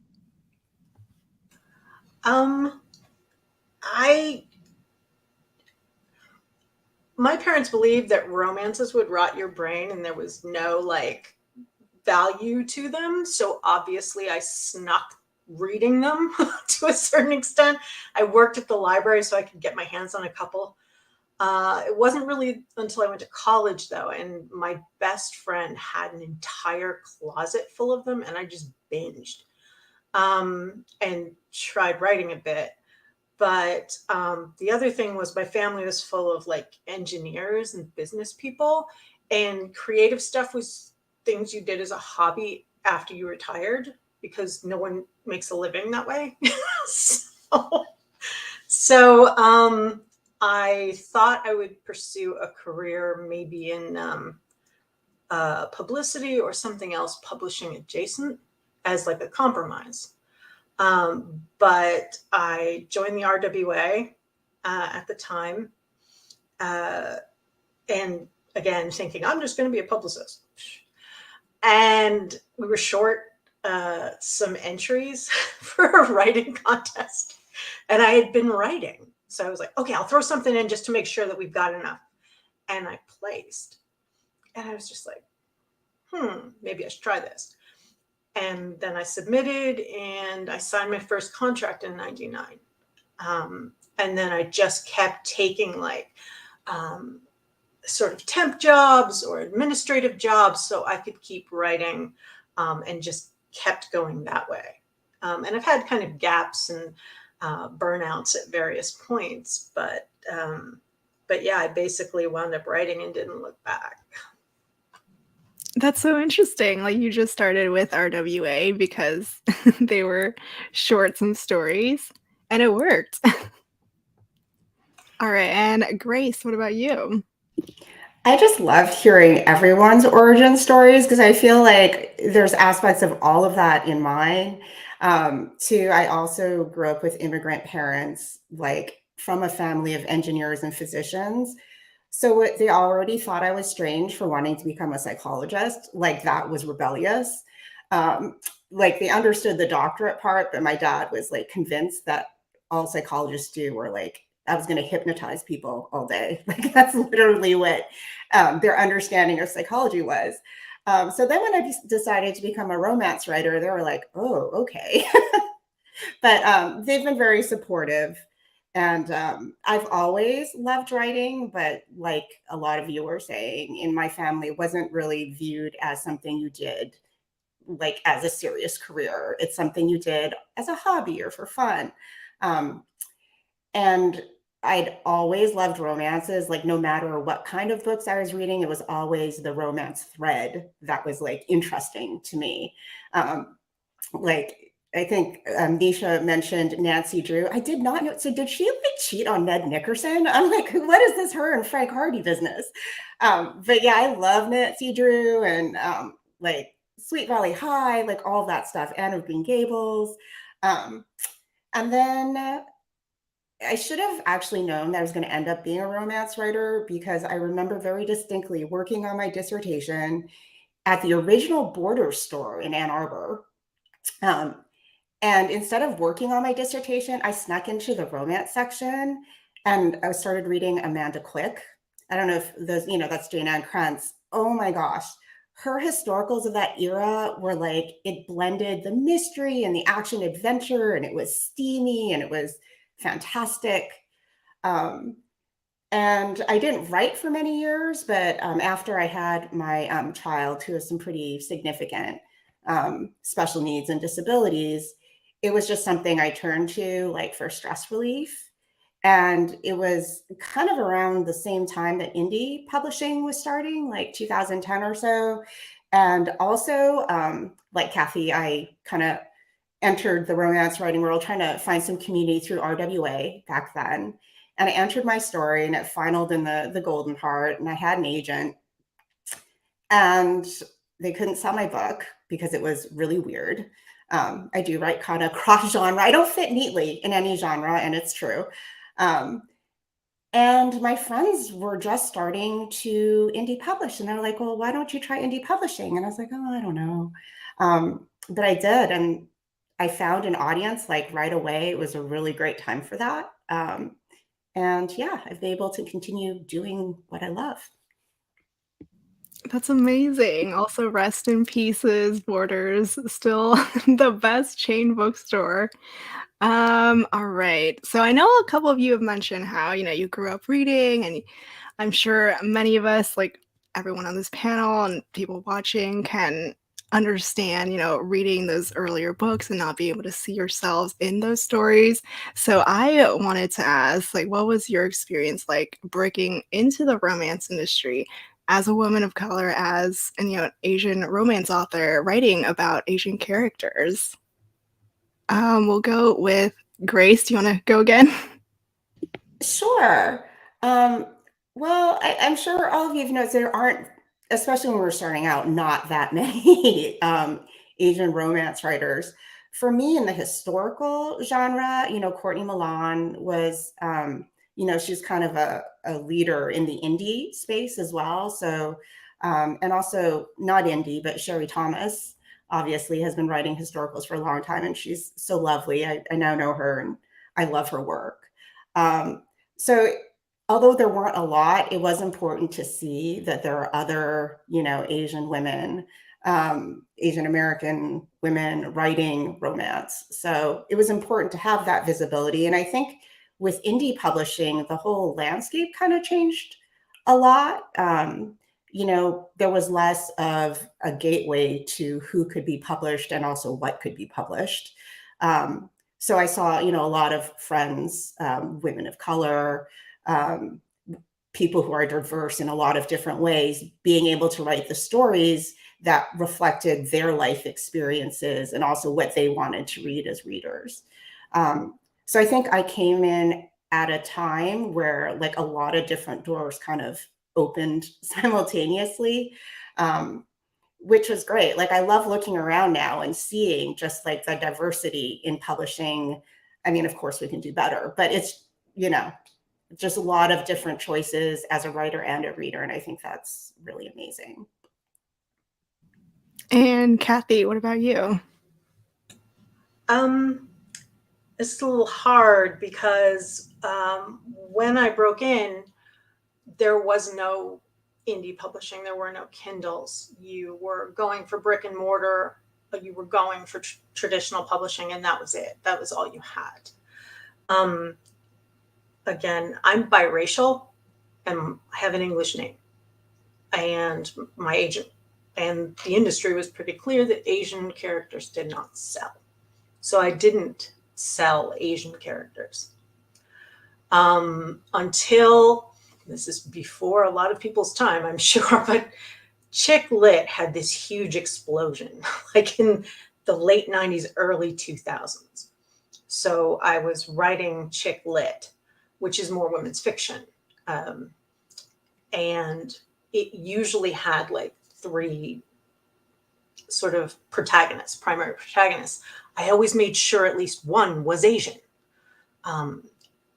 because I could. And then I finally got to start having some Asian heroines, but I was still leaning predominantly toward white protagonists. I do remember being, and again, this was an RWA thing. It was my first big RWA convention, and Harlequin always has a party, and it has hundreds of people, and Nora usually closes the house down, and it's a big thing. And I was terrified. I was in my early 20s, and I was like, and this woman from Harlequin comes up to me, and she's like, "Are you Kathy Yardley?" And I had not sold anything, so I'm just like, "Well, yes."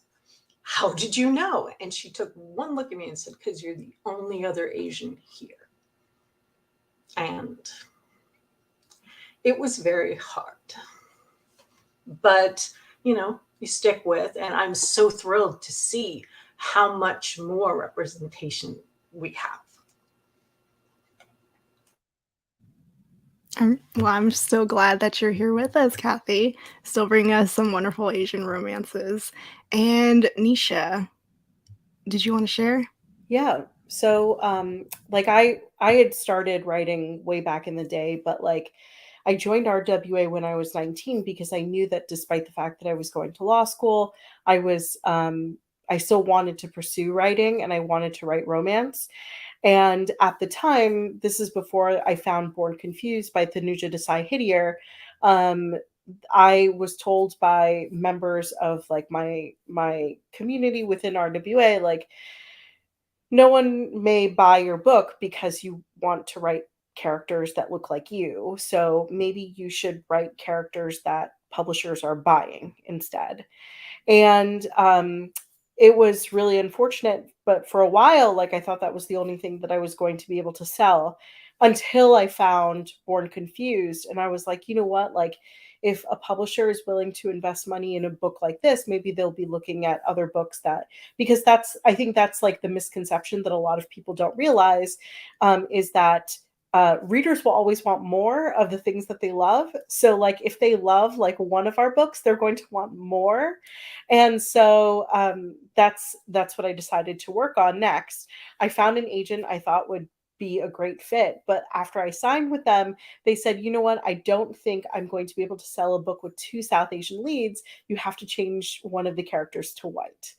So I ended up like making the decision at that point to like leaving that agent. And so for a while I was just grinding, just writing and writing. And that's like, I think a lot of our stories start off that way, where we just keep just trying to find that one right person who believes in our story. And so it was until finally like I ended up deciding, I graduated law school, I had started working in-house, and I decided to go back to school part-time and to get my MFA in creative writing.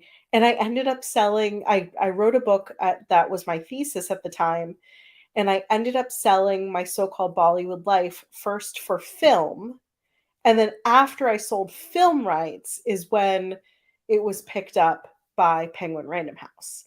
And so that was like my like entrance into romance. But I had a lot of doors closed in my face. And my journey started only 10 years ago.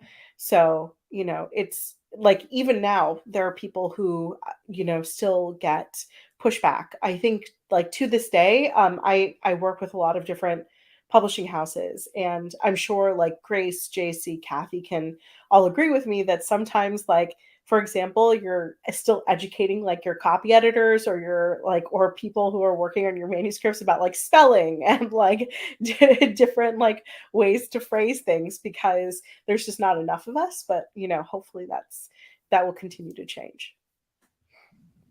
Yeah, I think as readers, we don't really understand that side of, you know, all those doors closing for you, because we see on the shelves, oh, we're getting more diversity on the shelves, but that's not necessarily, you know, the case behind on the other side.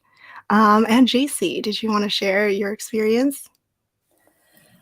I feel like I got a late start. I didn't sit down to write my first book until 2015 and didn't start trying any kind of submissions till 2016. And I joined RWA in 2017. So I really had no idea what the publishing business was like, what the adult romance industry was like. So I think I was able to be pretty clueless and fearless. And so I wrote my books with 2 Korean American main characters, although there, I don't think have been any adult romance with 2 Korean American main characters. And I just wrote it, and I found an agent who thoroughly supported me on selling these books as is, you know, unapologetically Asian books. And yeah, I debuted in 2020, and my 10th book is coming out in July. And other than, I believe, 2 of them where there's a Korean American heroine and a Caucasian hero, they're all Korean American main characters, Korean American couples. So I'm just really excited, and I do feel very blessed that I'm able to contribute these stories and put them out there for readers who could find them now. What was really heartbreaking for me as a kid was that I never even questioned that, why aren't there people who look like me on these covers? I just thought, oh, we don't belong in these books. We're not, you know, we don't really belong. So it's perfectly all right that they're all white characters. You know, it just never even occurred to me that we needed these books and we needed representation. So I'm just glad to be part of, you know, like Grace and Kathy have kind of led the way, and there are other Asian authors who have kind of opened the door for us. And I'm glad to become part of this community to support Asian American romance. Absolutely. I know, Grace, you mentioned there was Courtney Milan and some other Asian author trailblazers. Were there any others that you guys wanted to share? Anyone you wanted to fangirl over and just recognize how important they were in this industry, in this genre? Helen Huang. Yes, the I Kiss love quotient. It was life-changing. I think Alicia Rai doesn't get as much credit as she deserves, because Alicia's actually one of the I think she was the first writing South Asian romances with like deeply sexy narratives. And so, I always tell people, like, if you're looking for the first, like, you're missing out if you haven't picked up an Alicia Rai book. Alicia's fantastic. I just read her newest one, Partners in Crime. So good, so funny. Kathy, did you have any other authors? I know you were like, yes to Alicia. I was just about to say Alicia because I love her books so very much. She's just like addictive. And otherwise, yeah, Courtney is like obviously my go-to as far as her work is stunning always. So. And speaking of, were there any like Asian books or Asian authors from today that you wish you could have read back then, like when you were growing up or when you discovered romance books? Or are there any like special Asian romances that just we're thankful that exist now, but would have been nice if they were there back then? I would have liked reading the To All the Boys I Loved Before series when I was in high school. I think that would have been just sweet. I would have loved to see that. I think I've been very fortunate to be able to read so many of my like peers and colleagues writing books who are South Asian in the YA space today. Definitely Roshni Choksi's series Arusha would have been just like life-changing as a kid. And I think also reading Jasmine Kaur is another one. Santani Dasgupta is another one. So we've just been blessed. Like South Asian stories have just been, coming in, and I'm just so happy to see them all being published. Anyone else? Grace, JC? I would say in the historical space, like books like the ones written by Jeannie Lin, just that historical romances set in some place other than Regency or Victorian. There's not a lot of those. So I know for my book, because it's set during the Opium War, I had to do a lot of research in that time period because there's some of it takes place in China, but just having more diversity in terms of historical like places and times, I think would have been really wonderful. I'm reading June Her right now, The Red Palace, and it's a YA Korean historical set in the Joseon Dynasty era. And I think I would have loved to see that, have read that as a high school kid. And I was really excited to share with her because a couple months ago, my son brought home some, outside reading books for his class. And June's book was on there. I think it was The Silence of the Bones. And I was absolutely thrilled to see a Korean American author writing about Korean American historical that my son was recommended to read by his white English author. I was nearly in tears and I just had to tell her. It was just amazing. All right, my next question is going to be a hard one. If you had to choose your top favorite romance trope, like the one trope you could only read for the rest of your life, what would it be? Personally, for me, mine is second chance romance because I love angst so much. I love when characters have history and, that build up between them. That's my go-to trope. For reading or writing? Oh, is it different for the two? Different. Share both of them. So to read, I love Enemies to Lovers. It's it's just yummy. But to write, I love to write friends to lovers because I love writing about a pining hero. I just want to make him suffer so hard.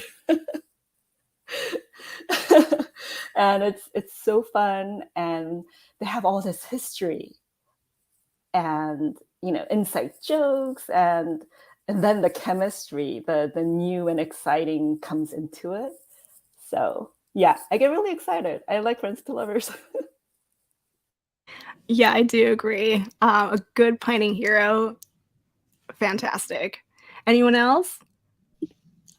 Well, I'm definitely a second chances gal, but if you mix that in with like Marriage and Jeopardy, that is my ultimate catnip. Both for reading and writing. In fact, I have to control myself and only allow like one of those per series, because otherwise that is like all I would write. Honestly, you could write an entire Marriage and Trouble series. I don't think anyone would mind.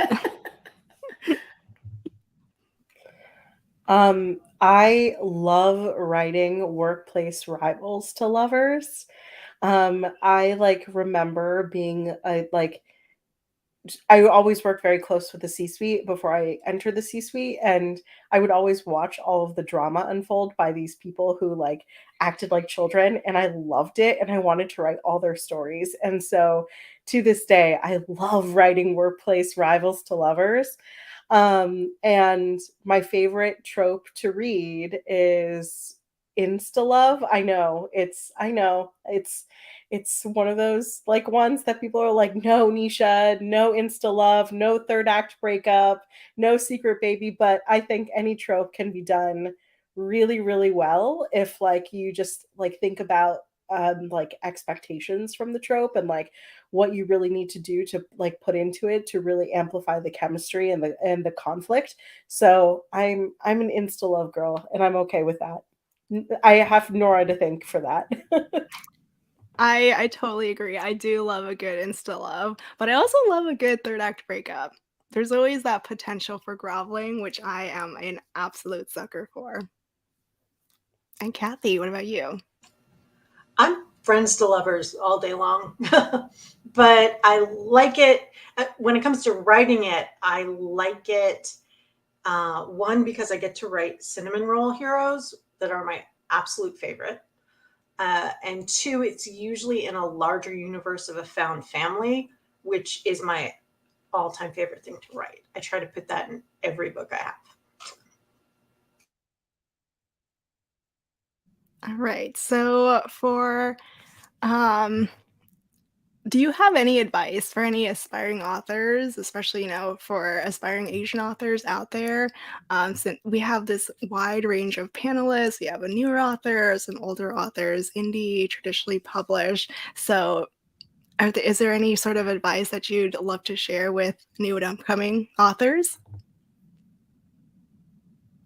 I think one of the things that I learned coming out of RWA that I had to unlearn is to think about the story that you want to write and think about staying true to that story instead of trying to appease like all of the voices that are coming at you from like reader expectations. Or I mean, reader expectations are important to like kind of just whatever, like hear it, and then if it doesn't jive with the story you're trying to tell, that's fine. But like stay true to the story that you're trying to tell instead of trying to make everyone else happy, because I think that's something that we all get caught up in, like hearing what people are really excited about on social media, hearing what people are really excited about like when they're posting videos online and it comes across your screen. And I've heard a lot of new authors lately saying, but this is trending, this is like what people are really happy about. And it's like, okay, fine, but like the concept of trending means it's temporary. And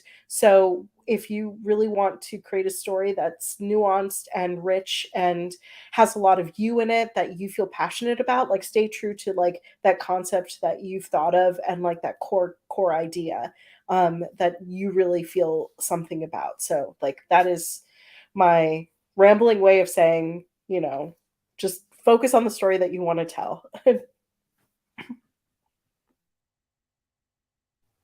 Anyone else have any advice? I think mine's very similar to Nisha's actually, which is just lean into your uniqueness.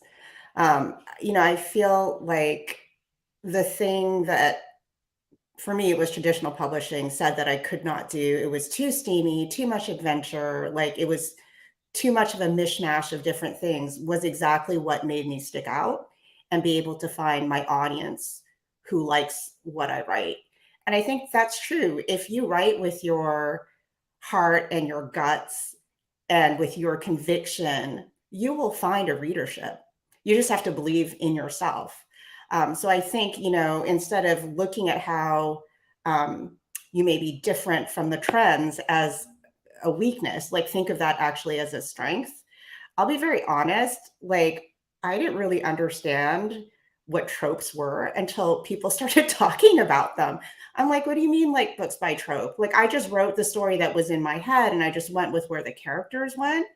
And for me, and everyone does it differently, but I actually don't think about the tropes until after I write the book, which is kind of a reverse way to do it and maybe not the smartest thing for marketing, which is where I think actually thinking about tropes that's where I use it the most actually is how do I market this book is because that's an easy way to identify right what this book is about. But when I'm writing it, I'm not thinking to myself, oh, I'm going to write necessarily this trope. I'm just thinking about, oh, these characters are like super interesting to me and like where do they want to go with the story. So everyone has a different way of doing it. There's no right and there's no wrong. I just think whatever your process is, whatever makes your writing unique, that's the thing to like keep at and lean into. Kathy, I saw you were gonna Funny enough, my day job is I am a writing coach. So I do work with authors, and I've been lucky to work with a lot of diverse authors. I would say that the most important thing is being able to connect with the emotions that a reader wants. Like Nisha, when you were saying, I love Insta-Love, I know don't listen to anybody panning it, because when people criticize something that's super popular and then point out, oh, it's poorly written, oh, it's that, they're looking at it the wrong way. You need to look at why it's connecting, because readers have a desire that need to be fulfilled. And that emotion is the fulfillment. You hit on that, that's the lock. Everything else, you can have the most technically perfectly crafted book in the world. If it doesn't connect, it won't sell. That's if there's one takeaway, that would be what I would emphasize. And JC, did you want to share anything? For me, what I've learned, I guess, in my pretty short career as an author is I have to remember that I write romance. I write love stories. My characters being Asian American gives an authenticity coming from me because of my own voices. But it's not that I'm just trying to tell these stories about my culture. I'm not giving you a history lesson. I'm not giving you a lesson on culture, but I am telling a love story. I am writing a romance. I have been told that my stories aren't Asian enough. Basically, I guess I'm not Asian enough, even though, I'm fluent in Korean as, I speak some Mandarin Chinese, but anyways, I don't think you can make everyone happy. Funny thing is, it was I think it was a white person who told me I wasn't being Asian enough. But you have to write your own story, but focus on the story, I think,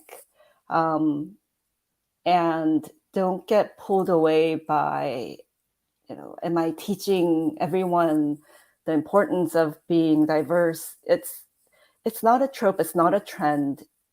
When you write the story you want, it will come across and touch the people who you connect with. So I don't think you should think of anything about diversity and representation as the main focus of your work. I think us as novelists, fiction romance authors need to focus on telling the story first. That's so true. I think we have one last question before we wrap this up. So I'm curious, of all the books that you guys have written, and there have been so many wonderful ones, which book of yours was the most special for you to write?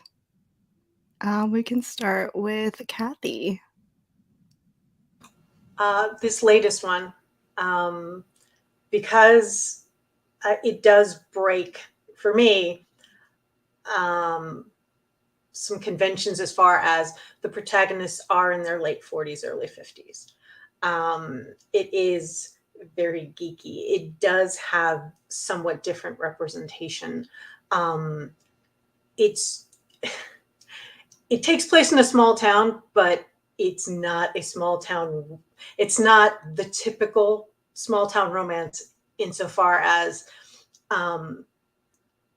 the tropes, it twists the trope a bit. That's all I can say.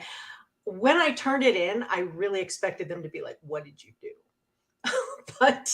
but I was very lucky, and my editor loved it as much as I did. I just felt like I had so much freedom. So it was just an absolute blast to write.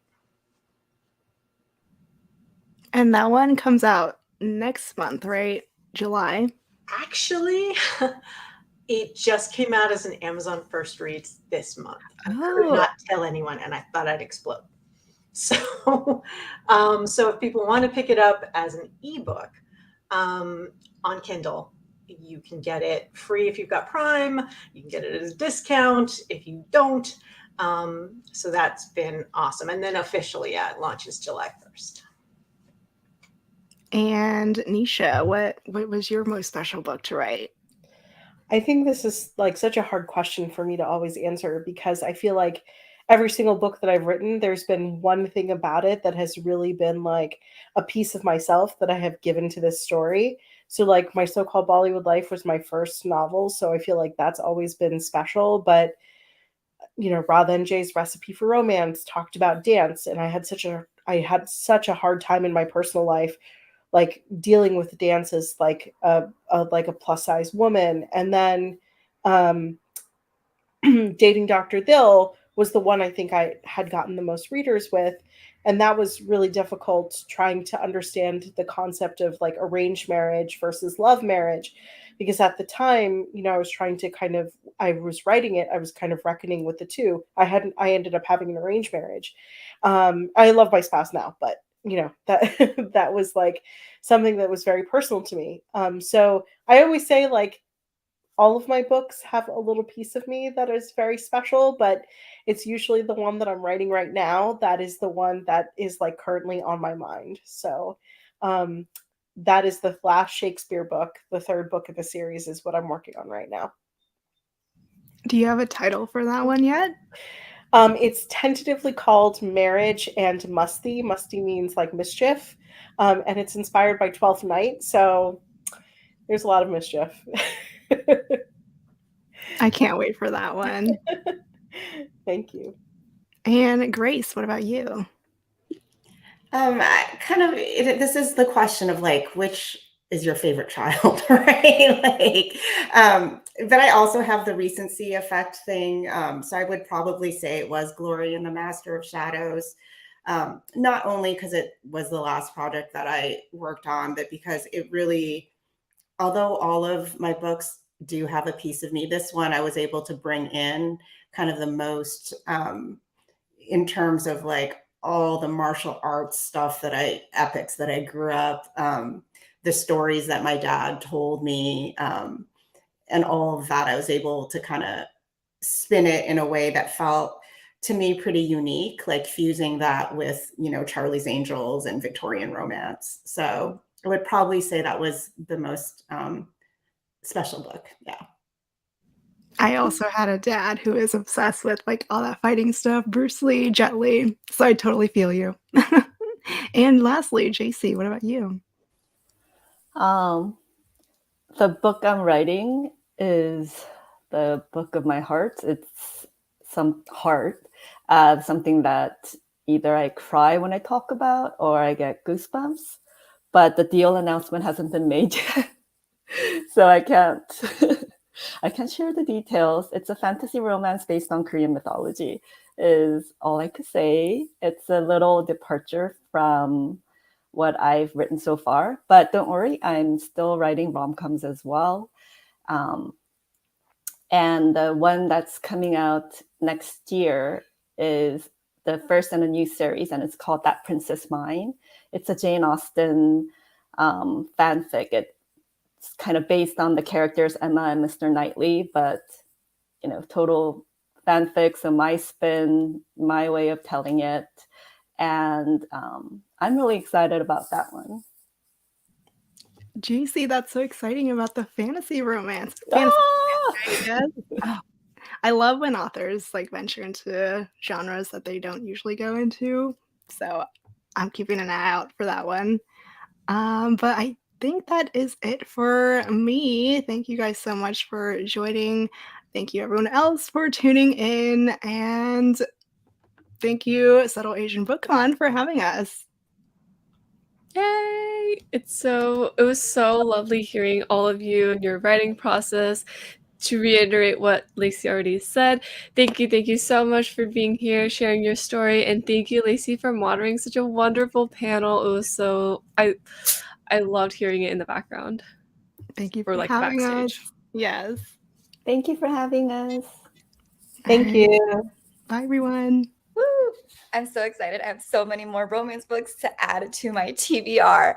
But up next, we have our From Newbie to Novel panel. So calling all aspiring authors, any upcoming debut authors, if you're a reader who's curious about the process, we have the lovely Trinity, who is going to be moderating this panel. And it's actually a bit of a full circle moment because she was on our Writing 101 panel last year.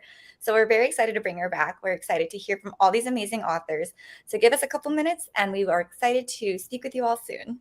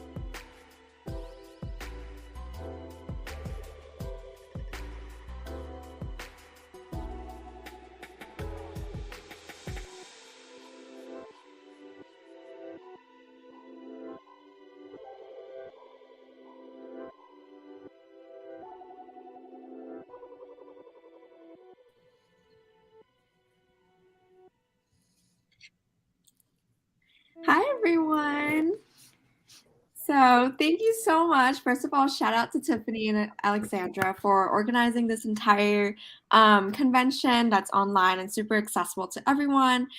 And to everyone on this panel, thank you so much for joining me on this lovely Saturday. I know you have so many things you could be doing while you're choosing to spend this hour with me. And for that, I'm super honored.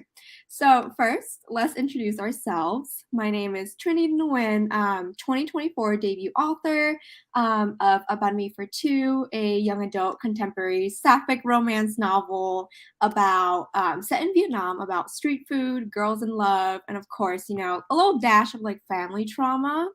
And it's coming fall 2024. So yeah, let's all introduce ourselves. So Anne, why don't you take it away? Hi, my name's Anne. I use she, her pronouns. And I'm the author of Dear Wendy, which comes out next year in April. It is I call it a platonic comedy about two aromantic, asexual first-year students at a liberal arts college who have a bit of an internet feud with each other while not realizing that they're becoming friends in real life. That sounds so fun. I'm so excited for it. And Elizabeth, I am so excited for the Queens of New York that's coming out this coming Tuesday. So why don't you tell us a little bit about yourself and this book that's coming out?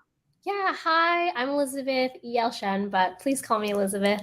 So yeah, my book comes out Tuesday, which is absolutely insane. I cannot process that right now. But yeah, it's the Queens of New York. It's basically an Asian American Sisterhood of the Traveling Pants set in Flushing, Queens. And it's just about three girls who are best friends who spend a wild summer apart. Great. And Trang, what about you and your New York Times best-selling book?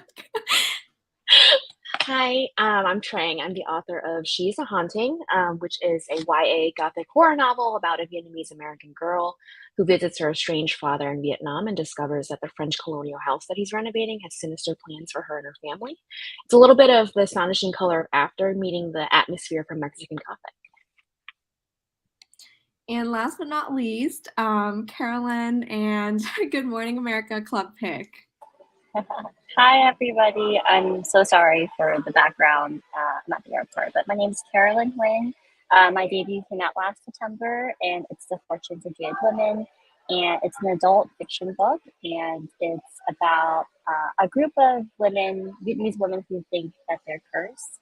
And it sort of unravels with a psychic's prediction that there will be a marriage, a wedding, and a death in the family throughout the year. So then the matriarch sort of like tries to track down which prediction belongs to which woman. Super cool. So for anyone's watching, make sure to pre-order all these amazing books that are coming out. And I'm pretty sure every single book on this call has a cover already as well.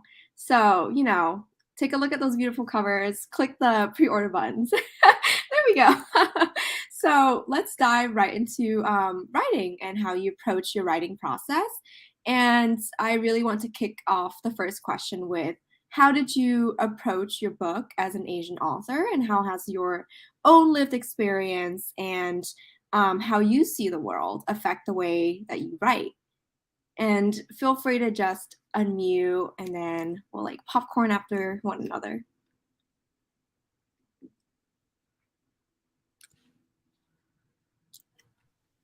I think for me, it was actually the first time I was really writing about like a Vietnamese American family. And I went into it not wanting to make a statement, because I don't think books have to make statements, and books don't have to be it doesn't have to be the representation, right? So I went into it knowing that I'm representing just one fictional family, and I wanted to make that family feel as real as possible, right? As varied as all the Vietnamese American people in my community. I wanted them to be different. I wanted them to have different goals. So I went into it just wanting all my characters to feel very human and very real, and just giving them sort of the nuances that I feel like they haven't been given before in other forms of media. And I had lots of fun, because it's like, you know, I took a lot of inspiration from my own family, which is like super chaotic very large family type of situation. So I just like had fun with it, and it's a blast being able to write about someone who I hadn't read before that sort of reflects my family and my experience. Yeah, for sure. And I think that is so common amongst like diaspora writers not wanting to like make a big statement or like for me with banh mi, like I often find myself like, am I generalizing how Vietnamese people are? And it's like very scary and it's such like a delicate like line to tread as well. Yeah, I feel similarly. I think that often, in the past, Asian American stories were kind of put into this one area or archetype. And so my goal with the Queens of New York, especially having three Asian American protagonists, was just to show that there's so many different ways to be Asian and so many different experiences that are unique to individuals and not just like the entire culture, because no one can speak for an entire culture. Um, but ultimately, I was really inspired by my two best friends. We grew up Asian American in a very white town, like some of the only Asian American girls in our school. And what I love is that if you met all three of us, we are so completely different. There is no like overlap really, especially me and them, like an interest. They are both soon to be doctors. I am very much not. And we didn't have any of the same hobbies in school. But I think just like bonding through this like shared understanding and shared culture, despite all the places we've been and all the places we are right now, none of us are in the same location. And yet we've maintained this friendship for like 15 years.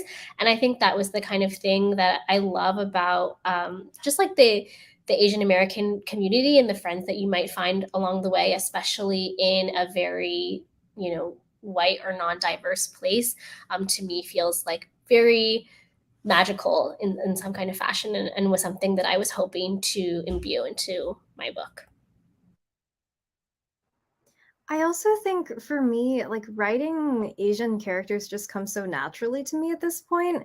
Like I can't imagine writing a lot of protagonists, especially who are not from the same racial ethnic background as I am. I like every single book concept that I come up with. The main character is Chinese. Like that's like a baseline requirement for everything I write at this point.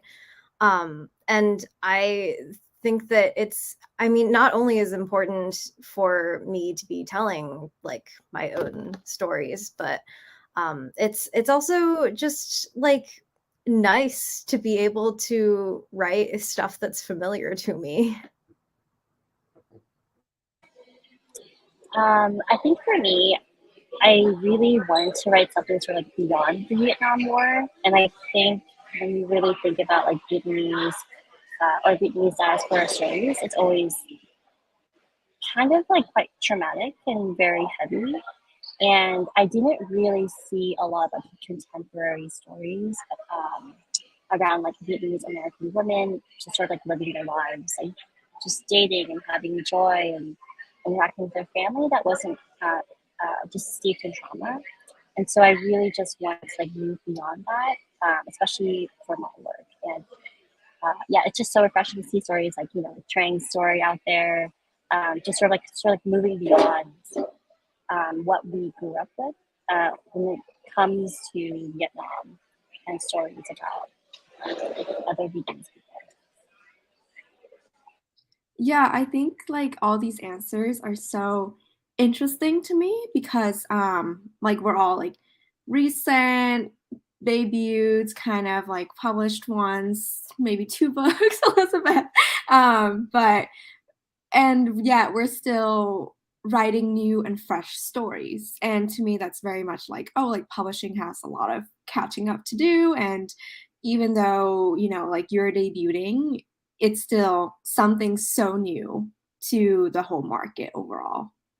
So moving on, I have kind of like a fun question Kind of, but are you a plotter or a pantser? And for anyone who doesn't know, so a plotter is someone who's kind of like type A, like they plan out their entire manuscript before they start writing. It's like they outline, I don't know, like write down each character's zodiac signs, Myers-Briggs types, and then a pantser is someone who's just flying through, like just starts writing. And for me, I'm kind of like a mix of both. If I get stuck, I start like chaotic, like outlines, and I just put down bullet points to help my brain.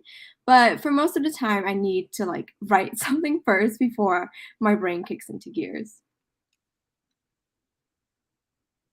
I'm very much a plotter. I cannot go into writing a book without knowing exactly what is going to happen when I have tried to write a book without doing that, and like I can never finish it. So yeah, I definitely outline pretty thoroughly. I think my outline for Dear Wendy was like a spreadsheet with at least one sentence per scene that happens in the book. And there were like 100 rows explaining everything that happens. But yeah, that's just the method that works for me. I also follow a couple of like craft books suggestions for how to pace out the plot too. So I use the snowflake method, which is, I don't know, by like some guy who writes about how to write. And I also use the Save the Cat method to outline my books. And I found that it like really helps me build up an interesting storyline that doesn't need so much like taking apart and putting back together once I'm done with the first draft. Okay, I didn't know like some of those names for those things, and now I'm fascinated. I'm gonna have to look them up later, Anne. I'm also a plotter for sure. I can't write anything without having a general idea of what I'm going to say, even if that doesn't end up becoming like what's actually on the page. I like to outline chapter by chapter. Actually, first, what I try to do, I'm also an editor, so this is a very editor thing to do, is I sort of write like flap copy for the book that I would want to write, and then I'll write some comps and just pretend like I'm pitching it to an internal team. And then I do a chapter by chapter outline with just bullet points. And when I do that, like I tend to move things around as I'm writing and then give up on it entirely, but just having that foundation is really helpful. In case I'm like, I have no idea what I'm going to say next. I'm like, oh yeah, you already told yourself. And then in revisions, I love like the like putting sticky notes on my wall, and then I'll just move them around and color code them. And I feel like, especially for revisions, having something really physical, so it doesn't feel so daunting, is really helpful for me. I feel like my first book taught me one thing, and then now my second book is teaching me something completely else, just like throwing out everything that I felt like I learned with my first book and how to write a book. But generally, I am a very chaotic drafter, but a very orderly person when I'm revising. So when I'm drafting, I always know my ending. I know where I'm writing towards, and I know what my ending image is. And typically, I'll have like a few like tentpole moments, like emotional moments that I want to hit. Like the midpoint, this is going to happen, and like at about 37%, this is going to happen. And then I have to just find my way there, because I find that, like, personally for me, if I try to outline chapter by chapter for a full book, like it just takes the joy out of it for me. So sometimes I'll plan a few chapters at a time, but rarely do I ever have like a full chapter outline. What I'll do when I finish the draft is I'll do a reverse outline where I'm going back, reading through, and then for each chapter, I'm creating this spreadsheet that's just like, in chapter 1, this happens, and these are the plot points that I brought up, or this is the world building that I did here. And that's where I feel like revision is where I do a lot of the work for like, does it make sense or not?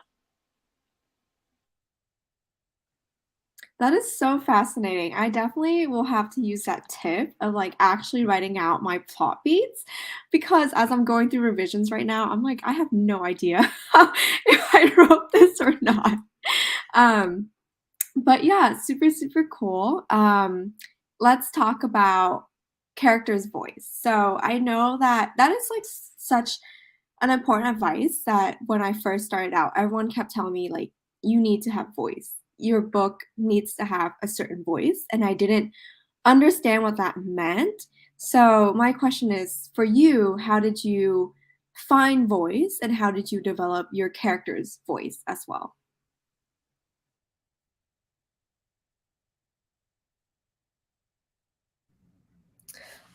For me, I think that I always start from the personal and then get more and more fictional as I develop that voice. So, because for Queens, there's three different characters, it was really important for me to have obviously three very distinct characters and journeys.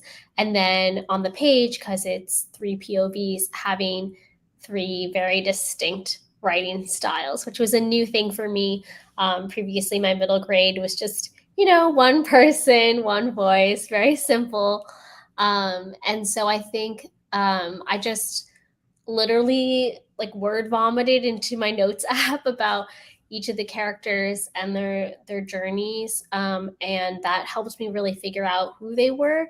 And then I really do turn to like literature. I think that seeing, okay, like how does this person's style differ from this person's style, and being like hyper cognizant of how each writer that I love is different from the next, and then figuring out what I want to therefore do for each character and what feels right. So, for example, for one of my characters, Ariel, she's very like not just introverted, but kind of cut off emotionally from the world at the start of the book.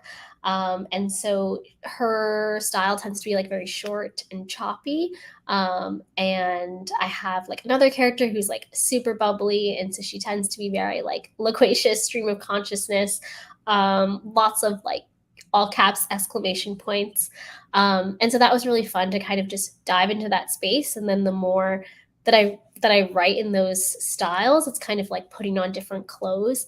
And that was very fun and exciting for me personally to just pretend to be truly like enveloped in someone else's style and mind.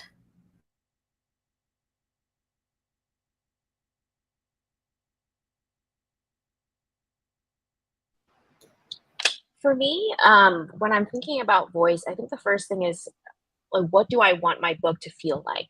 Like when people are reading it, what do I want the readers to feel like? Do I want them to be, laughing? Do I want them to feel like that heart crushing feeling?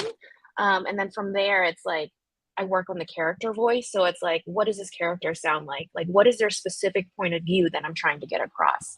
So in She Is a Haunting, I wanted someone who on the surface seemed very straightforward and like very honest, but is actually hiding a lot of things and is actually kind of funny, like kind of funny in the way that she's seeing things.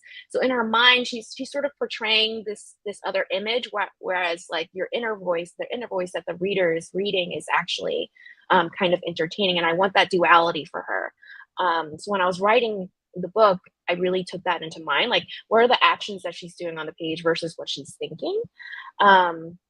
And then I also think that there's another layer to voice, which is like the author's voice, right? Like the way that you write that is very unique to you, and like that, how do those things kind of mash together? And often that's sort of playing, like in my writing, plays out like, what does the character notice? How am I describing it that kind of draws a picture and draws an emotion for the readers to feel as they're reading?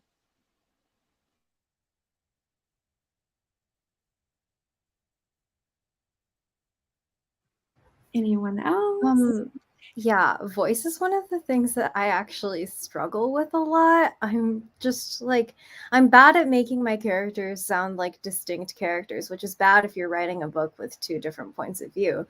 But what I think was helpful in revisions trying to make them sound more different was identifying a few key characteristics of what I wanted them to sound like, and then like adding that in or taking things away that didn't work very like systematically. So for example, one of the characters in my book, her paragraphs in her narration tend to be a lot longer because she tends to think about things a lot more, and she's like very cerebral about stuff.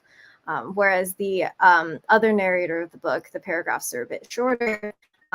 They're usually broken down into like 1 or 2 sentences maximum for each paragraph because her mind is much more like quick and sharp.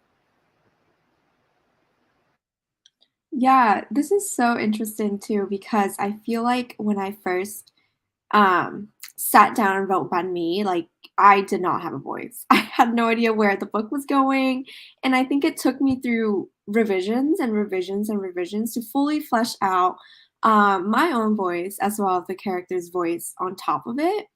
And because my book is like dual perspective, like Anne's, it was very hard trying to find like, oh, what does this character have that's so different from the other's character, and how are they all so similar at the same time? So moving on, I have another fun question. So, what is your favorite trope to write?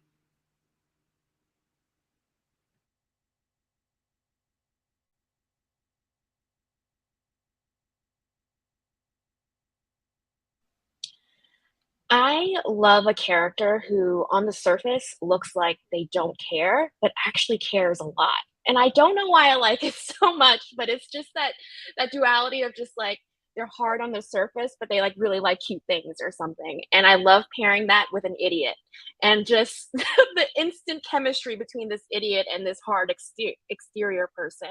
It's just like I just recognize that it's in almost all of my books.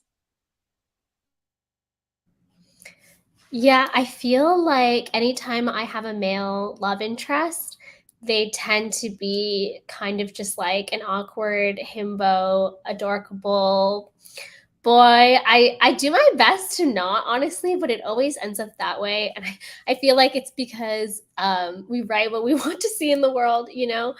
And so I always like lean toward that trope.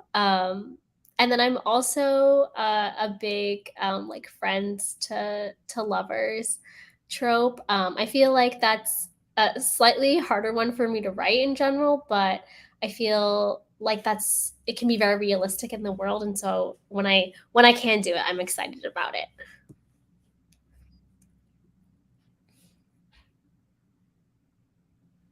Yeah, 100% on the friends to lovers trope. I think that's like my all-time favorite because, or like childhood friends to lovers, because there's just something like so special about someone that's like seeing you like through all your worst moments, your best moments, but still want to be with you through it all. And I think it's like the amount of slow burn that leads to it. I'm just like, I will eat that up.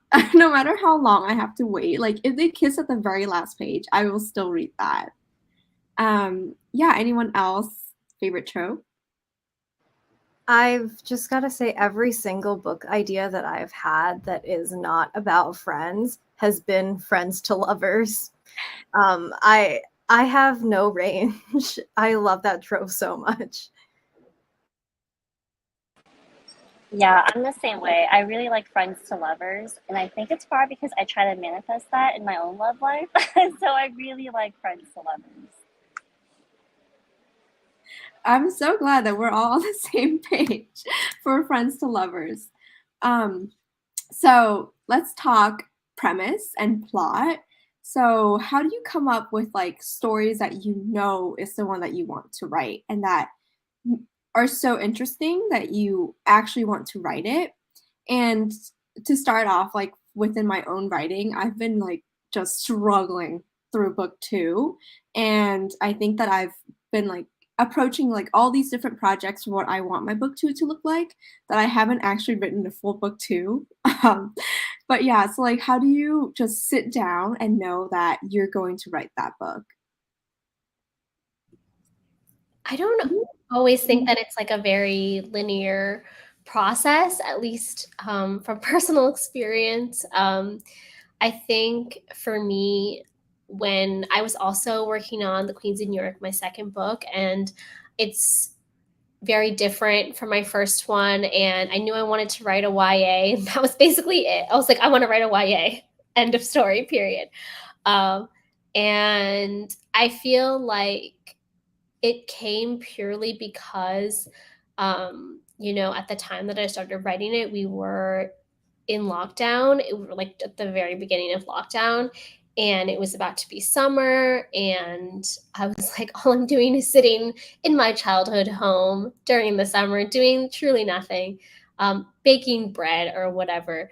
And so I was just kind of fantasizing about a different kind of summer where like possibilities felt endless. And I think something that I always try to remember is like to go to that place that feels the most energizing in the moment, and not the place where it's like, oh, but is this marketable to a wide audience? Is this a blah, blah, blah, like blah, blah, blah, blah. Like there's so many different kinds of thoughts that could go on in my head. And I think just being like, simply, I really want to write something that brings me joy and helps me escape the current, bad situation we were in, and then like forget about the rest. And that's really where I try to come from for the most part.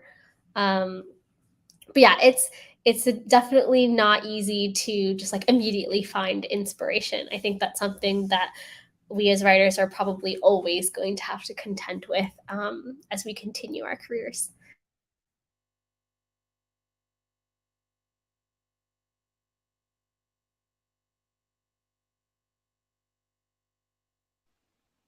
I feel like there definitely is that magical feeling when you land on an idea and you're like, I have to write this. And often it's something that you're really excited about, you've been obsessed about. Like for me, for She is a Haunting, it was a haunted house. Like I love ghost stories. I love coming of age ghost stories. And it was like, what if I just smash a ghost story and this teenager's, coming out at the same time within the same story?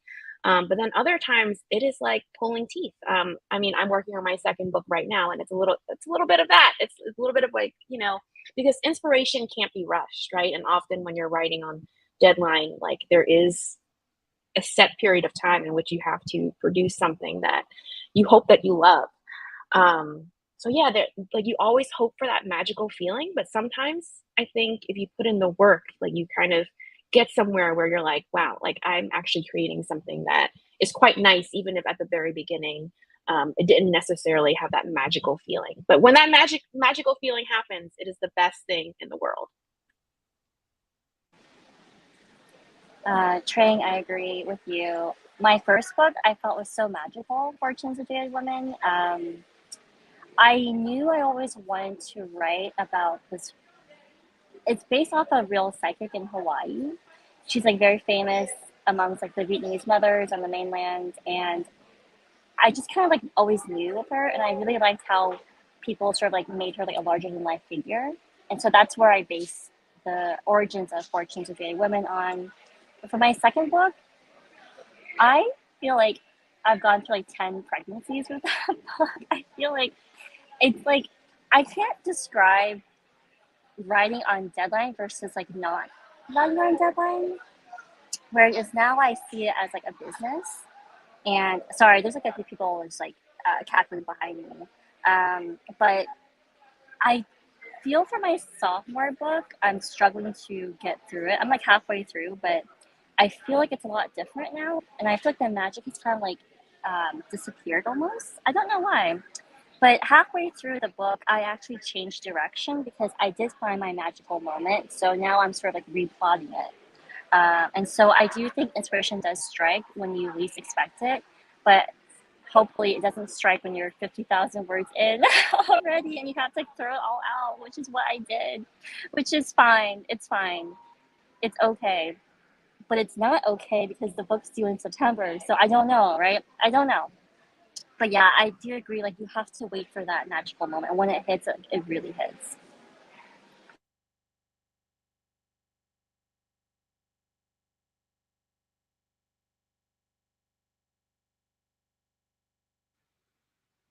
Anyone else about books and premise and the magical moment that comes to you?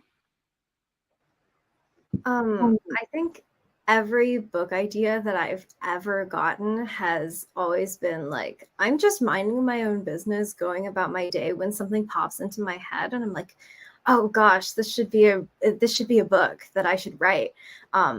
And full honesty, only one of those has ever become an actual book. And it was Dear Wendy, because I am a college student. And as it turns out, once pandemic restrictions lift, it's like impossible to find any time to write.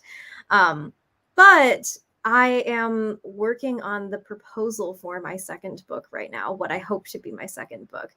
And that one, the idea for it came to me when I was walking around the neighborhood, just going on my little mental health stroll. And yeah, it like eventually became a whole book concept. And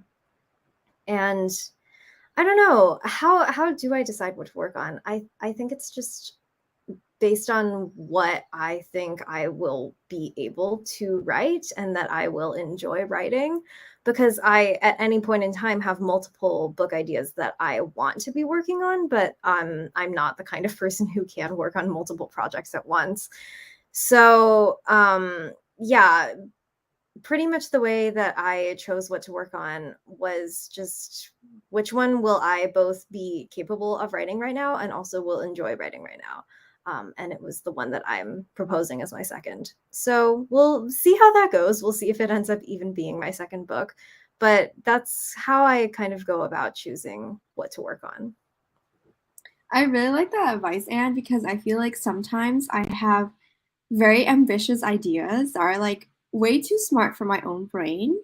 And I'm like, oh, I want to write a mystery. I'm like, hold on, let's take it down a notch. I don't know if I can actually write a mystery. So yeah, like having some kind of like self-awareness about your own ability as a writer, I think that is such smart advice. So now let's talk about publishing in general. So what did the querying process for you look like? And how, I just want to like talk through your journey, how you landed an agent, and let's just walk us through that.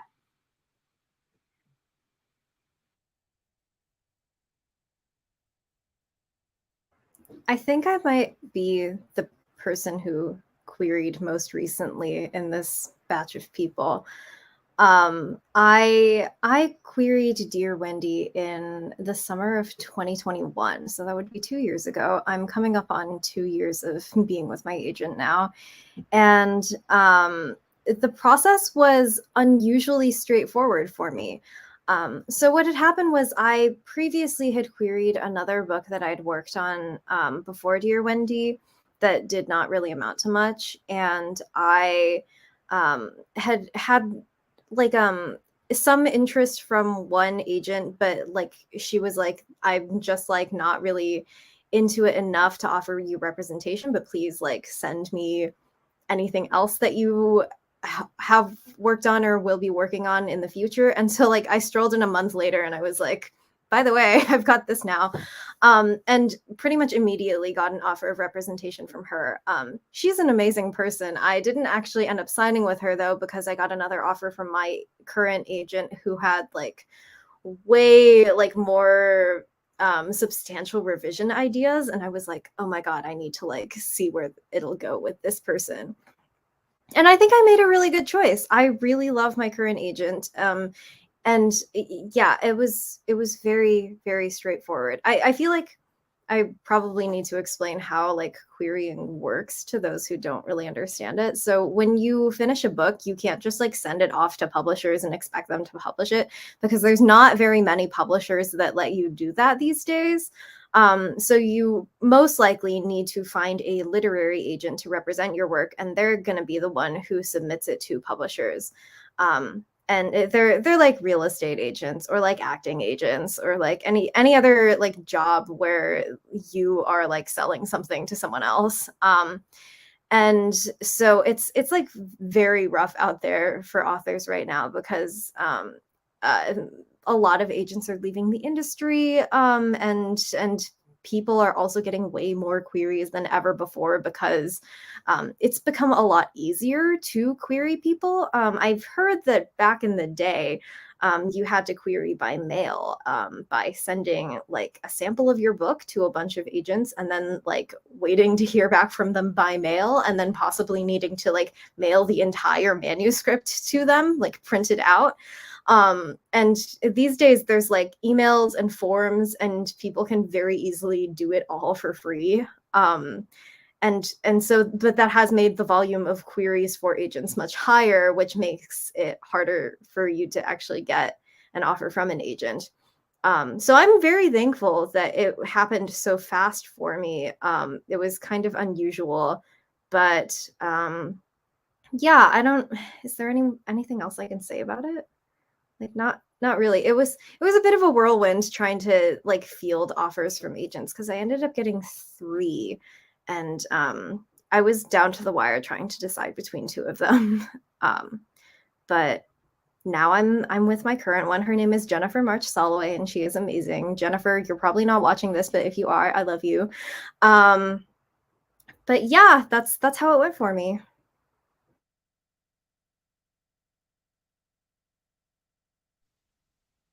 I also queried in 2021 and had a bit of a unicorn experience as well, where it like happened very quickly. So I finished my draft and I revised, and then there was a pitch event coming up. It was the first one for LGBTQ pit on Twitter, and I decided to do it. That was like in April. So I did the pit event and I got a lot of interest from agents. And so that like formed my initial list of like who I'm going to query. So I started sending queries out the following week after the pitch event. And then I got my first offer 2 days later.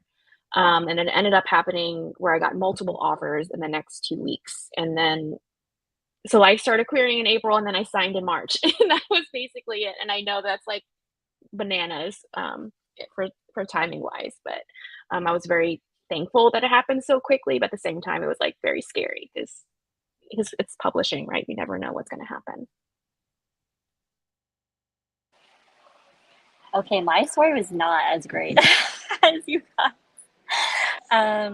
And I'm one of those people who sent letters to agents by snail mail back in high school. I still have my first, I was like, I think I was like a senior in high school. I've always known I wanted to write. So like, I just like my undergrads and drills. I always just like kept chipping away at it.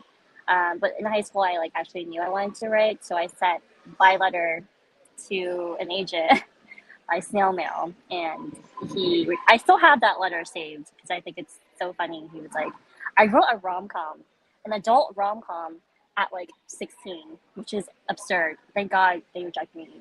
Looking back is very problematic. So I'm glad I did not get signed back then. But during undergrad and college, I wrote really horrific dystopian young adult Hunger Games, Little Saigon has gone in lockdown type of like stories. So again, very problematic. I'm glad I didn't get signed back then either. Then I pivoted to like another rom-com in like 2016. It didn't work out. And then I took like a pretty long break because I just didn't really see myself becoming an author. It just was not like working out for me. So I went down a different career path. But then I mentioned that like the origin of Fortunes is based off a psychic, a real life psychic in Vietnam and Hawaii. So I actually saw her when I was like 26, 27. And then it's really funny to me because like I sat down and she looked at me and she said, oh, like you're going to write 3 books in your lifetime. And I remember thinking like, what a quack, right? Like, why would she ever say that? But then like, it was so odd to me because I never said I wanted to be a writer. I didn't say anything. And then I came back from that trip when I was like 26, 27. This is like 5 years ago, whatever. And then I remember I sat down and was like, what am I going to write about? And then I just started writing about her. And then I knew this time was so different. So that took me a long time to finish Fortunes. And so by the time I finished the manuscript, I began to like query again, but I was like, so like, I had like extreme PTSD. It's like, oh, like no one's gonna like, who knows? It's probably problematic again. Who knows, right? And then I knew something was very strange with Fortunes because I got a response the next day. And I knew it was going to be different this time. And then I got a couple different agent offers. And then we went on sub, and, yeah, the rest is history. It took me 2 months through the sub process. So it was very, yeah. I knew it was going to be different this time. Carolyn, you're gonna have to drop the name of that psychic. Lanvo. Her name is Lanvo in Oahu. Look, she's got Yelp reviews. You can look her up. Amazing. And a great reason to go to Hawaii. She actually does. What does she do? Virtual? She does virtual now because of COVID, and she's like super ancient, so no one's allowed in anymore. So now she does Zoom call. Amazing. I have to say, my querying process was extremely non-traditional. So for my first book, The Comeback, it happened purely because I always wanted a career in editorial and have a career in editorial, in children's editorial, thankfully. And I was an intern in college at the time, and an editor had asked me if I wanted to write a book about figure skating, which is what The Comeback is about. And I was like, you're insane. I need a job. Bye. And then I ended up getting a job at Macmillan at the time, where I was interning. And a year later, I was like, okay, fine. Like, I'll just try it. And if I don't like it, then I'll stop. And so I wrote that whole thing. We did that whole deal unagented. For me, it was really like, okay, this is this fun thing where you're making some extra money on your broke publishing salary.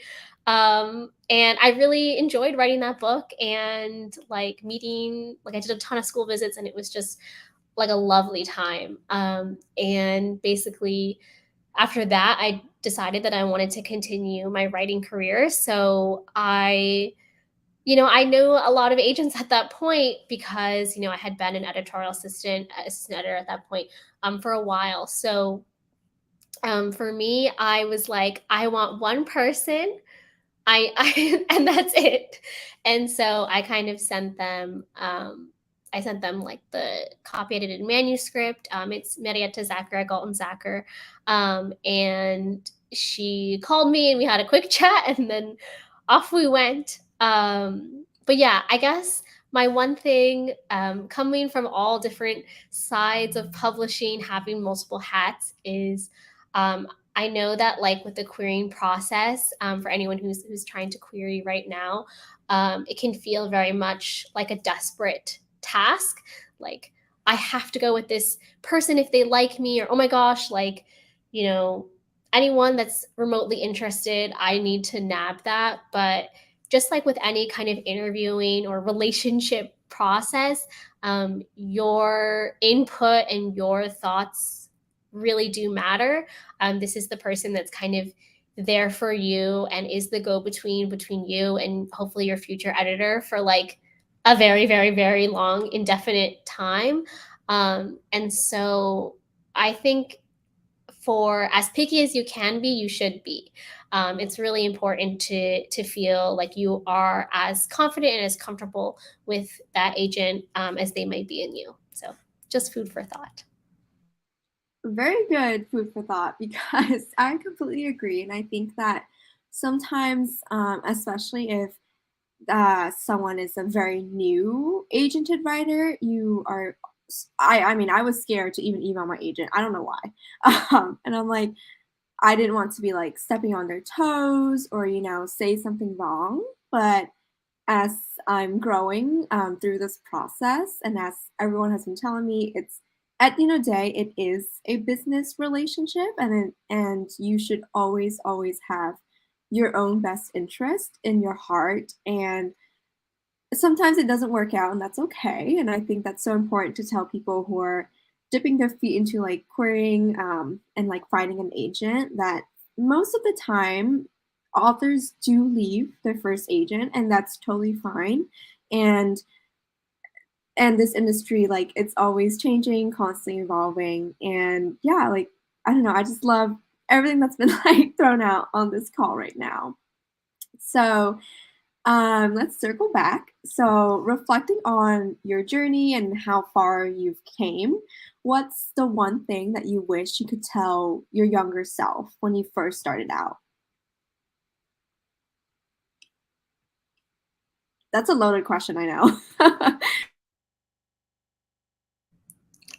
I think this is really cheesy, so apologies in advance, but it's really important to write for yourself. I feel like at this stage, we're all published or soon to be published authors, and there's a lot of baggage that comes with that.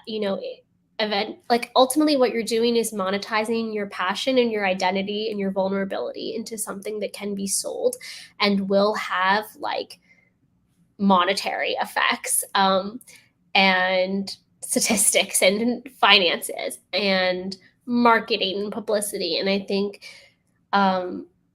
your love and your passion becomes wrapped up in those things, and it can be really difficult to separate them, especially when it comes to maintaining a career, not just starting a career, but having one that's hopefully long lasting and fulfilling. And I feel like my biggest concern always for myself, or the thing I make sure I reflect on, is like not burning out, or making sure I'm not so anxious about those other things that I'm not focusing on, like, oh, you wrote a book, like you did what you wanted to do your whole life. And so I think that, I don't know if I'm telling this to my present self or my younger self, but I guess like for my younger self, I kind of always was like, and I'm going to write this book and it's going to be great. Like, wash hands, like, cool, I'm done. And I think that I don't know, I guess I would tell my younger self about all these other things, but I would also want them to like remember to like maintain the true passion and like where that love of writing really comes from. I don't know. I feel like I'm also therapizing myself currently. but yeah, I just think it's something that I'm always thinking about and always reflecting on a daily basis, honestly. So this is a bit silly, but I would tell my younger self, my high school self that was trying to write books, to please pick Wellesley College as the college that you go to, because Dear Wendy, it takes place at Wellesley, and it would not have been written if I didn't go there. I might have eventually had a similar idea and made it set at some other school, but the other schools that I chose were very different from where the other schools that I could have possibly gone to were very different from where I ended up. And so it would have been a completely different book. And I'm like so happy with where my book is now that like I need to like know that like this is where I was meant to go. I would probably tell myself that rejection is forever. I know that sounds like really like, because it did take me 10 years to get an agent, and I remember thinking like, God, I've made it. I have arrived. Like make way, people, right? But then like I realized that's just like it's just gonna be constant. Like even though I've debuted, I got Good Morning America, I'm still getting rejected from like writing fellowships, essays, so it's like you just have to be prepared to always be like okay with rejection. And I think like the first 10 years prepared me, but then like once you like get past like the first book, you're still gonna face so much rejection moving forward. Like this industry is so hard, and you just kind of have to like be patient with yourself. So I think celebrate. You can celebrate like the little wins when you can, and just like I don't know, like because they're so few and far in between when you get them that you should really just like take those moments in, and like don't crumble to floor each time we get. I used to crumble. I'm a crumbler. I was like rocking back and forth, and oh my god, you know.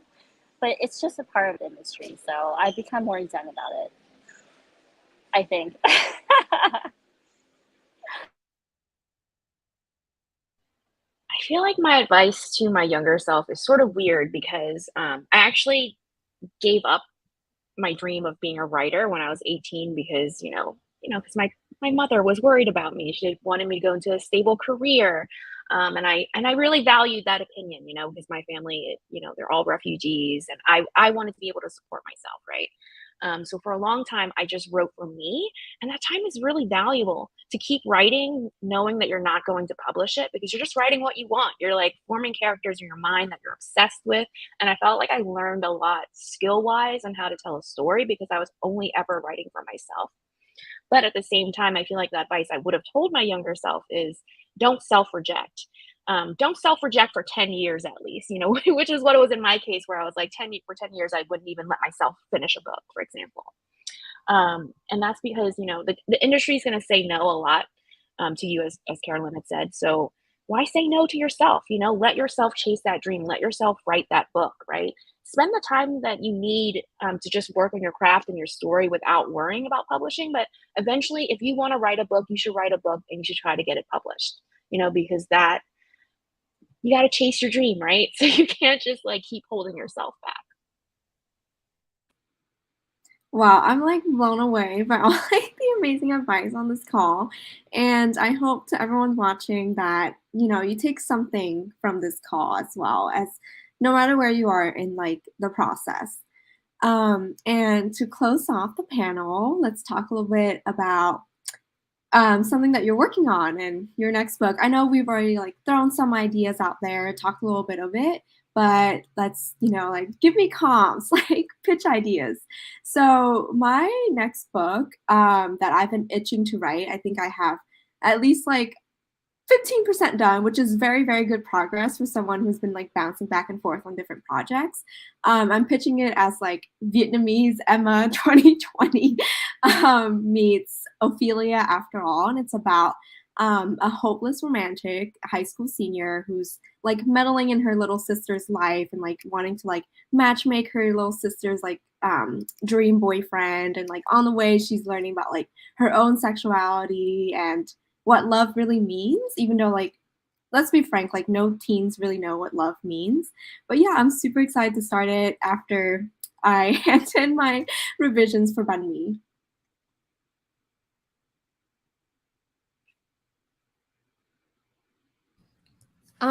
So I have a middle grade coming up after this YA, but it's already turned in. So what I'm working on now is I have not even started because it terrifies me a little bit.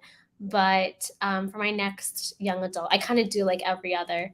I am trying to kind of do a lot of research into my family history. I did finally get permission from my grandma to record her, which I did. So that was great. But yeah, I have no pitches. It's just rambly thoughts. But basically, my grandma immigrated from China to New York City and met my grandfather here. Their first date was at the Met, and she also like worked at like Rockaway Beach on like in one of like the hot dog stands, like make extra money. And she was like a maid at a hotel for a little bit.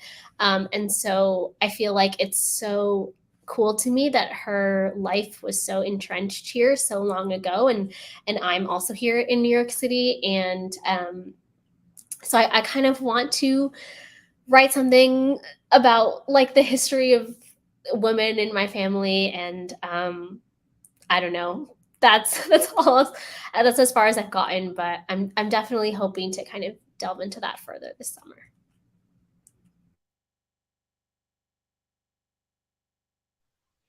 So other than my second book, which is the young adult horror that I'm writing, or I just turned in actually, we'll see how that goes. The project that I'm really excited to get into is a adult horror, which I'm a little gremlin, so I have to keep my ideas to myself and let them like grow in my dark cave. But I'll say that it's, it's sapphic, it's gothic horror, and I'm really excited to write it.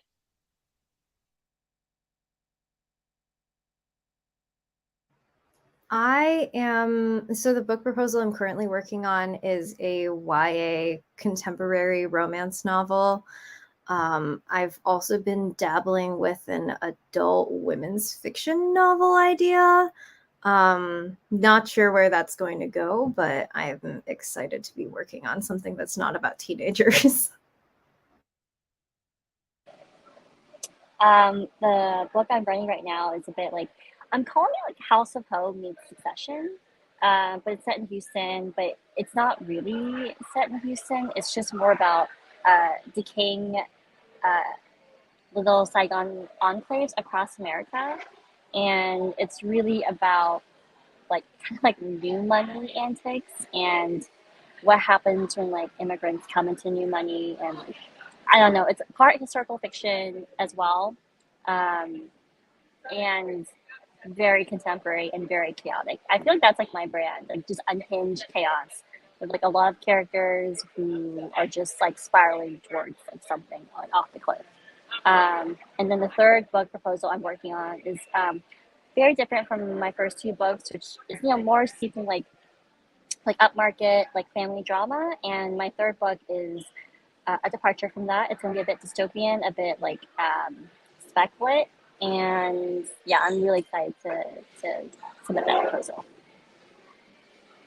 These sound so good. Yeah, like I'm always in love with like Asian books, and I know like AAPI month passed, like that was like 2 days ago, but I'm always reading Asian books, and of course we're in Subtle Asian Book Con. But thank you so much for being on this panel, and I'm going to be annoying for 1 second. I want a screenshot of us, so can we all like smile? Yay! Okay, thank you. That's all I needed.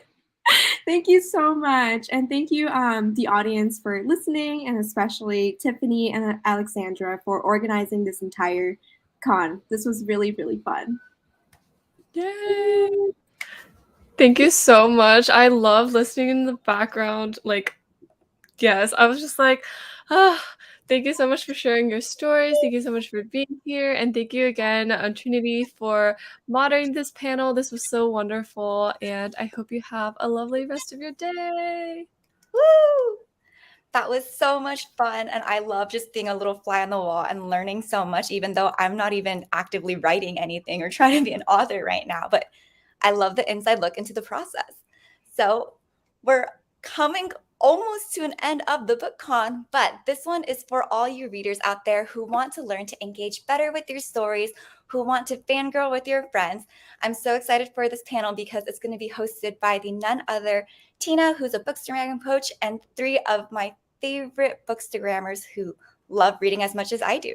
So give us a couple seconds. We're going to get ready behind the scenes, and then we're going to start the panel right away. Thanks, everyone.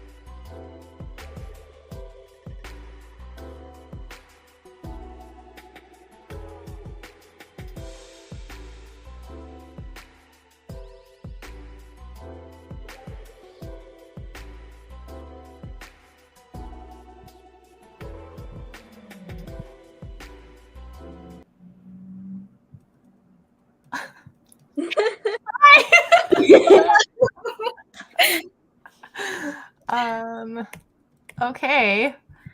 I am so excited to see all of you guys. Same. I was like, what am I supposed to say right now? Okay, well, I don't know if we were introduced or not, but I am very excited to talk about annotating. I know that each of you are as well. All of you are looking very beautiful and lovely, and I'm excited to share this square with you. So I'm just going to introduce myself, and then I'll ask each of you to also introduce yourself and then go into questions and stuff. But thank you for everybody being here and listening to us talk about annotation. So we could talk about it all day. I feel like it's a hobby, like a separate hobby in and of itself. It's a whole separate entity than reading. So I'm Tina. I love coming alongside bookish creators and authors and book businesses to grow your Instagram accounts to reach your dream, whether it's launching your book or just growing an account that you really love and falling in love with reading along the way. And a big way I do that is sharing annotations of books that I really love. So and I'm also based out of California. I know at least Jess and Jasmine are as well. I'm not sure about Samira, but maybe you're in California. I don't know where you're at. But I'm going to pass it to Jasmine. She is, I love her page a lot because she does a lot of romance, manga, and anime, which is very unique to me. And she always has very relatable and fun reels with her reactions. But yeah, I'd love for you to introduce yourself, Jasmine. Yeah, hi, I'm Jasmine. I post just kind of whatever I'm doing at the moment. Like, I feel like I get very hyper fixated on things that I'm either reading or watching at the time. And I feel like if I really like something, I just need to scream about it. So I post like all my thoughts and reactions on my page. And yeah, I'm based out of California, and I like to go out other than read. I like to go out and like go to Disneyland and go to the beach and stuff. So that's me. Love Disneyland. I just saw you recently went there. I know Jess does too. I live a couple hours from Disney, but always love heading over there. Jess is also, again, Southern California, a very beautiful page of romance and fantasy annotations and very cozy. Would you like to introduce yourself? Yes. Hi, everyone. It's so nice to see your guys' beautiful faces. So I don't know, Tina said everything, but I'm Jess. I'm out of SoCal. Love Disneyland. We should have a meetup soon. I love fantasy romance books. I love annotating. I love reading, eating, working out. Yeah, that's me. Reading and eating and working out. I love it. And we have Samira, who also, again, beautiful annotations on your page. Also a lot of fantasy and romance. I feel like we have all that in common. But yeah, would you like to introduce yourself? Sure. So unlike you guys, I'm over in New England, so the opposite side of the US. And yeah, hi, it's good to see you guys finally. Yeah, by day I work as a research scientist, and by night or 24/7, I'm always reading as escapism, and I love to annotate to kind of put a little bit of myself in my favorite books, and also like Jasmine kind of like scream internally about things that are going on. So yeah, I was so excited about today. Aw, it's so fun. Okay, so you're on the other coast. I like that representation. So good. Okay, so I actually don't know how much time we have, but I'm just gonna start asking questions, and then somebody tell me when to stop. Okay, so I would love to hear first, what you're currently reading, because we always have to, start with that. I don't know if you have yours up right now, but I'm currently reading a couple things, but my main one right now is Heavenly Bodies. I have this much through. I have my little tabs there, and my daughter made me this bookmark. It's cute. Wait, look at that. Oh, that's so cute. Which is a romance fantasy. What are you all? I don't know if we should. Okay, I'll just call on you, and then this is gonna be the order. Okay. Okay. So we meet Jasmine, then Jess, then Samira. Okay. I'm currently in the process of moving, so my Kindle has been like my best friend right now. But I'm reading. Oh my gosh, I just started a few days ago. I literally don't remember the. Let me double. I know it's by Monica Murphy. It's a sports romance, and I've been on like Oh yeah. big sports romance kick. It's called Playing Hard to Get. I don't know if you know it, but it's giving Nathan and Haley from One Tree Hill because it's like a girl and a jock. So far so good. I'm really interested in it. I love it. What about you, Jess? So I'm still working on King of Pride. Sorry, Tina, I know we were supposed to buy you. We were. I finished that like a month ago. I'm like halfway through, but I'm loving it so much. I love the Filipino representation, like the Filipino culture. It's so like nice to read about. But yeah, it's so good so far, and I'm just loving it. Oh, it was so good. I loved it as well. You'll have to give your thoughts when you're done. I've also been kind of in the process of moving, so again, Kindle gang. But I've been reading Fourth Wing, which is like a really big fantasy that's been going around recently. I still have not finished it. I've been reading little bits every now and then because again, it's been pretty chaotic. But honestly, if you love How to Train Your Dragon, if you love Hunger Games, Divergent, it's kind of a mix of all three. It's just so good. And it's adult fantasy, the tension, just so good. Oh my gosh, I actually brought it. I brought 2 books to show, and that was one of them too. Because it's like it's still on my my nightstand because I feel like I frequently like refer to it and like look at it. But Yeah. so good. I can't wait for you to see that ending. I'm so excited. Especially I think she said there's gonna be 5 in the series, so I'm excited. I know. That was very good news because I thought it was maybe only going to be 3. So when she said 5, I was like, thank God. Jess, I think Jess froze. Maybe you can start on and off. Okay, so let's go to, I would love to hear when you started your journey as a bookstagrammer and, what it was like starting your account, and then even what led to you starting to share annotations, or if it was like that right off the bat, or an evolution of sorts. But yeah, Jasmine, do you want to start us off? Yeah, so I started my bookstagram that wasn't really meant to be a bookstagram. I think I made the account like at the end of 2020, but I made my first post in the beginning of 2021. I feel like it was around the time where like COVID was still going on, and I had just moved back to my parents' house, but they moved to a different state. So I didn't know anyone over there, and I literally had nothing to do. So one night I remember like vividly making an account like at like 2 in the morning. And then I was like, I'm just gonna post like random pictures on here. And that was when I wasn't going to school, I wasn't working. So I would stay up like at an ungodly hour and just read all night, like literally all throughout the night. And one day I just posted a picture at like 3 in the morning of the book that I was reading. And then it just kind of snowballed into that effect. And I just feel like I did not plan, like it was just supposed to be like a random like photo dump. Like I think in my earlier posts I have like a picture of like a half-eaten food or something, and like just like just documenting my day. And then it just like slowly progressed into this, which I just find so much fun, and I love to just share everything. That's so fun. I like how you just started like, I'm just gonna share this, and it kind of evolved into what it is now. Did you know about Bookstagram when you started, or were you like, I'm just starting this account, and then it like just turned into what you found?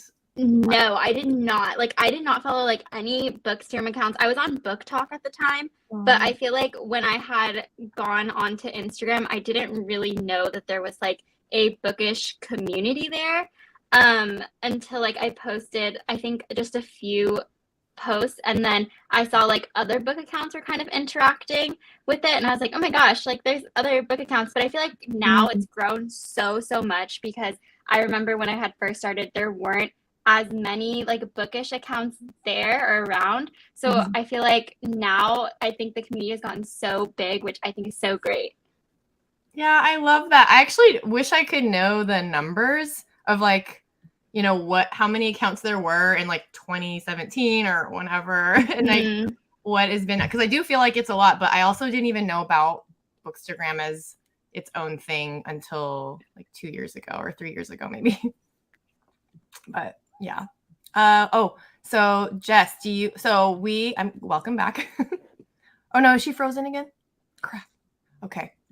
Okay, never mind about Jess. Okay. What about you, Samira? So I actually started mine back in 2016, 2017. So the early ages of. Okay. You can tell us then. What was it like? It's a very different, or honestly, it's like repeating history in a sense, because a lot of the people who are starting to read again, because of the pandemic, it's sort of really nice to see people pick up their love of reading again. So that's sort of like the same cycle that happened previously, and why I started posting, because I didn't really have a lot of friends in real life who read books, or to the extent that I did anyway. So it was nice to kind of have an outlet to talk to people about the books that I was reading and be able to yell and vent about everything that was happening in these books. And so that's sort of what started it during college. And then, of course, college and like graduating, that sort of took over priority. And then during the pandemic, I sort of picked up my love of posting again and reading. So that's sort of how that journey has been. It's kind of been a constant over the past few years, and it's just a really nice community to be able to talk to people. And I've met a lot of my close friends now through Bookstagram. So really grateful, very fun time. Wow. Oh, that's really sweet. And I love that you shared even about the getting into reading as well. It's so true. I feel like it happened with so many people with the pandemic, and it's really special to have had a place to express that and connect with other people that were experiencing the same thing. And I really relate to that as well. I feel like I got into reading. I actually ended up having my third child a month before COVID started. And so for me, it was like I was reading because I was like in the hospital and just like brought my books. And then I feel like I started some series like and then it was COVID. So altogether, I like dove way more into reading as well. And then started, my account a little bit after that. But Jess, welcome back. Are you able to share, or is it frozen? Is your voice working? Can you hear me? Sorry about that. Yes. No, it's okay. You're all good. Okay. So are we talking about when we started our Instagrams? Yeah. When tell me about your journey starting your Bookstagram account, and if it was did you always share annotations? Did it evolve into that? I know you're one of the OGs as well, so you've had yours for a while. Yeah. So I started my Bookstagram in 2018 because for a while I was kind of just like lurking. I don't know how I fell into like the Bookstagram sphere, but I feel like they had something similar to that going on Tumblr, and so like it transitioned to Instagram, and then I just like took that dive and started posting photos about like the books I was reading to like my 5 followers who were like my family. And then eventually during the pandemic I felt more active on there. Like I had all this time, started being like more detailed with like my reviews, and then reels grew up, and so that became a thing. But I didn't initially start sharing my annotations until like 2021. I think that's when I started seeing others post their annotations too, and it was really nice seeing like how people annotated differently. But so it's been since I think like almost 5 years on Bookstagram. It's been a really interesting journey, and it's so fun on here. Aww. I love that. I wish I was on here since you too. But Jasmine, did you say you started 2020 or 2021? I think I made it at the end of 2020, and then I started posting. Like I made my very first post in the beginning of like 2021, I think. Okay. Yeah. Okay. Yes. Okay, so I'm the most newbie one, which is really funny. I started mine at the end of 2021, and also, like some of you said, was kind of lurking and watching a couple other bookstores, but I didn't even know it was a whole thing. I just thought there was like two people that they talk about books, and they were like the only two people who did it, and I was like, wow. And then my friend, she showed me hers. She's like, I started this secretly on Christmas Eve, and then just driving in the car, I was like, I think I'm gonna do it. Like, this is the night. So that was like the night where I just kind of randomly was like, oh, what name should I do? Like this dimly lit photo of like a book in front of my face and like this really bad picture. But then I loved it so much, and it really like was very unexpected how much joy it brought and how I just loved sharing and all of that. So I relate to a lot of your guys' stories as well. Okay, so what got you into annotating? Was this like brought on from being on Bookstagram, or you're like, I've done this since I was in 5th grade? To you, Jasmine. Yeah, so I feel like I was very anti annotations because for like the longest time, because I'm the type of person like if my notes are really ugly, I'm gonna throw it away and I'm gonna start over. Like I need to look at something pretty, like if I'm writing something down or just like, and I feel like my books, like they're like my prized possession, so I don't want to ruin them. But a few summers ago, I was reading, I don't know if you guys have read the Addicted / Calloway Sister series by Kristen Beck-Ritchie. Okay, got it. Okay. So I read the very last book, and that book is really, really thick. Like she's long. So I was reading it, and there were just all these parts that I was like, oh my gosh, I like love these, and I know I'm gonna want to like look back at them again and reread them. And I feel like at the time, I feel like the people who were posting about their annotations, in my opinion, were not aesthetically pleasing to like for me to look at. So I was like, oh gosh, like what am I gonna do? Like I need to figure out a system of my own to make sure that if I open this book, I'm going to like what it looks like, because I love these characters, I love these scenes, like I want to look back at it, and if I want to look back at it, like I need to make sure it looks pretty. Like I feel like at the time when I started annotating, it was like, when people had tabs and they would stick them out like really, really far out. Yes, I was like, I cannot do this, I cannot do that. So I was like, okay, you know what? I'm gonna tuck mine in like really, really like so like really far in so you can barely see the color like sticking out. And I was like, I'm not gonna do anything crazy. I'm gonna make sure like I do straight lines, like it's gonna look pretty.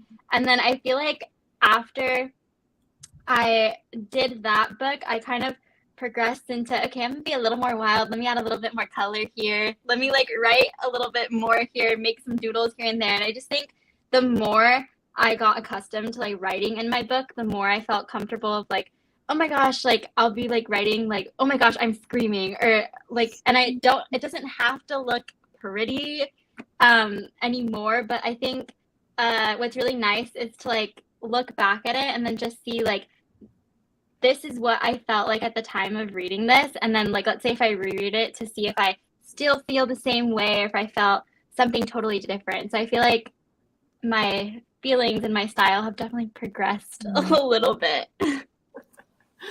Oh, that's so sweet. Oh, I love hearing about that journey. And the tabs thing. It's really funny, actually. What about you, Jess?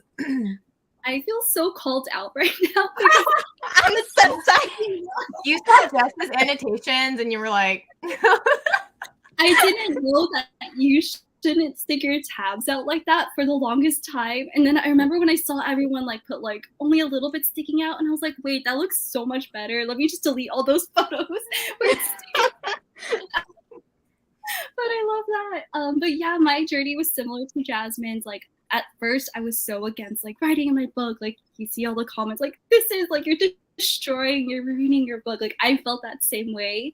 But it wasn't actually till like high school and college where I learned that there is like a legit system to like annotate your books. And I remember I was like, what? Like, what is this? But shout out to my English teacher. Like, she started following me on my Instagram. She's like, I'm so happy to see that you're annotating still. But yeah, so I think the first book I annotated was like the Throne of Glass series, and I was in high school. And I remember just like reading it years later as an adult and seeing my annotations from when I was like a teenager. And it was just like, it was like kind of looking back at like a journal, because I was like, this is like 17-year-old Jessica's thoughts. Like, she was screaming about kale, like, who likes kale at the time? Yeah, it was just like, for me, annotating was more of just like personalizing my book, just putting all my initial thoughts and reactions. And for me, I just like to reread my books. So it's so fun seeing what I was thinking in that moment, and just like that person 10 years ago to now, and like I would react the same way. But similar to Jasmine, my sorry if I'm cutting off.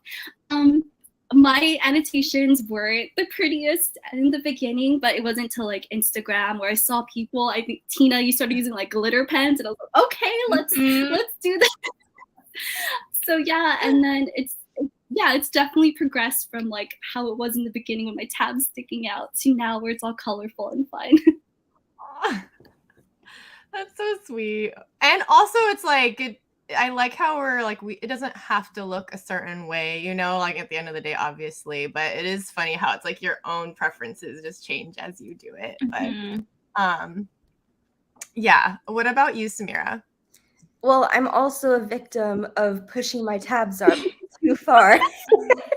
Like really quick, I do have to show you this. So I do like, can you see this? It's like little, but at the top, sometimes I have them sticking out like that because these are ones that I like really want to make sure I refer back to a lot of times for posts. So I just like do top ones for that. But I'm like, I actually kind of like them sticking out really far on the top.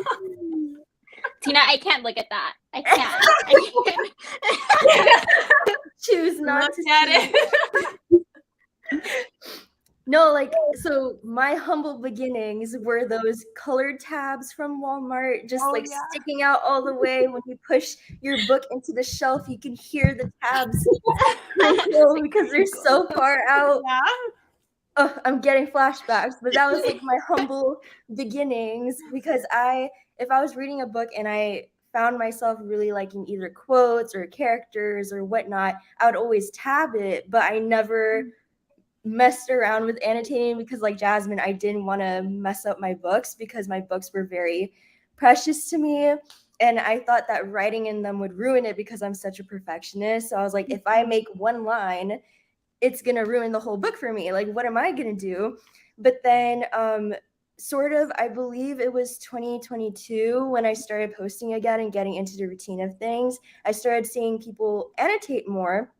And I think I kind of missed the part where the annotations were ugly. I think people had learned, or they got their routines by then. But I was like, that's so pretty. But I know, like, me being a perfectionist, if I try to do it, it's not gonna look good. But then at the time, I believe the first book that I heavily annotated was Beach Read by Emily Henry. Just because I saw so much of myself in the characters and in the book. It was like almost scarily autobiographical, which Happy Place was 10 times that. But at the time I was reading it and like I just felt so much of myself in that book that I was like, I just feel the urge to kind of make the book my own. So I didn't really think too much on it, but then over time, like I got highlighters out, I got tabs out, I got glitter pens out, and over time I ended up getting like those little Spotify codes. I started sticking them on scenes that like with songs that it reminded me of, because I also love playlists. So I kind of made a playlist of the songs in order of the events, which that's such an extra thing to do, but it was just so fun to kind of make it my own experience and just personalize it for me. So that's really the book that started me annotating. And so like since then I'd continue tabbing, but if I felt like I really resonated a lot with the book, that's when I'll kind of like feel the urge or the spirit of annotating, me wanting to like make it my own. So that's sort of how it started. And yeah, I fear for when I actually start rereading and annotating Happy Place. I feel like it's gonna fall apart on me. But yeah, that's basically how I started. And it's a very fun time. And it also helps me remember what's going on in the book. I have goldfish memory, so I feel like it kind of makes me remember and recall things easier as well. So yeah, it's a fun time. I love those humble beginnings though, and the like Walmart tabs and which no shame, I still use them. I know. It was just like There is no doesn't matter what tabs you use. It's how you use them. All right, equal. Yeah. I also feel like I have to make sure to say that a lot because, you know, of all the like shaming people. I'm like, I know we're not doing that. But yeah, so for me, I at 6th grade or 5th grade, something like that, I remember taking at like this like extracurricular literally on scrapbooking because I had always like every year I would make several scrapbooks, like one for my best friend, one for my mom, like you know, like when you do that when you're little and pictures and all that stuff. So I was always into like collages and doing the things like that. And then I had always had like pen collections and would like collect special jelly roll pens and highlighters and calligraphy pens, things like that. And so it's fun because when I started annotating, I feel like it was actually just for academic purposes, like in college and things like that. And honestly, I really never cared about if it looked ugly or whatever. I just like thought it was fun to be like studious and it was efficient and things like that, like highlighting and all of that stuff. And then I feel like it was also college and post-college where I annotated just a lot of nonfiction books because like especially I would read like spiritual books or things that or self-help or things like that where I really wanted to like make notes and write it and things like that. But it wasn't all like, you know, like cute, glittery or anything like that. So I do feel like I started there, but then, it wasn't until I was on Bookstagram that I saw people doing it to romance books and any books really. And so I was like, oh, I like never even thought to do that. Like, and so when I started doing that, I don't remember, you know, the first book or anything like that, but I thought it was so much fun. And I honestly was like, I'm going all out. I have all like I had done calligraphy business for several years where I was like a self-taught calligrapher and did watercolor, like all this like art background. And I was like, I am throwing it all into the books and I'm putting everything here and I'm just going to have like a big, good old time with it. And so it really it did change a lot when I realized you really could do it to any book. But that was something that I was like, oh my God. Okay, so let's see here. Let me look at my questions. Okay, well, what is your like annotating system? Do you guys each want to share? Generally, like, do you have like what's your tabbing system like, or what you actually do in the details to annotate, especially for people that are curious as to what you do and how they could do it as well. Yeah. So for me, I feel like my system has always been pretty much the same. Either when choosing like tab colors, I either choose like a color that I think represents like the character. If it's a series and I'm like continuing to read it, I'm like, oh my gosh, this character is such a yellow. Like I need to use like yellow tabs for her. Like she's such a yellow, or you know, just like a color that I feel like really represents them and their character. I would do that. At first I was very skeptical about doing like multiple colors when tabbing a book because I'm very like minimalistic. I'm very simple. Like I feel like I don't like things that are too busy. But after annotating a few, you went on the wild side a little bit, and I'll do maybe like 2 or 3 colored tabs that like match the like the colors of like the cover. So I try to do that just so everything kind of looks like pleasing to the eye. And then I'll get like a highlighter that matches the cover. And then either I love like Muji pens. Muji pens have been like my thing literally like forever. Like I remember using them like in high school, college, like literally I love those pens. They're so smooth. So I'll use those to like write like little notes. And then I found these like Muji pens can be really expensive and they don't have like a crazy amount of colors. So I found these like dupes for Muji pens and it has like 25 different colors. And I was like, oh my gosh, I'm going to go crazy with these. So now like I'll pick like a color or two from there and like either underline or like just like do little doodles or like write little notes that like kind of match the tabs that I chose.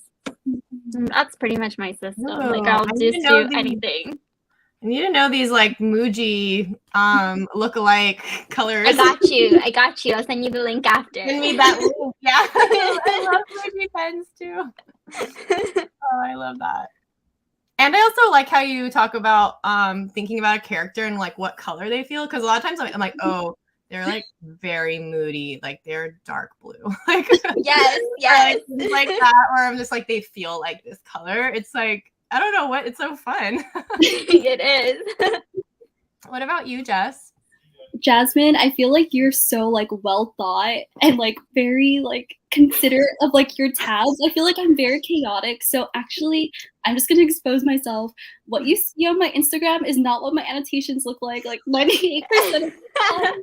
So like when I'm actually like reading, like annotating a book, I kind of just go in with like one colored pen and like one highlighter and like my tabbing system. I don't think about the characters. I kind of just match to like the colors of the cover, but it's very basic and probably not the best looking. I kind of just like write like, oh my God, I'm screaming or like, oh my God, I'm swooning. Like those are legit like 90% of my annotations.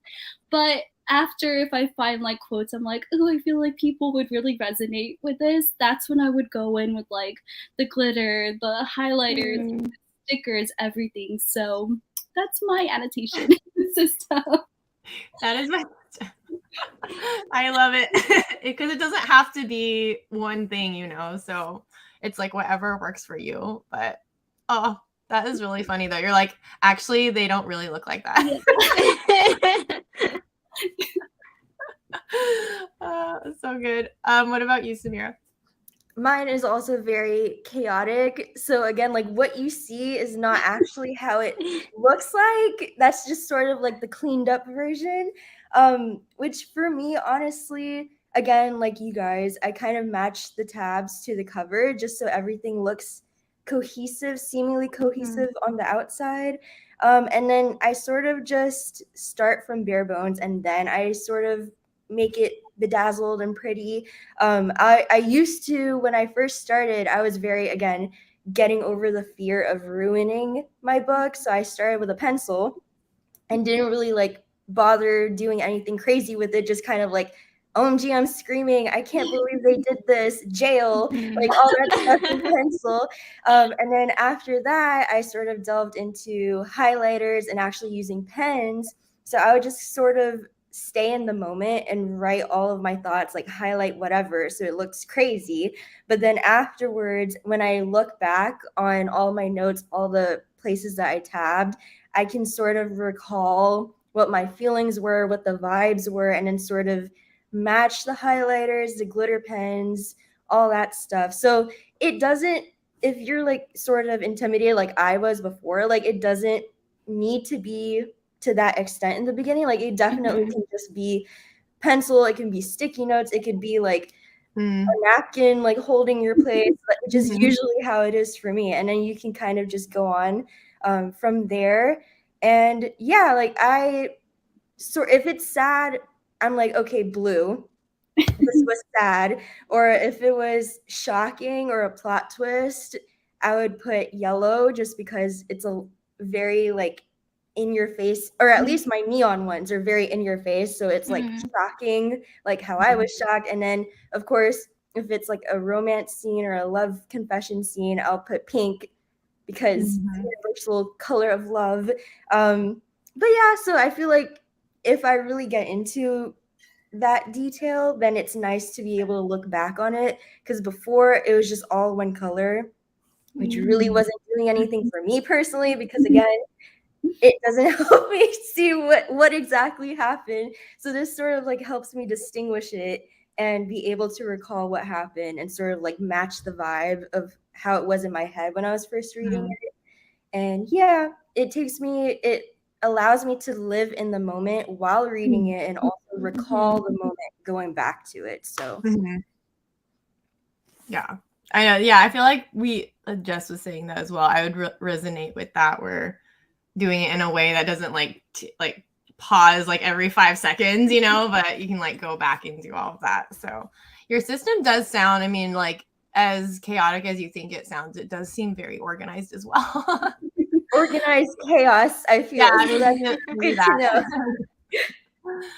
Yeah, I would say I am actually pretty chaotic as well. It depends on the book and how I feel as to what I do with it, you know? And so a lot of times I'll just tab as I go, and I won't assign colors or themes. It's just like I'll just tab every line that I like, and it can be any color and it doesn't mean anything. And then I'll go back, like the highlighters, like things like that. I actually never color code them either. So sometimes I'll just have a pencil and I might like pencil in the line, or usually I'll just put the tab right next to the quote so I don't have to even do the pencil. And then but then other times, I don't know, it kind of just is like if I feel like it, I'll be like, okay, now I actually want to make a guide, and then I want to stick to the guide, and I'll still tab as I go generally. There are some occasions where I'll do it like, I don't know, for some reason, like Babel felt like just different, like not like a textbook in a bad way, but just like it was so like meaty that I felt like I had to like sit down and like have all my supplies out as I went, like highlighting, underlining as I went, and really like writing in all my thoughts as they happened. But I feel like typically I'll either just do something like super chaotic, but I'll always go in after to annotate, and then I really only do like the extra stuff for ones that I'm like, oh, I think I'm going to share this, then I'm going to put like, make it like more cute or whatever. But a lot of times I won't, I'll just kind of like, if it's crooked or I don't even care what color it is. It's just kind of whatever. So, okay. So let's see here. Oh, do you have tips for someone who's scared of annotating? Like I know Samira, you shared a little bit about that, but for people who are just kind of unsure, I know a lot of people will say either like A, I'm afraid of ruining my book, or B, I'm afraid just that it won't look good, and just like getting past the fear of it not looking nice. I don't know other like objections that you hear, or I know people don't have to do it and some people don't want to. That's totally fine. But for the people who want to but are afraid, what would be like your encouragement or any tips? Yeah, so for me, I think my biggest thing was being the perfectionist and wanting everything to look nice and pretty.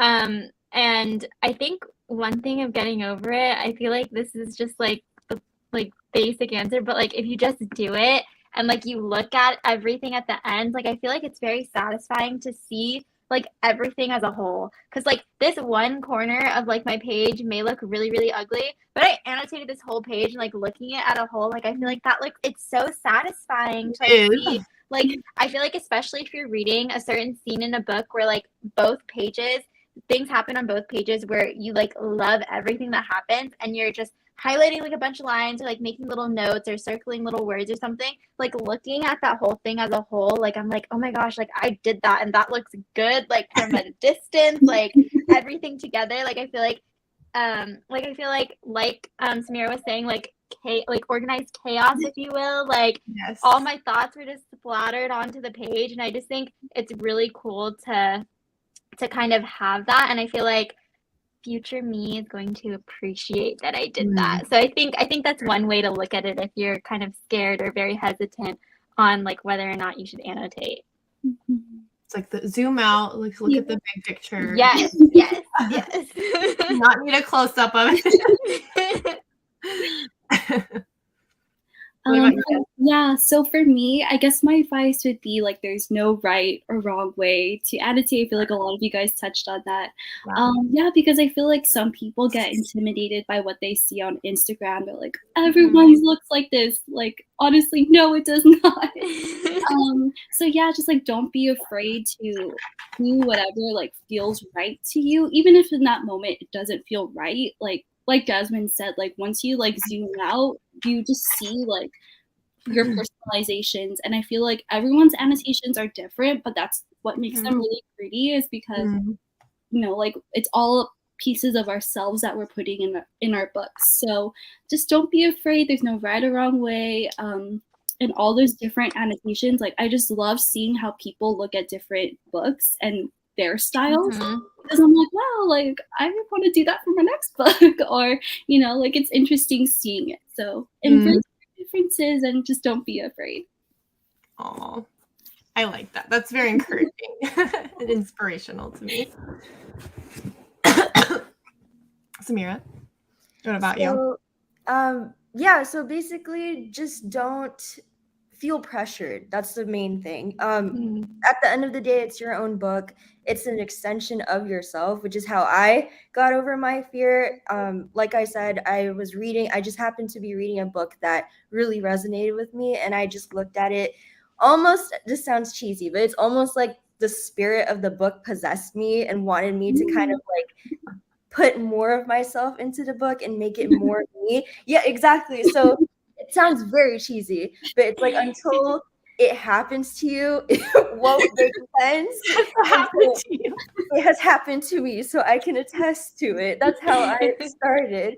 But yeah, like again, it's your own book. If it's pencil you're comfortable with, if it's just tabs to begin with, and like go back and maybe add more thoughts to it now that maybe you finished reading a plot twist, or you finished the book and maybe your insight on a previous event in the book has changed. That's also something that could happen. And there's also a lot of ways too, like other than pencil, there's those clear sticky notes that you can put over the page, and that way you can kind of experiment with what your annotating style is. Maybe if you want to use different highlighters, pens, it allows you to mess up and you can just remove it if that's sort of the fear, which is what I had as well, because I have also used those in the past. But yeah, at the end of the day, which I feel like a broken record, but at the end of the day, it's your book. So whatever you feel as though will make it your own, that's the best course of action, because it's your own. You're the one that gets to look at it at the end. You're the one that gets to keep it. So, and like you guys were saying too, being able to see like a book that I read or a scene that I loved and see someone else annotate it, it's nice to see someone else's thoughts on it and see how it compares to my thoughts, how it's different, and it kind of adds to the reading experience as well, because it's almost like an open discussion without having to discuss face to face, if that makes sense. But yeah, it's a very flexible method of reading, in my opinion, and I think that's what makes it very special. Yeah, I love that. And it's fun to hear how each of you approach it, and knowing like it is very flexible. It is whatever you make it to be. And so thank you for sharing that. I personally, to me, it's actually hard to wrap my mind around the fear of ruining a book, because I just have never had that fear. And I'm like, but like, who cares? Or I'm like, a lot of times I'll just like, it's like so crooked and really ugly, but I'm like, it's just a page. I don't know. I'm just like, I'm just gonna go to the next page. But I don't know. It is like, yeah, it's really fun hearing where different people come from there. And something else that you said, it's interesting seeing what other people annotate in a book when you post it and stuff like that, and be like, oh my gosh, how did we, like, out of all the thousands of words in the book, like the same phrases or like things like that, or like different ones where I'm like, oh, I don't remember that. But yeah, I feel like it is a fun like way to interact with people about their read without actually saying anything, which is very interesting. All right.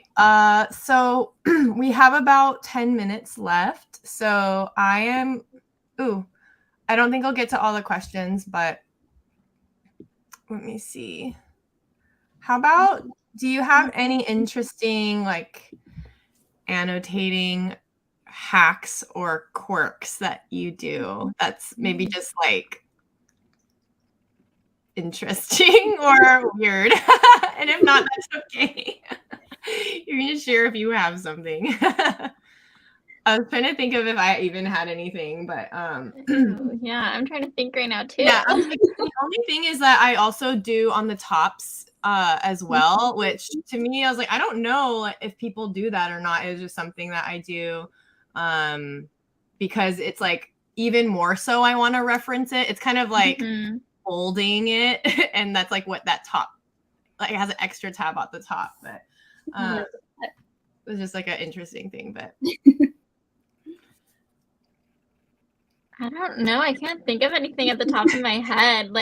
I literally, I'm telling you guys, like I'm very very basic, very minimalist. Like I like it's very hard for me to like venture out and like do something that is outside of my comfort zone because I like to look at pretty things. That's fair. For me, I have like 2 tips or whatever.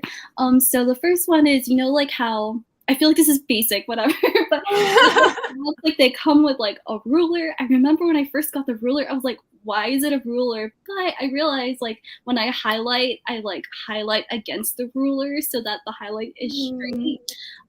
That's just like me because I like my lines straight. So that's the one that I do. Another one is I've recently discovered like those emoji stickers. I like putting those, like if it's a spicy scene, I love like the tongue. It's like that. I love that one for like spicy scenes because I used to just like draw my emojis and they did not look good. So I know, right? They never look like what you want them to. They're like, what is this face? Those have been like, I love those so much. So those are mine. I love that. I feel like one thing, which I don't even know if it counts as a quirk, but like if there's a page or two that, you know, you just want to highlight the whole page, sometimes I will go extra and like I will actually highlight the whole page and then maybe put kind of like what Tina does. I'll put a tab at the top to recall that specific page so I can refer to it. I feel like peak chaos is when I'm reading. So back in January, end of January, one of my most anticipated reads at the time had come out. It was Chain of Thorns. And it's very, occasionally it'll happen where I'm just so hyper fixated on the book that I just like can't talk to anyone because even texting someone, it's taking me out of the book. Yeah. So I guess the peak chaos is I'll have a sticky note, like those piles of sticky notes next to me, and I'll just like scramble whatever I'm thinking and just slap it on the page and then call it a day and just keep going. So at the end of the book, it's just a crazy amount of sticky notes sticking out at random angles. So I feel like, I don't know if that counts as a quirk. Maybe that's just a red flag as a reader. But that's sort of what I was doing. Also, I guess the songs in a playlist, it's being really extra, but I'll get like those, I don't know what they're called. Like, you know, those whiteout rollers, but it's tape. Yeah. So I'll like, after printing it out or whatever, I'll like put it on that side and like stick it in the book. So that way you don't have to deal with glue, which I wouldn't want to have glue in my book. So, but yeah, that's sort of the chaoticness. I need to see a picture of what you're referring to. I can't picture it in my mind. I'm like, wait, what? Of the tape? Yeah. I wish I had it with me. But it has like a Spotify code on it. Oh, so it's sort of like a printer? That's so cool. Like that. And so like, how do you do that? So if you tutorial time. So I have not seen that before. I'm like, what is this? Wow, I feel like I need to step up my game. I don't do it all the time. How do you do that? So So basically, when you go on Spotify and you want to share a song or like a playlist, album, whatever, and when you click share, it'll have the album cover or the song cover, and it'll have like that code bar. Again, this is very extra. I don't recommend this if like you don't have ink in your household, because I ran out of ink very fast. But I just kind of screenshotted those and then put it on Word or something and just like cut it out. That's cool. Oh, so you like print it out and then you cut it out and then you put it on a tab. Yes. And then so I kind of just stick it wherever the scene reminded me of. Wow. I'm amazed. And it looks really cute. It looks very cute. Thank you. I have not done it since then because it takes forever. But it's very worth it in the end when you're like looking back on it. And I have, if any of you guys are interested, it's on my Instagram, the link to the playlist, and it's like in the order of events. Ooh, I like that immersive experience though. I feel like it's like, especially doing it to like your favorite books or ones that are a reflection of your soul. Like you, like I feel like that's very special. Like to do that. Again, I'm not telling you guys you have to do it. That's just me being crazy and extra in my own book. But like, if you want something different, it's really fun. Especially, I started annotating. I've been like not been able to do it recently, but being able to annotate a book that's either a favorite book of my friends or we're reading at the same time, we'll sort of like annotate it for each other and like put a link to the playlist or be crazy like me and put each individual song. But then that way when we receive it, it's sort of like I get to read the book from my friend's perspective, like how they saw certain things. So it's just sort of fun ways to kind of add to annotating. If you're bored of the same process and what like me, but highly recommend. It's fun. That is so fun. I love that. Something that I feel like is something that I do that probably make people cringe is since I do like the scrapbooking and stuff, I'll like put like full on stickers in there. I've used glue. I'll use like a glue stick and like glue papers in there. I have like taped flowers in my book. I've also the other thing that I have done is when I'm either testing out products or if there's a passage that I know I want to share as a post, but I just like don't remember what my highlighter colors look like, I'll totally just like practice on the other side of the book and just like see if it bleeds through or like what color it even is, and I'll just totally test it on the next page and I'll be like, okay, I like that, and like trim and like just do it on the passage. But I feel like some people are like, why would you do that to your book? I'm like, it's fine, it's whatever. Okay, let's see. Oh no, I think that's all the time we have. Maybe she said we were done at 2:55 and I just noticed that is the last thing. But let's see, how about really quick, how about like rapid fire? What is your any favorite products that you're like, these are a must? You have 30 seconds. No. Oh, okay. Muji pens, mouth liner, that's like, but I haven't changed. Those are what I used in like high school and college, so like I don't venture out very often, so that's mine. Nice. Like I love Right Tech highlighters, Mr. Pen, stationery, everything, Sakura glitter pens. I'm trying to remember the names of the pens. I think it's I know it's kind of hard, huh? The Pilot gel pens, Pilot 0.5 tip black pen so it doesn't bleed. The Zebra mild liners because they don't bleed on me. The highlighters, and just any tab will do. I was just like, I have my drawer right here. So she's grabbing. Okay. These are the jelly rolls. Boom. These glitter highlighters. See, Kirich, Zebra Kirich, Kirarich. I don't know. Kirarik. Rytech. These are like, I like these because they're fat. And so it's like, I like having these Mr. Pen or Alahaster, like the really thin chisel tip. But then sometimes, you know, when the text is a little bit bigger too in a book, I like how these are just like all encompassing and they're just like a little bit bigger and juicier. And then of course Muji. And then actually, I don't know what this is. It says Bando on it, but Jess, actually you got these for me. And I don't even know if this is a thing, but they're neon and I really like these. They're very nice.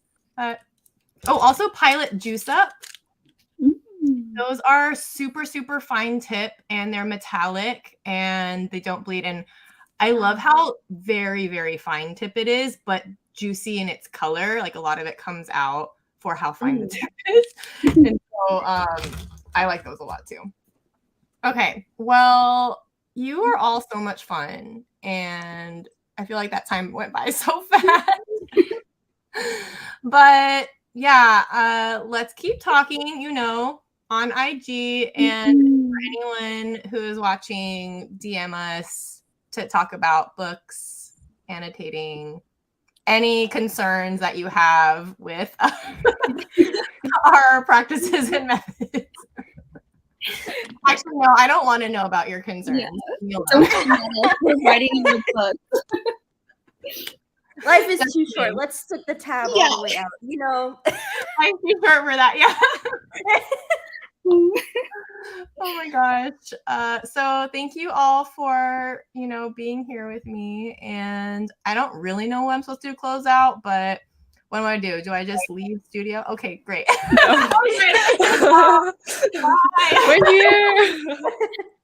I was like waiting for a good moment to pop in, and then I'm like, maybe this is a good time. But I love listening to this panel. This was so much fun. You guys are all so much fun. By the end, I was like literally taking notes, like, okay, pilot, non-bleeding highlighters. So if you catch me posting annotations, it'll be because of you guys. Thank you so much for coming. Thank you so much for being here. And thank you so much, Tina, for moderating this wonderful panel. I hope you have a lovely rest of your day, everyone. Make sure to follow all of these lovely ladies on Instagram. No, for real. Oh, thank you for having us. Bye. So we are super, super excited to kick off our final panel of the day. Can you believe it? It's already happening. We're already here. And it's going to be with a familiar face. If you're an occasional fan of Subtle Asian Book Club, the lovely Brianna is going to be moderating our middle grade panel called Young Readers, Big Stories. So give us a couple minutes to get ready, and we are ready to kick off the last panel of the day.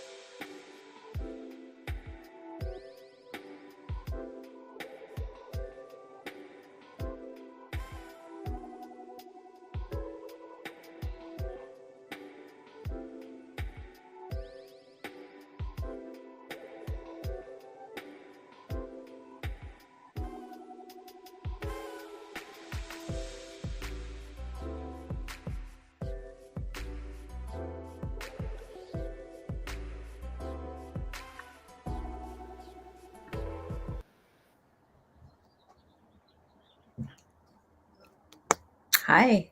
Hello, everyone. How's everyone doing today? Great. Perfect. Thank you guys all for joining me. For all of you who've been watching all day, thank you for sticking through to the last panel of the Subtle Asian Book Con. And for those of you just joining, welcome. Today, I'm here with three amazing authors of some of my favorite great stories about their writing process and their time creating these wonderful stories for young readers. So I'll introduce myself first, and then we can go clockwise. So then Christina, Shanti, and then Sadia.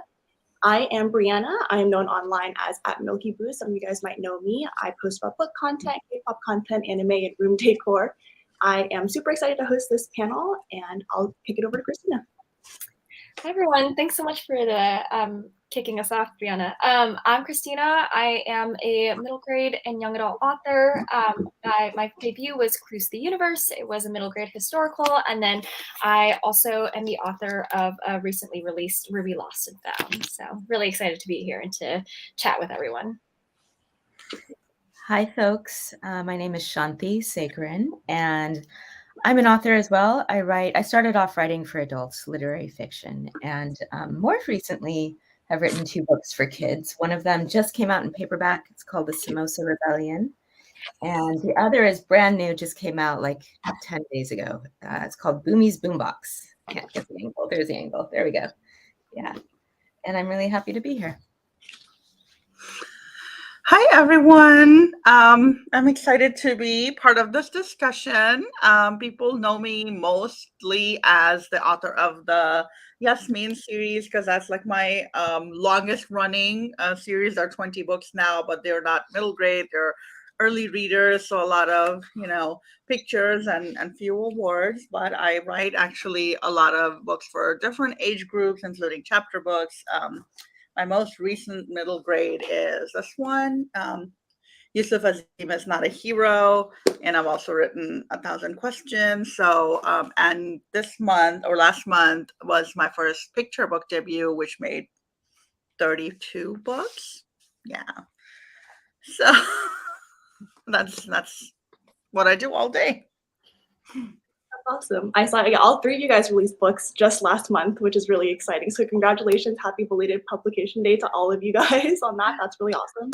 I actually, Shanti, I wanted to mention, I saw that you're a Berkeley alumni too, and so am I. And I was like so excited after I read your book. I saw that in your author bio. I was like, oh, a fellow Berkeley student. Yeah.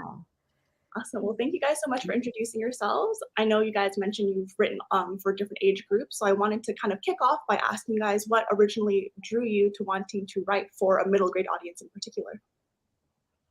And then we can do clockwise again if that's easy. And then at the end, if anyone wants to kind of jump in with extra thoughts, that's totally cool too. Yeah, sure. For me, I think I always, I think the books that I read as a kid were the books that stuck with me the most. And I was actually having a discussion with a friend the other day where we're like, you might not remember like the book that you read last week or last month, but you definitely remember like the core books that influenced you as a kid and that like really stuck with you. And so I had some books that, I really loved as a kid. And so I think it felt natural for me to write for kids because that was kind of what I really held on to and what gave me a lot of joy. And so I think that naturally, I wanted to sort of do that myself as well. Yeah, so I found myself at a point back in like 2018 where I had finished a book for adults and was facing the prospect of writing another book for adults. And it just felt completely impossible at the time. And I found that I'd sort of forgotten how to write story, because when you write a novel, you write it and then it's like maybe years of editing and fixing. And, I'd gotten away from the purity of telling that first story. And so I kind of just wanted to go back to something that I thought would be like pure, simple storytelling, and children's books were calling to me for that reason. And also I have 2 kids. They're now 10 and 15, and I've spent years making up stories for them. So it felt like the right moment. And I started it and said, I'm just going to try this, see if I like it. And I ended up loving it. I love that. I love that. I started out, I don't know if you know, Shanti, but also writing adult fiction. I was not going anywhere because it's so hard to get published. And then even if you get published as an adult author, it's so hard to find your readers. And I started out with Younger Than Middle Grade, the Yasmin books, which are actually based on my daughter. And I wrote the first Yasmin book for her, not knowing that it would end up being a real book, and the first of a long series. And I saw my own kids going through a lot of things as first generation American kids and not having books that kind of spoke to them or they could relate to, and never ever seeing themselves on the cover of a book in any positive way. So after the Yasmin series, by the time a few of those came out, my kids were a bit older and they were in that age group, both of them. Or at least my older one, who was kind of going through a lot of the middle grade situations, fourth grade, fifth grade, sixth grade. And I just wanted to keep writing those because I wanted them to be able to pick up a book and relate to the character and not feel completely like there's no way this could be my story, or where are my stories. And so I think a lot of my work has just been following my kids around and seeing what they're doing and writing it down. A lot of what you guys mentioned about your writing process and like feeling not frustrated per se, but like turning back to middle grade because that's like what resonated most with you is exactly how I felt as a reader, and why I looked to some of your guys' middle grade novels, because I felt like I was losing my love of reading and like I wasn't feeling that magic that I felt when I was a kid. And now with like the big plethora of Asian American authors, not just Asian American, but Asian diaspora authors publishing books with characters that look like me and look like my friends and have names like mine and eat food like mine. It was so incredible. And I do want to just quickly thank you guys for having all of your books out there for other children who maybe didn't see themselves represented growing up and now have the opportunity to see themselves in your guys' novels. That's really amazing. Yeah. I remember. Sorry. I remember the first time I picked up a book, found a book with someone who was, South Asian on the cover, and what a revelation that was. Yeah. It was thrilling. You don't know what you're missing until you see it, and then you realize, oh, that's, when my daughter was little, and this was before I wrote the first Yasmin book, she really, the only early reader that she really loved to read was this series called Katie Wu. Katie is Chinese American. And I would often ask her why, why she felt so closely that she, this is Katie Wu, and I love her and I want to kind of read all the books in the series. And one day she told me, she was this little 4 or 5 year old, 5, 6 maybe, and she goes, because Katie's different and I'm also different. And I could see how, even though it wasn't the same, you couldn't pick up a book. She couldn't pick up a Katie Wu book and think this is me on the cover or this is my family on the cover, but she could still see those little differences that are part of, immigrant life, part of just, speaking a different language at home, or eating a food that's different from everybody else. Your lunch is different from all the other kids' lunches in school.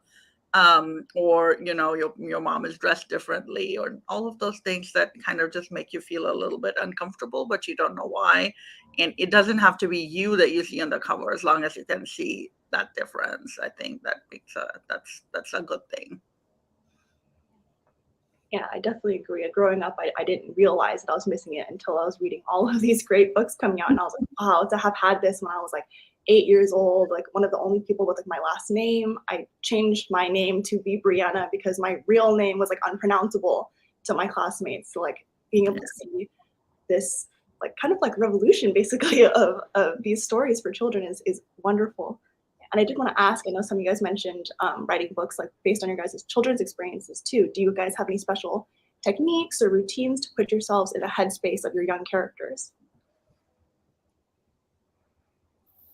That's a good question. I feel like for me, I kind of remember what it was like to be a kid and what it was like to be, 12 and 13. And I think that writing, like my latest book, Ruby, was kind of a cathartic experience because I think I was writing someone who had the same frustrations when I was a teenager and was just like 12 and going through it, which I feel like a lot of kids are like 12 and just really going through it right now. And so it was kind of like calling out to my younger self. And so that's kind of what I would do to put myself in the headspace. And also I love reading middle grade, and I think that there's just such like a wit and humor to reading children's literature. And so a lot of times, if I'm trying to get myself in the headspace of these kids, and obviously it's been a while since I've been 12 or 13 or 11, then I read a lot of middle grade, and I try to kind of put myself in that same like, oh, this is what the banter is like, this is what what jokes kids tell each other. So that's kind of how I do it. Yeah, I don't have to. I do remember my own experiences as well and my own ways of looking at the world when I was younger. But at the time that I was writing the Samosa Rebellion, I had a 12-year-old, and if you know 12-year-olds, you know that they take their headspace and just like spread it. It's just everywhere. You can't avoid the headspace of a 12-year-old. So I thought about my own kids a lot as I was writing this, and particularly with Boomie's Boombox, the thing that I used a lot to get into the story was music, because it's a lot about music. It's about 80s music, and so there are a couple songs in there that just sort of resonated with me and had the meaning. I felt like they encapsulated the entire like meaning and spirit of the book, and so when I was struggling, I would go back to those. I love how your titles were like the song titles, right? I was like poking around on your website, and I saw that you had a playlist, which is really cool. Yeah, I have a playlist. Chapter titles are all named after 80s songs. Oh, I love that. But I mean, like, or as our kids would say, the 1900s. My kids always make fun of like, although it's coming back. A lot of those old tunes are coming back. I don't really have techniques. I just like for any character in general, especially main characters of a book, I kind of like try to think of them as a real person. And for me, a lot of my characters are real people. We'll have, at my dinner table, we might have discussions of, well, Yasmin would really hate this right now, or things like that, where they become real people. And I think especially when you're writing a series, several of my books are actually series, and you just live with those characters so much that they become real people. And I think that's how you create really, really relatable characters. But I also end up talking to my own kids a lot. They are happy to tell me all the ways I'm writing wrong because, nobody speaks like this anymore. Or you have to say this instead of that. Or did you know you wrote this, but it's actually a bad word? And I'm like, no, it's a regular word. No, it means this now. All of those things that are very interesting. So, just having kids in your life that are kind of your market or your the people that you're speaking to or writing to, I think that's really helpful. You guys kind of touched on my next question too in your responses, but if you feel comfortable sharing maybe like specific instances too, where maybe you drew from your past childhood experiences or from the world around you to write some of your books or any scenes in your books, I would love to hear about it. Yeah, there's two that kind of come to mind. In my first book, there is like a Lunar New Year scene that is one of my favorite scenes of all time to write, just because it was kind of this introduction where this Asian American girl brings her like American white friend over to her house, and like he's just introduced to all this amazing food and like desserts and everything. I realized that a lot of things in my books are very food oriented, which I didn't realize until people started pointing it out to me. But I thought that was a lovely, like, I'd grown up with a lot of Lunar New Year celebrations, so I really wanted to put that in the book. And I kind of really drew on my personal experiences and it just was such a source of happiness that it gave me a lot of joy to then write about it. And then in my latest book, in Ruby Lost and Found, so the main character is a younger sibling to an older sister who is going away to college. And I have a younger brother. I'm very close to said younger brother. And I think there was a lot of anxiety when we were both growing up, in which, I did a lot of stuff on my own, and he didn't tell me until years later. He was like, I feel like we're kind of drifting apart. And I kind of had this moment where I was like, oh my God, like I also kind of felt that, but from like the other side of the table. And so one of my, you know, the sibling relationship in Ruby Lost and Found, in which she is kind of just struggling in life in general, but she's like, everybody's leaving me. My sister's going to college. She's like off doing such cool things, and I'm just kind of stuck and left behind, was very much sort of not inspired, but it was sort of like it drew from my own anxieties of like growing up with my younger siblings. So yeah, that definitely made it in the book. Mm-hmm. Yeah, I don't know if an author can write a book without bringing in their own life. So I know definitely with the Samosa Rebellion, Mookie is the main character, and he has a grandmother who makes him wake up at 5:45 every morning and do yoga, which I didn't have my grandmother's, but my grandfather was a yoga teacher, and my parents were very into it. And as a child, as like a 10, 12-year-old, I'd have to wake up super early and do yoga every morning, and I hated it. So that was from my life. With Boomie's Boombox, it goes a little deeper. So Boomie has lost her father, but I fortunately still have both my parents. The thing that resonated biographically with me was that Boomie she's kind of like struggling with her body image, and she's being told that she doesn't have a ballet body and she can't continue with that dance form, and her mom has put her on a diet, and so I went into my own experiences of having that sort of body negativity around me and inside me for a lot of my tweens. Yeah. I don't think I really thought about putting myself in any book really, because I didn't grow up here. I grew up in Pakistan, and so I didn't really think that any of my experiences could relate to the kids that I was writing for now. So I took more of the experiences initially of my kids who are growing up here. But I realized as I would write that a lot of my little things would still creep in. And there's everything from, having a grandparent in the house to what happened with a teacher one day in school. But I will say that probably the closest that I came was this book, 1,000 Questions, which actually is set in Pakistan. And so one of the two main characters, this one, Zakina, she is a girl who lives there and who was born there, and like this girl who's the first generation American kid who's visiting. And so I thought I had the opportunity to kind of put a lot more of my experiences, which I didn't think were that valid. So I really leaned into that. But I think that, as authors, we end up doing that in every character. We put something of us in our characters. Maybe it's ego, maybe it's just very natural. I don't know what it is, but it's fun to do that. It's fun to see what you can put in that might be just a tiny thing, and you're the only one who knows, or maybe your close friends or family know. But we like to leave our mark somewhere. Sometimes I feel like I have a detail in a book that I didn't realize I was thinking about, or didn't realize it was like in my subconscious until it makes it into the book. And then I was like, oh, this book was like therapy for like whatever I was like thinking about at that point in time, or, just like chewing on and yeah. And sometimes it's even a sentence or something that you've had a conversation, and it finds its way into the book. And I feel like those are just so meaningful, and the process, as everyone knows, of writing and editing, and from the time that you start a book to the time that somebody else gets to actually read it, there's often several years. And so when you're reading it, 2-3 years later, and you're like, oh, I remember this happened, and I didn't even realize.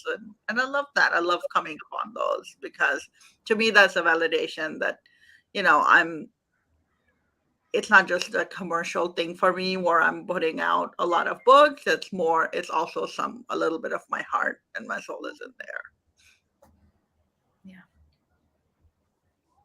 reading your guys' books, especially the grandparent relationships, those were like so emotionally driving for me. Like the scenes in Most Rebellion when like Patty's away at the relocation camp, I was like crying my eyes out. Oh, no. And then in Ruby Lost and Found, she's like I'm getting emotional, but like she's tracing her grandfather's scavenger hunt with her Nine, her older sister, like super emotional relationships. Like I think like the way that all of you guys have written family and like sibling relationships were just so beautiful, and like I love seeing like the different types of I feel like it's a unique like immigrant experience of growing up with grandparents and like the specific cultural divide you might feel with your parents where you love them and feel close to them, but like there's a difficulty in understanding each other. Like I think the way you guys have written is so beautiful. Again, I just want to say I'm so grateful that you guys came to me today. Thank you. Thank you. I mean, I don't know about the rest of you, but my grandmother, especially my dad's mom, was just probably the most important person in my life, and I am who I am because of her, and just having her in even if it's not a grandmother, but every part of her is in some book and some character, and that's my tribute, I guess. I don't know. Not that I do it consciously, but it's just that somebody who has such a big effect on you and you're thinking about them so much that when you're writing, it ends up being a part of it, whether you like it or not. I love my grandmother too. Yeah, sorry. Just Yeah, adding. go ahead, Christine. We love your grandmother. Yeah. No, I just wanted to add to that. No, we love grandmothers in this house. I think for me, my driving factor was the fact that I never knew my grandmothers. So my mom lost her mom when she was really little, and my other grandmother died before I was born, and I think it was missing them that sort of made me want to have this strong grandmother character in both books, actually.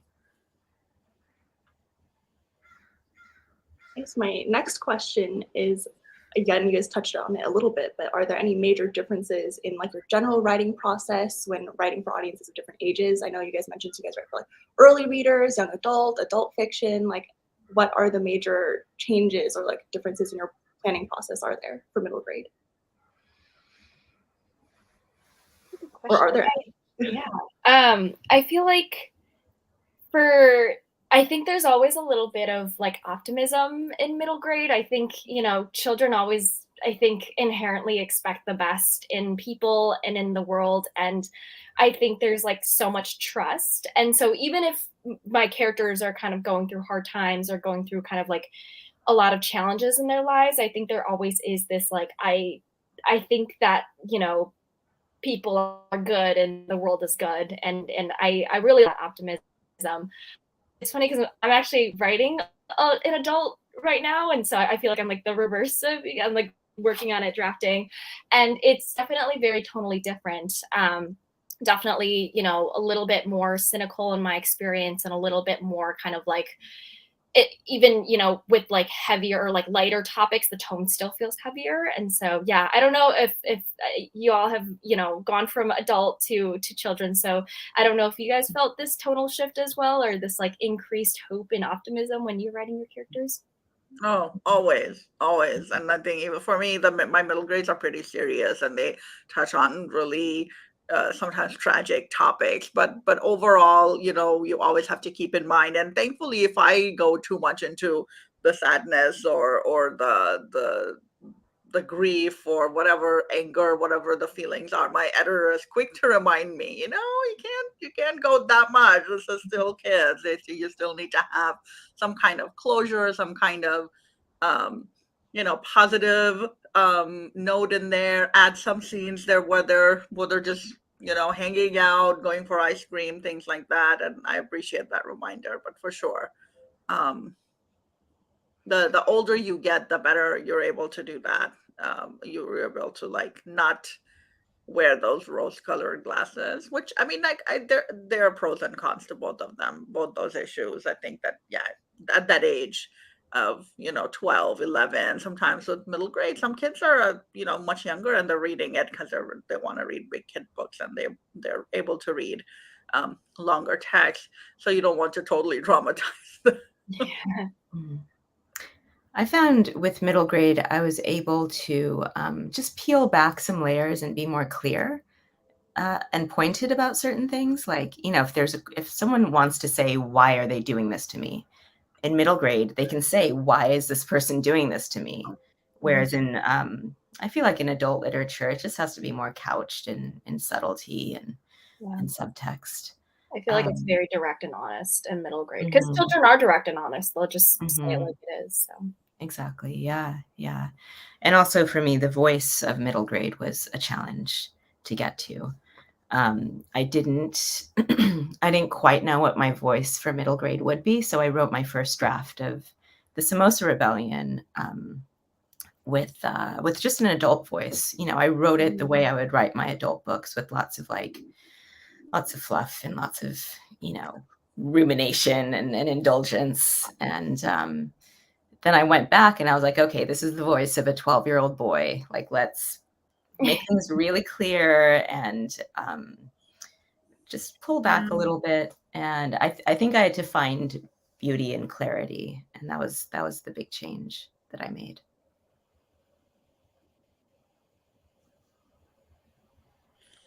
So Sadia had actually touched on this a little bit, but your stories all individually deal with some pretty heavy topics for young readers. So when you guys are writing these stories that deal with like stories of immigration, racism, xenophobia, Islamophobia, passing away of loved ones, like, are there special considerations that you make and like anything that you hold back from saying or things that you want to include because the readership is going to be a bit younger?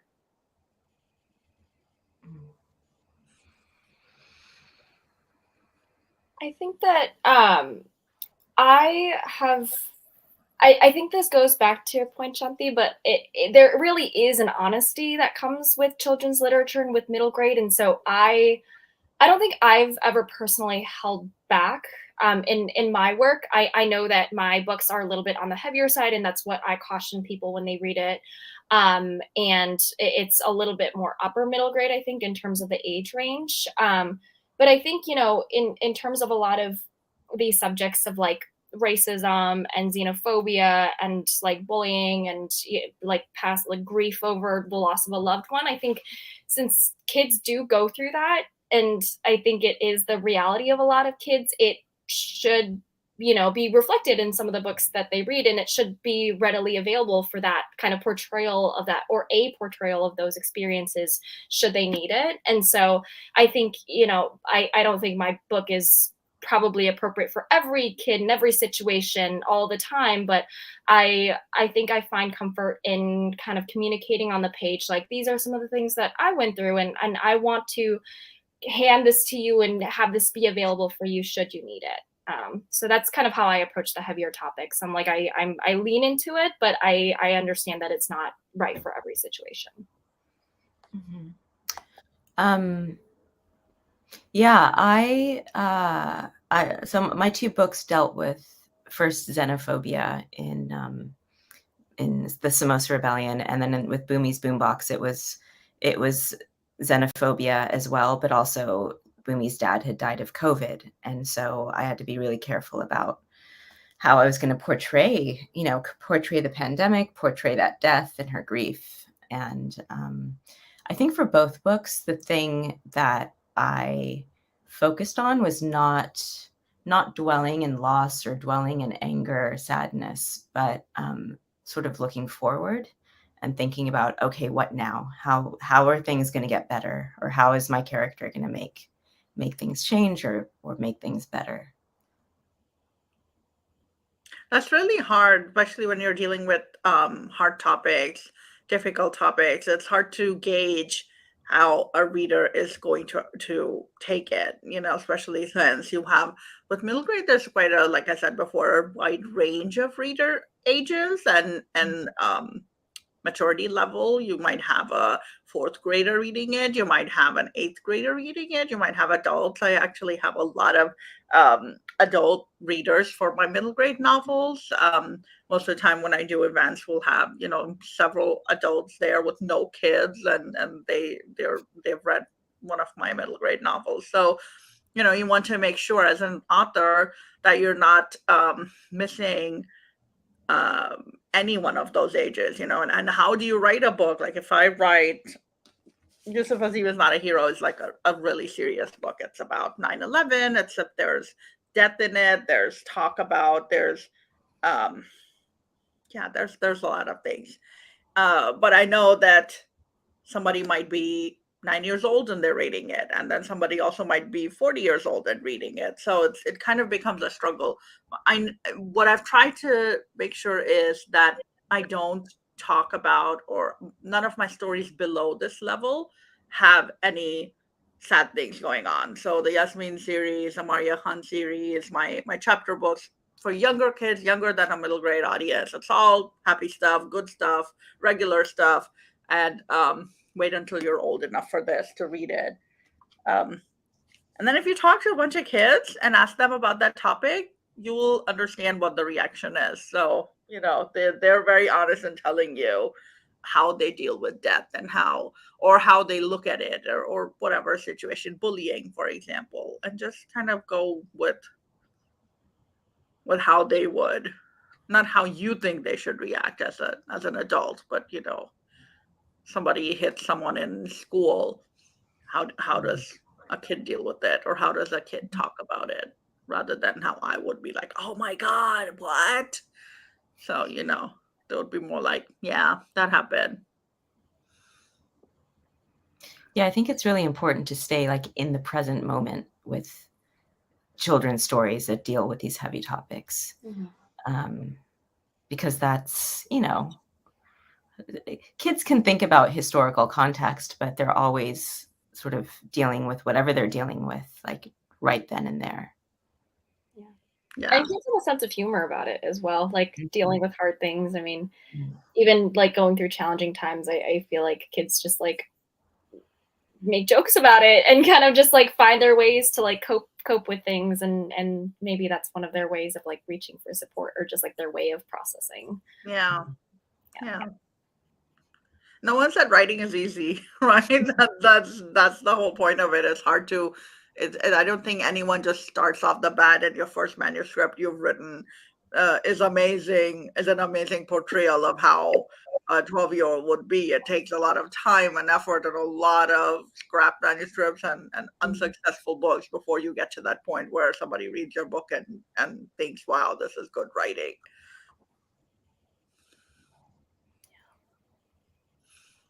I also really like in the midst of all of the heavy topics going on, you guys wrote really incredible friendships of like a cast of other child characters to kind of support the main character. Like I love the robotics club that Yusuf had, and Yusuf was not a hero, like that he had this really exciting thing he was doing at school, and that like, of course, like there are some issues that result as part of the robotics club, of course, but like having that friend group of support, and for like breaking Pathy out of the relocation camp, like he had all of his friends coming together to kind of help him. I think that was like really beautiful to see that a message kind of like, yes, bad things happen in life, but like you're not alone. There are people out there who will maybe not understand what you're going through, but will be there to support you. Like I think that was just a really wonderful message that I shared with my younger cousins as well, for them to like read these books and see how to kind of handle these things if it happens to a friend, if it happens to them. So I do think that was like a really, really nice part. Even me reading it as a 26-year-old, I was like, oh, like when bad things happen, I do have someone to lean back on. Like you got that found family. Family, I have friends. Yeah. And then in terms of, go ahead. Friendships are such a big part of middle grade, the age group that middle grade books are for, you know, upper elementary and lower middle school. Friendships are so, or not having friendships, or not having friends, or you know, a friendship breakup, or those are such important things that I think then, and for me, I've tried to put like an after school something in each of my books. I just think it's a good way of putting in those kind of serious friendshipy type things with the use of Azim. Like you said, there's robotics with a place at the table. It's a cooking club. So you know, just it's just a way to make the action go forward in a meaningful way, because kids have that experience. Almost every kid has some kind of thing going on in their lives outside of school, which is usually a club or something like that. Or a sport. Have you guys had to deal with any type of like criticism of the topics you guys include, or any like industry pushback when you tried to get your books published? People saying this is too much, this is too advanced, like it's not appropriate. And how do you go about dealing with that if you did receive any of that type of criticism? I mean, I'm sure there's criticism. I just don't read it, listen to it. I just, I'm not the only people. I've never had a kid come up to me and say that book was awful. Don't, why did you write it? I think adults are totally a different thing, and I'm not really. If you start reading reviews or you go on some of these sites and like Goodreads, and then there's all kinds of stuff, and yeah, I learned very early on not to do that. Yeah, Goodreads is do not pursue Goodreads. I didn't get much pushback on sort of the content of the book. I think whatever, the criticism would have appeared early on in publishers rejecting the manuscript because they didn't think, people wanted to know about internment or whatever else I write about. So it can often happen on that level.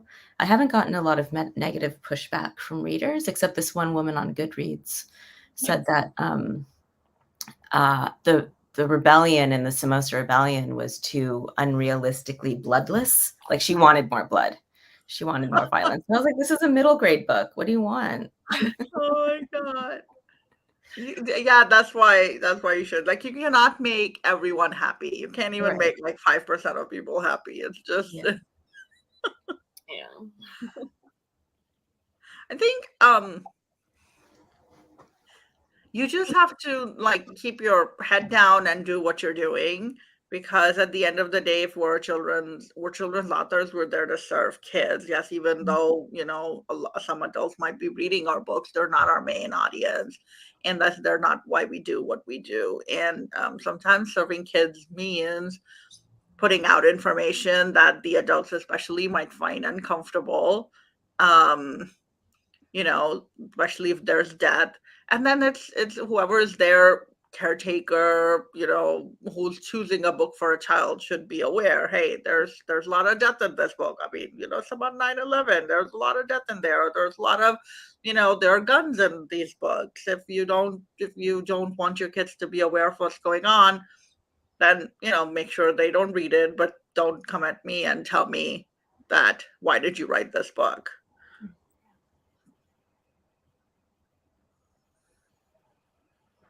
And then this is kind of a more broad question, but with the rise of book banning and censorship in the US, what advice do you guys have for like young readers to take action and try to protect stories like your guys's? I know this is a big question. I know that I'm trying to sort of make sure that resources are available to the kids and teens that need them. So there are programs out there, I believe with the New York Public Library and with the Seattle Public Library, where you can get across the country, you can get access to ebooks, I think. And, if you live in certain areas of the country in which certain books are banned, and it might not necessarily be a safe space to like protest as a kid, or, there might be certain power dynamics at play. I think hopefully, I want to get the word out about those websites so that kids can access them. And so I think with New York Public Library, it's like books unbanned or something. Oh, sorry. Seattle Public Library is books unbanned, and then New York Public Library is books for all. So just wanted to plug those links. I think that's all great. And I'd love to see those resources. I think that it's also really important for us to not quiet down about this issue. Our news cycle sort of makes things important for about 2 weeks, and then we move on. And this book ban, the book bans that are going into effect, they can very quietly just continue to exist, and we could forget about them. And I think it's just really important not to forget that this is happening. Yes, it's difficult to kind of think of what a kid can do. If you're sitting in your house, you're 10 years old, and even if you know about book banning, what you feel powerless, what are you going to do? And I think that at that age, just keep reading books. just, tell your friends about books. If you like a book, talk about it, tell others. Kids who are on social media, they can post about books, post about their favorite authors, do it in a way that, shows your love and just pass it on. The best thing you can do for a book is, if you like it, tell other people to read it.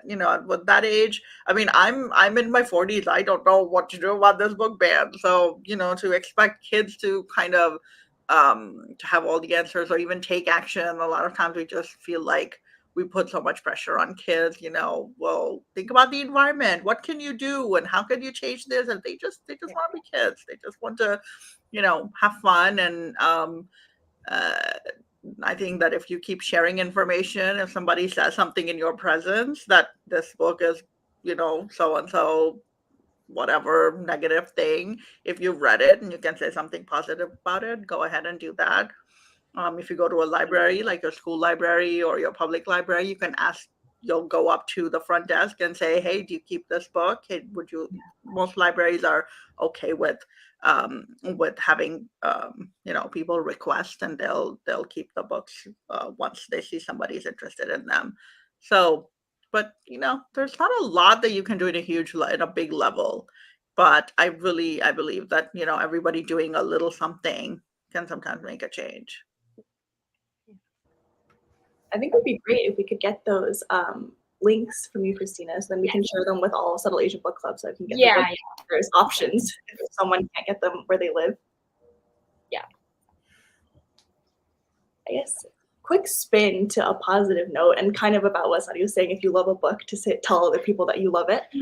Over the past couple of years, I know it's been difficult with like in-person author events with the pandemic and everything, but have you guys had the opportunity to speak to any of your readership and had really meaningful interactions with them, like that you would want to share, or anything that you particularly stands out to you where you're like, this is why I love writing for children, this is why I wrote those books?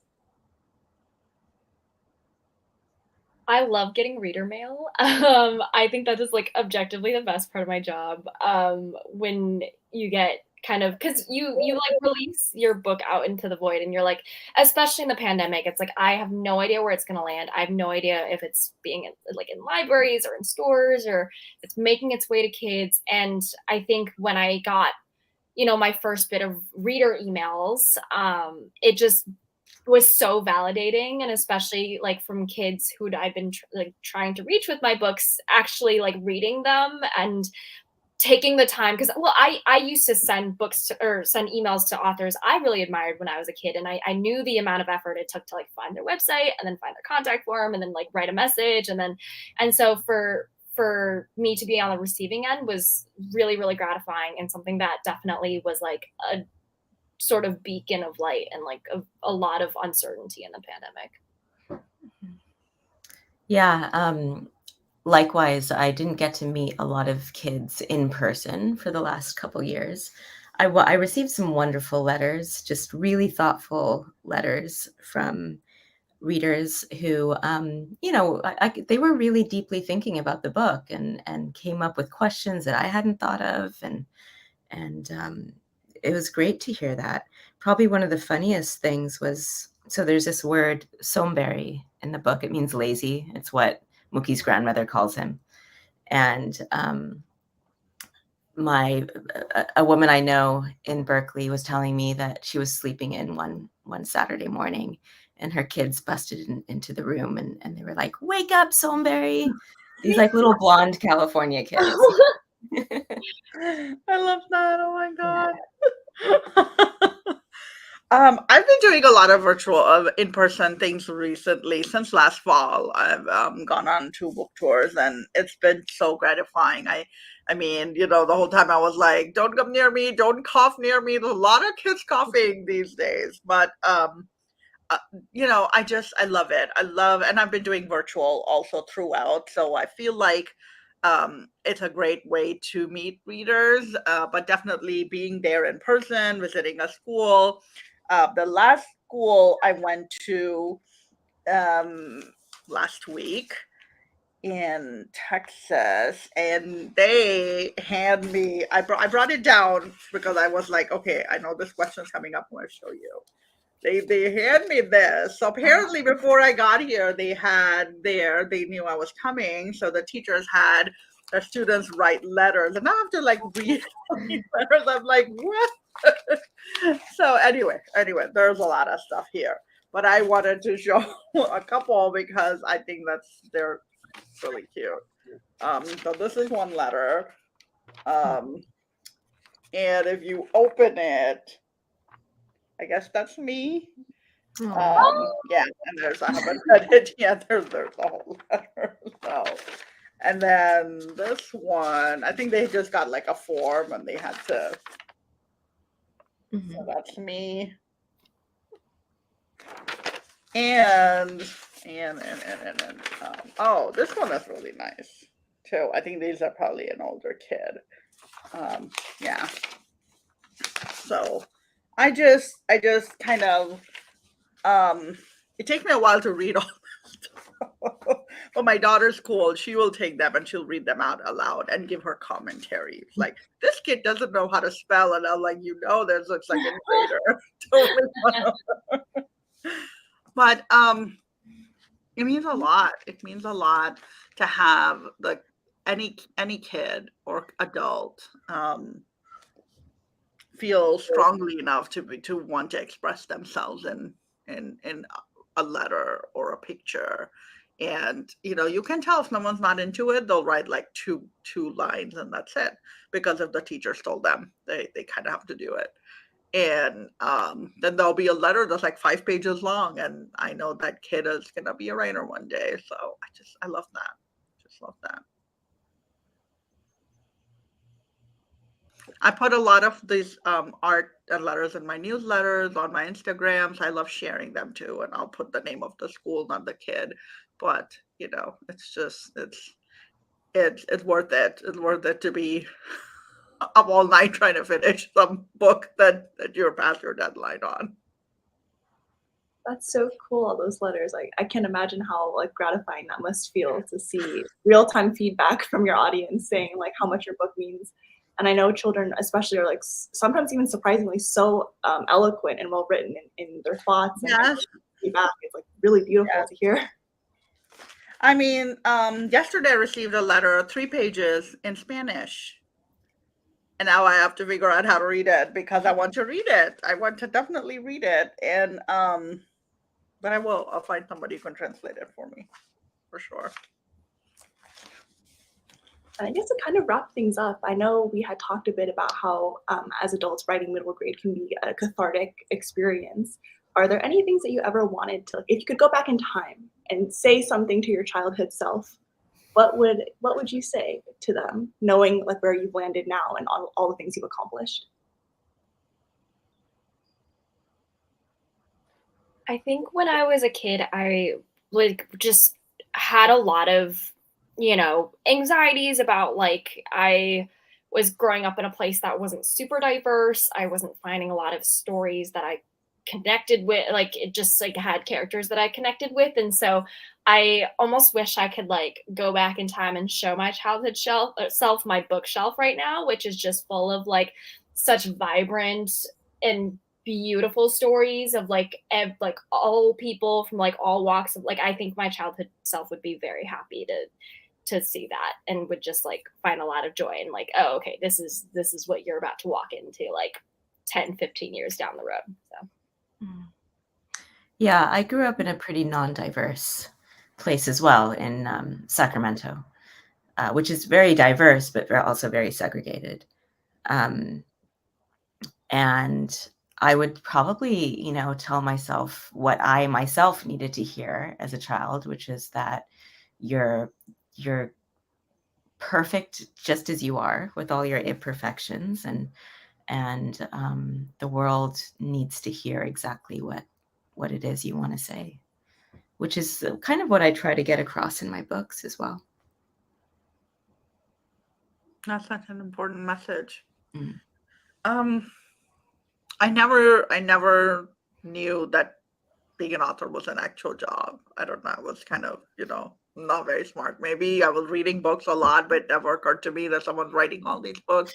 And I always, used to write as a kid. I had my notebook, but it was always secret, never told anyone. And I never had anyone in my life encourage me or tell me, growing up in South Asia, it's like, oh, you want to be a doctor, or you want to be a doctor, or you want to be another kind of doctor. It's just, it's not done to be, especially, in creative pursuits, is kind of seen as very frivolous. And so I wish I could go back in time and tell my younger self that this, you can do this, you can earn a living off this, you can actually, write, because I think I would have gotten into this much sooner. I didn't actually think seriously about writing as a career until I was in my 30s. And by that time I had little kids, and then everything gets,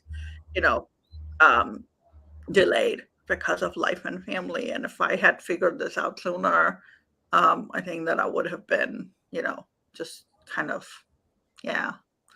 So I wish I could encourage myself. When I talk to kids, a lot of them ask, this is like a very standard question, who inspired you as a kid to be an author? And I'm very honest, I say nobody inspired me. To this day, my mom is like, when people ask, she's like, I don't know, she became an author.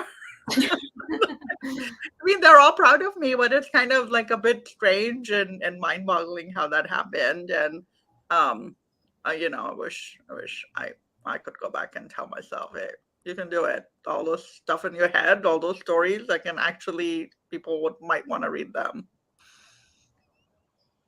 I think your guys' books too are telling children of today everything that you guys had wanted to hear as young people too. And I think that's such an amazing thing that you guys are like passing on this message to the new generation. And hopefully we'll see in like 10, 15 years, maybe some of your guys' readers who are sending these fan letters are writing books of their own. And I feel like that'd be so cool to see. Yeah.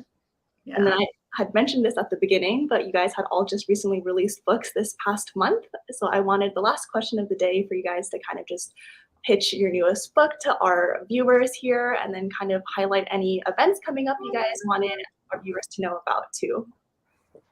You guys feel free to, this is the marketing time. So true.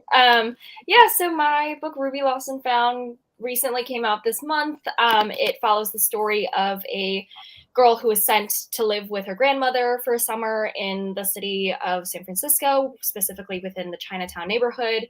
And throughout the summer, I think she comes to a lot of realizations about like a lot of big changes in her life. And she and her grandmother retrace the steps of her late grandfather's last scavenger hunt for both of them. So yeah, it has a lot of community, love, touches on like issues of gentrification, has a lot of food descriptions, and truly is something that is really close to kind of like a book that I wanted to see as a kid. So yeah, it's out in stores. No upcoming events for now, but hopefully it's making its way into the world, and yeah, really, really excited about it.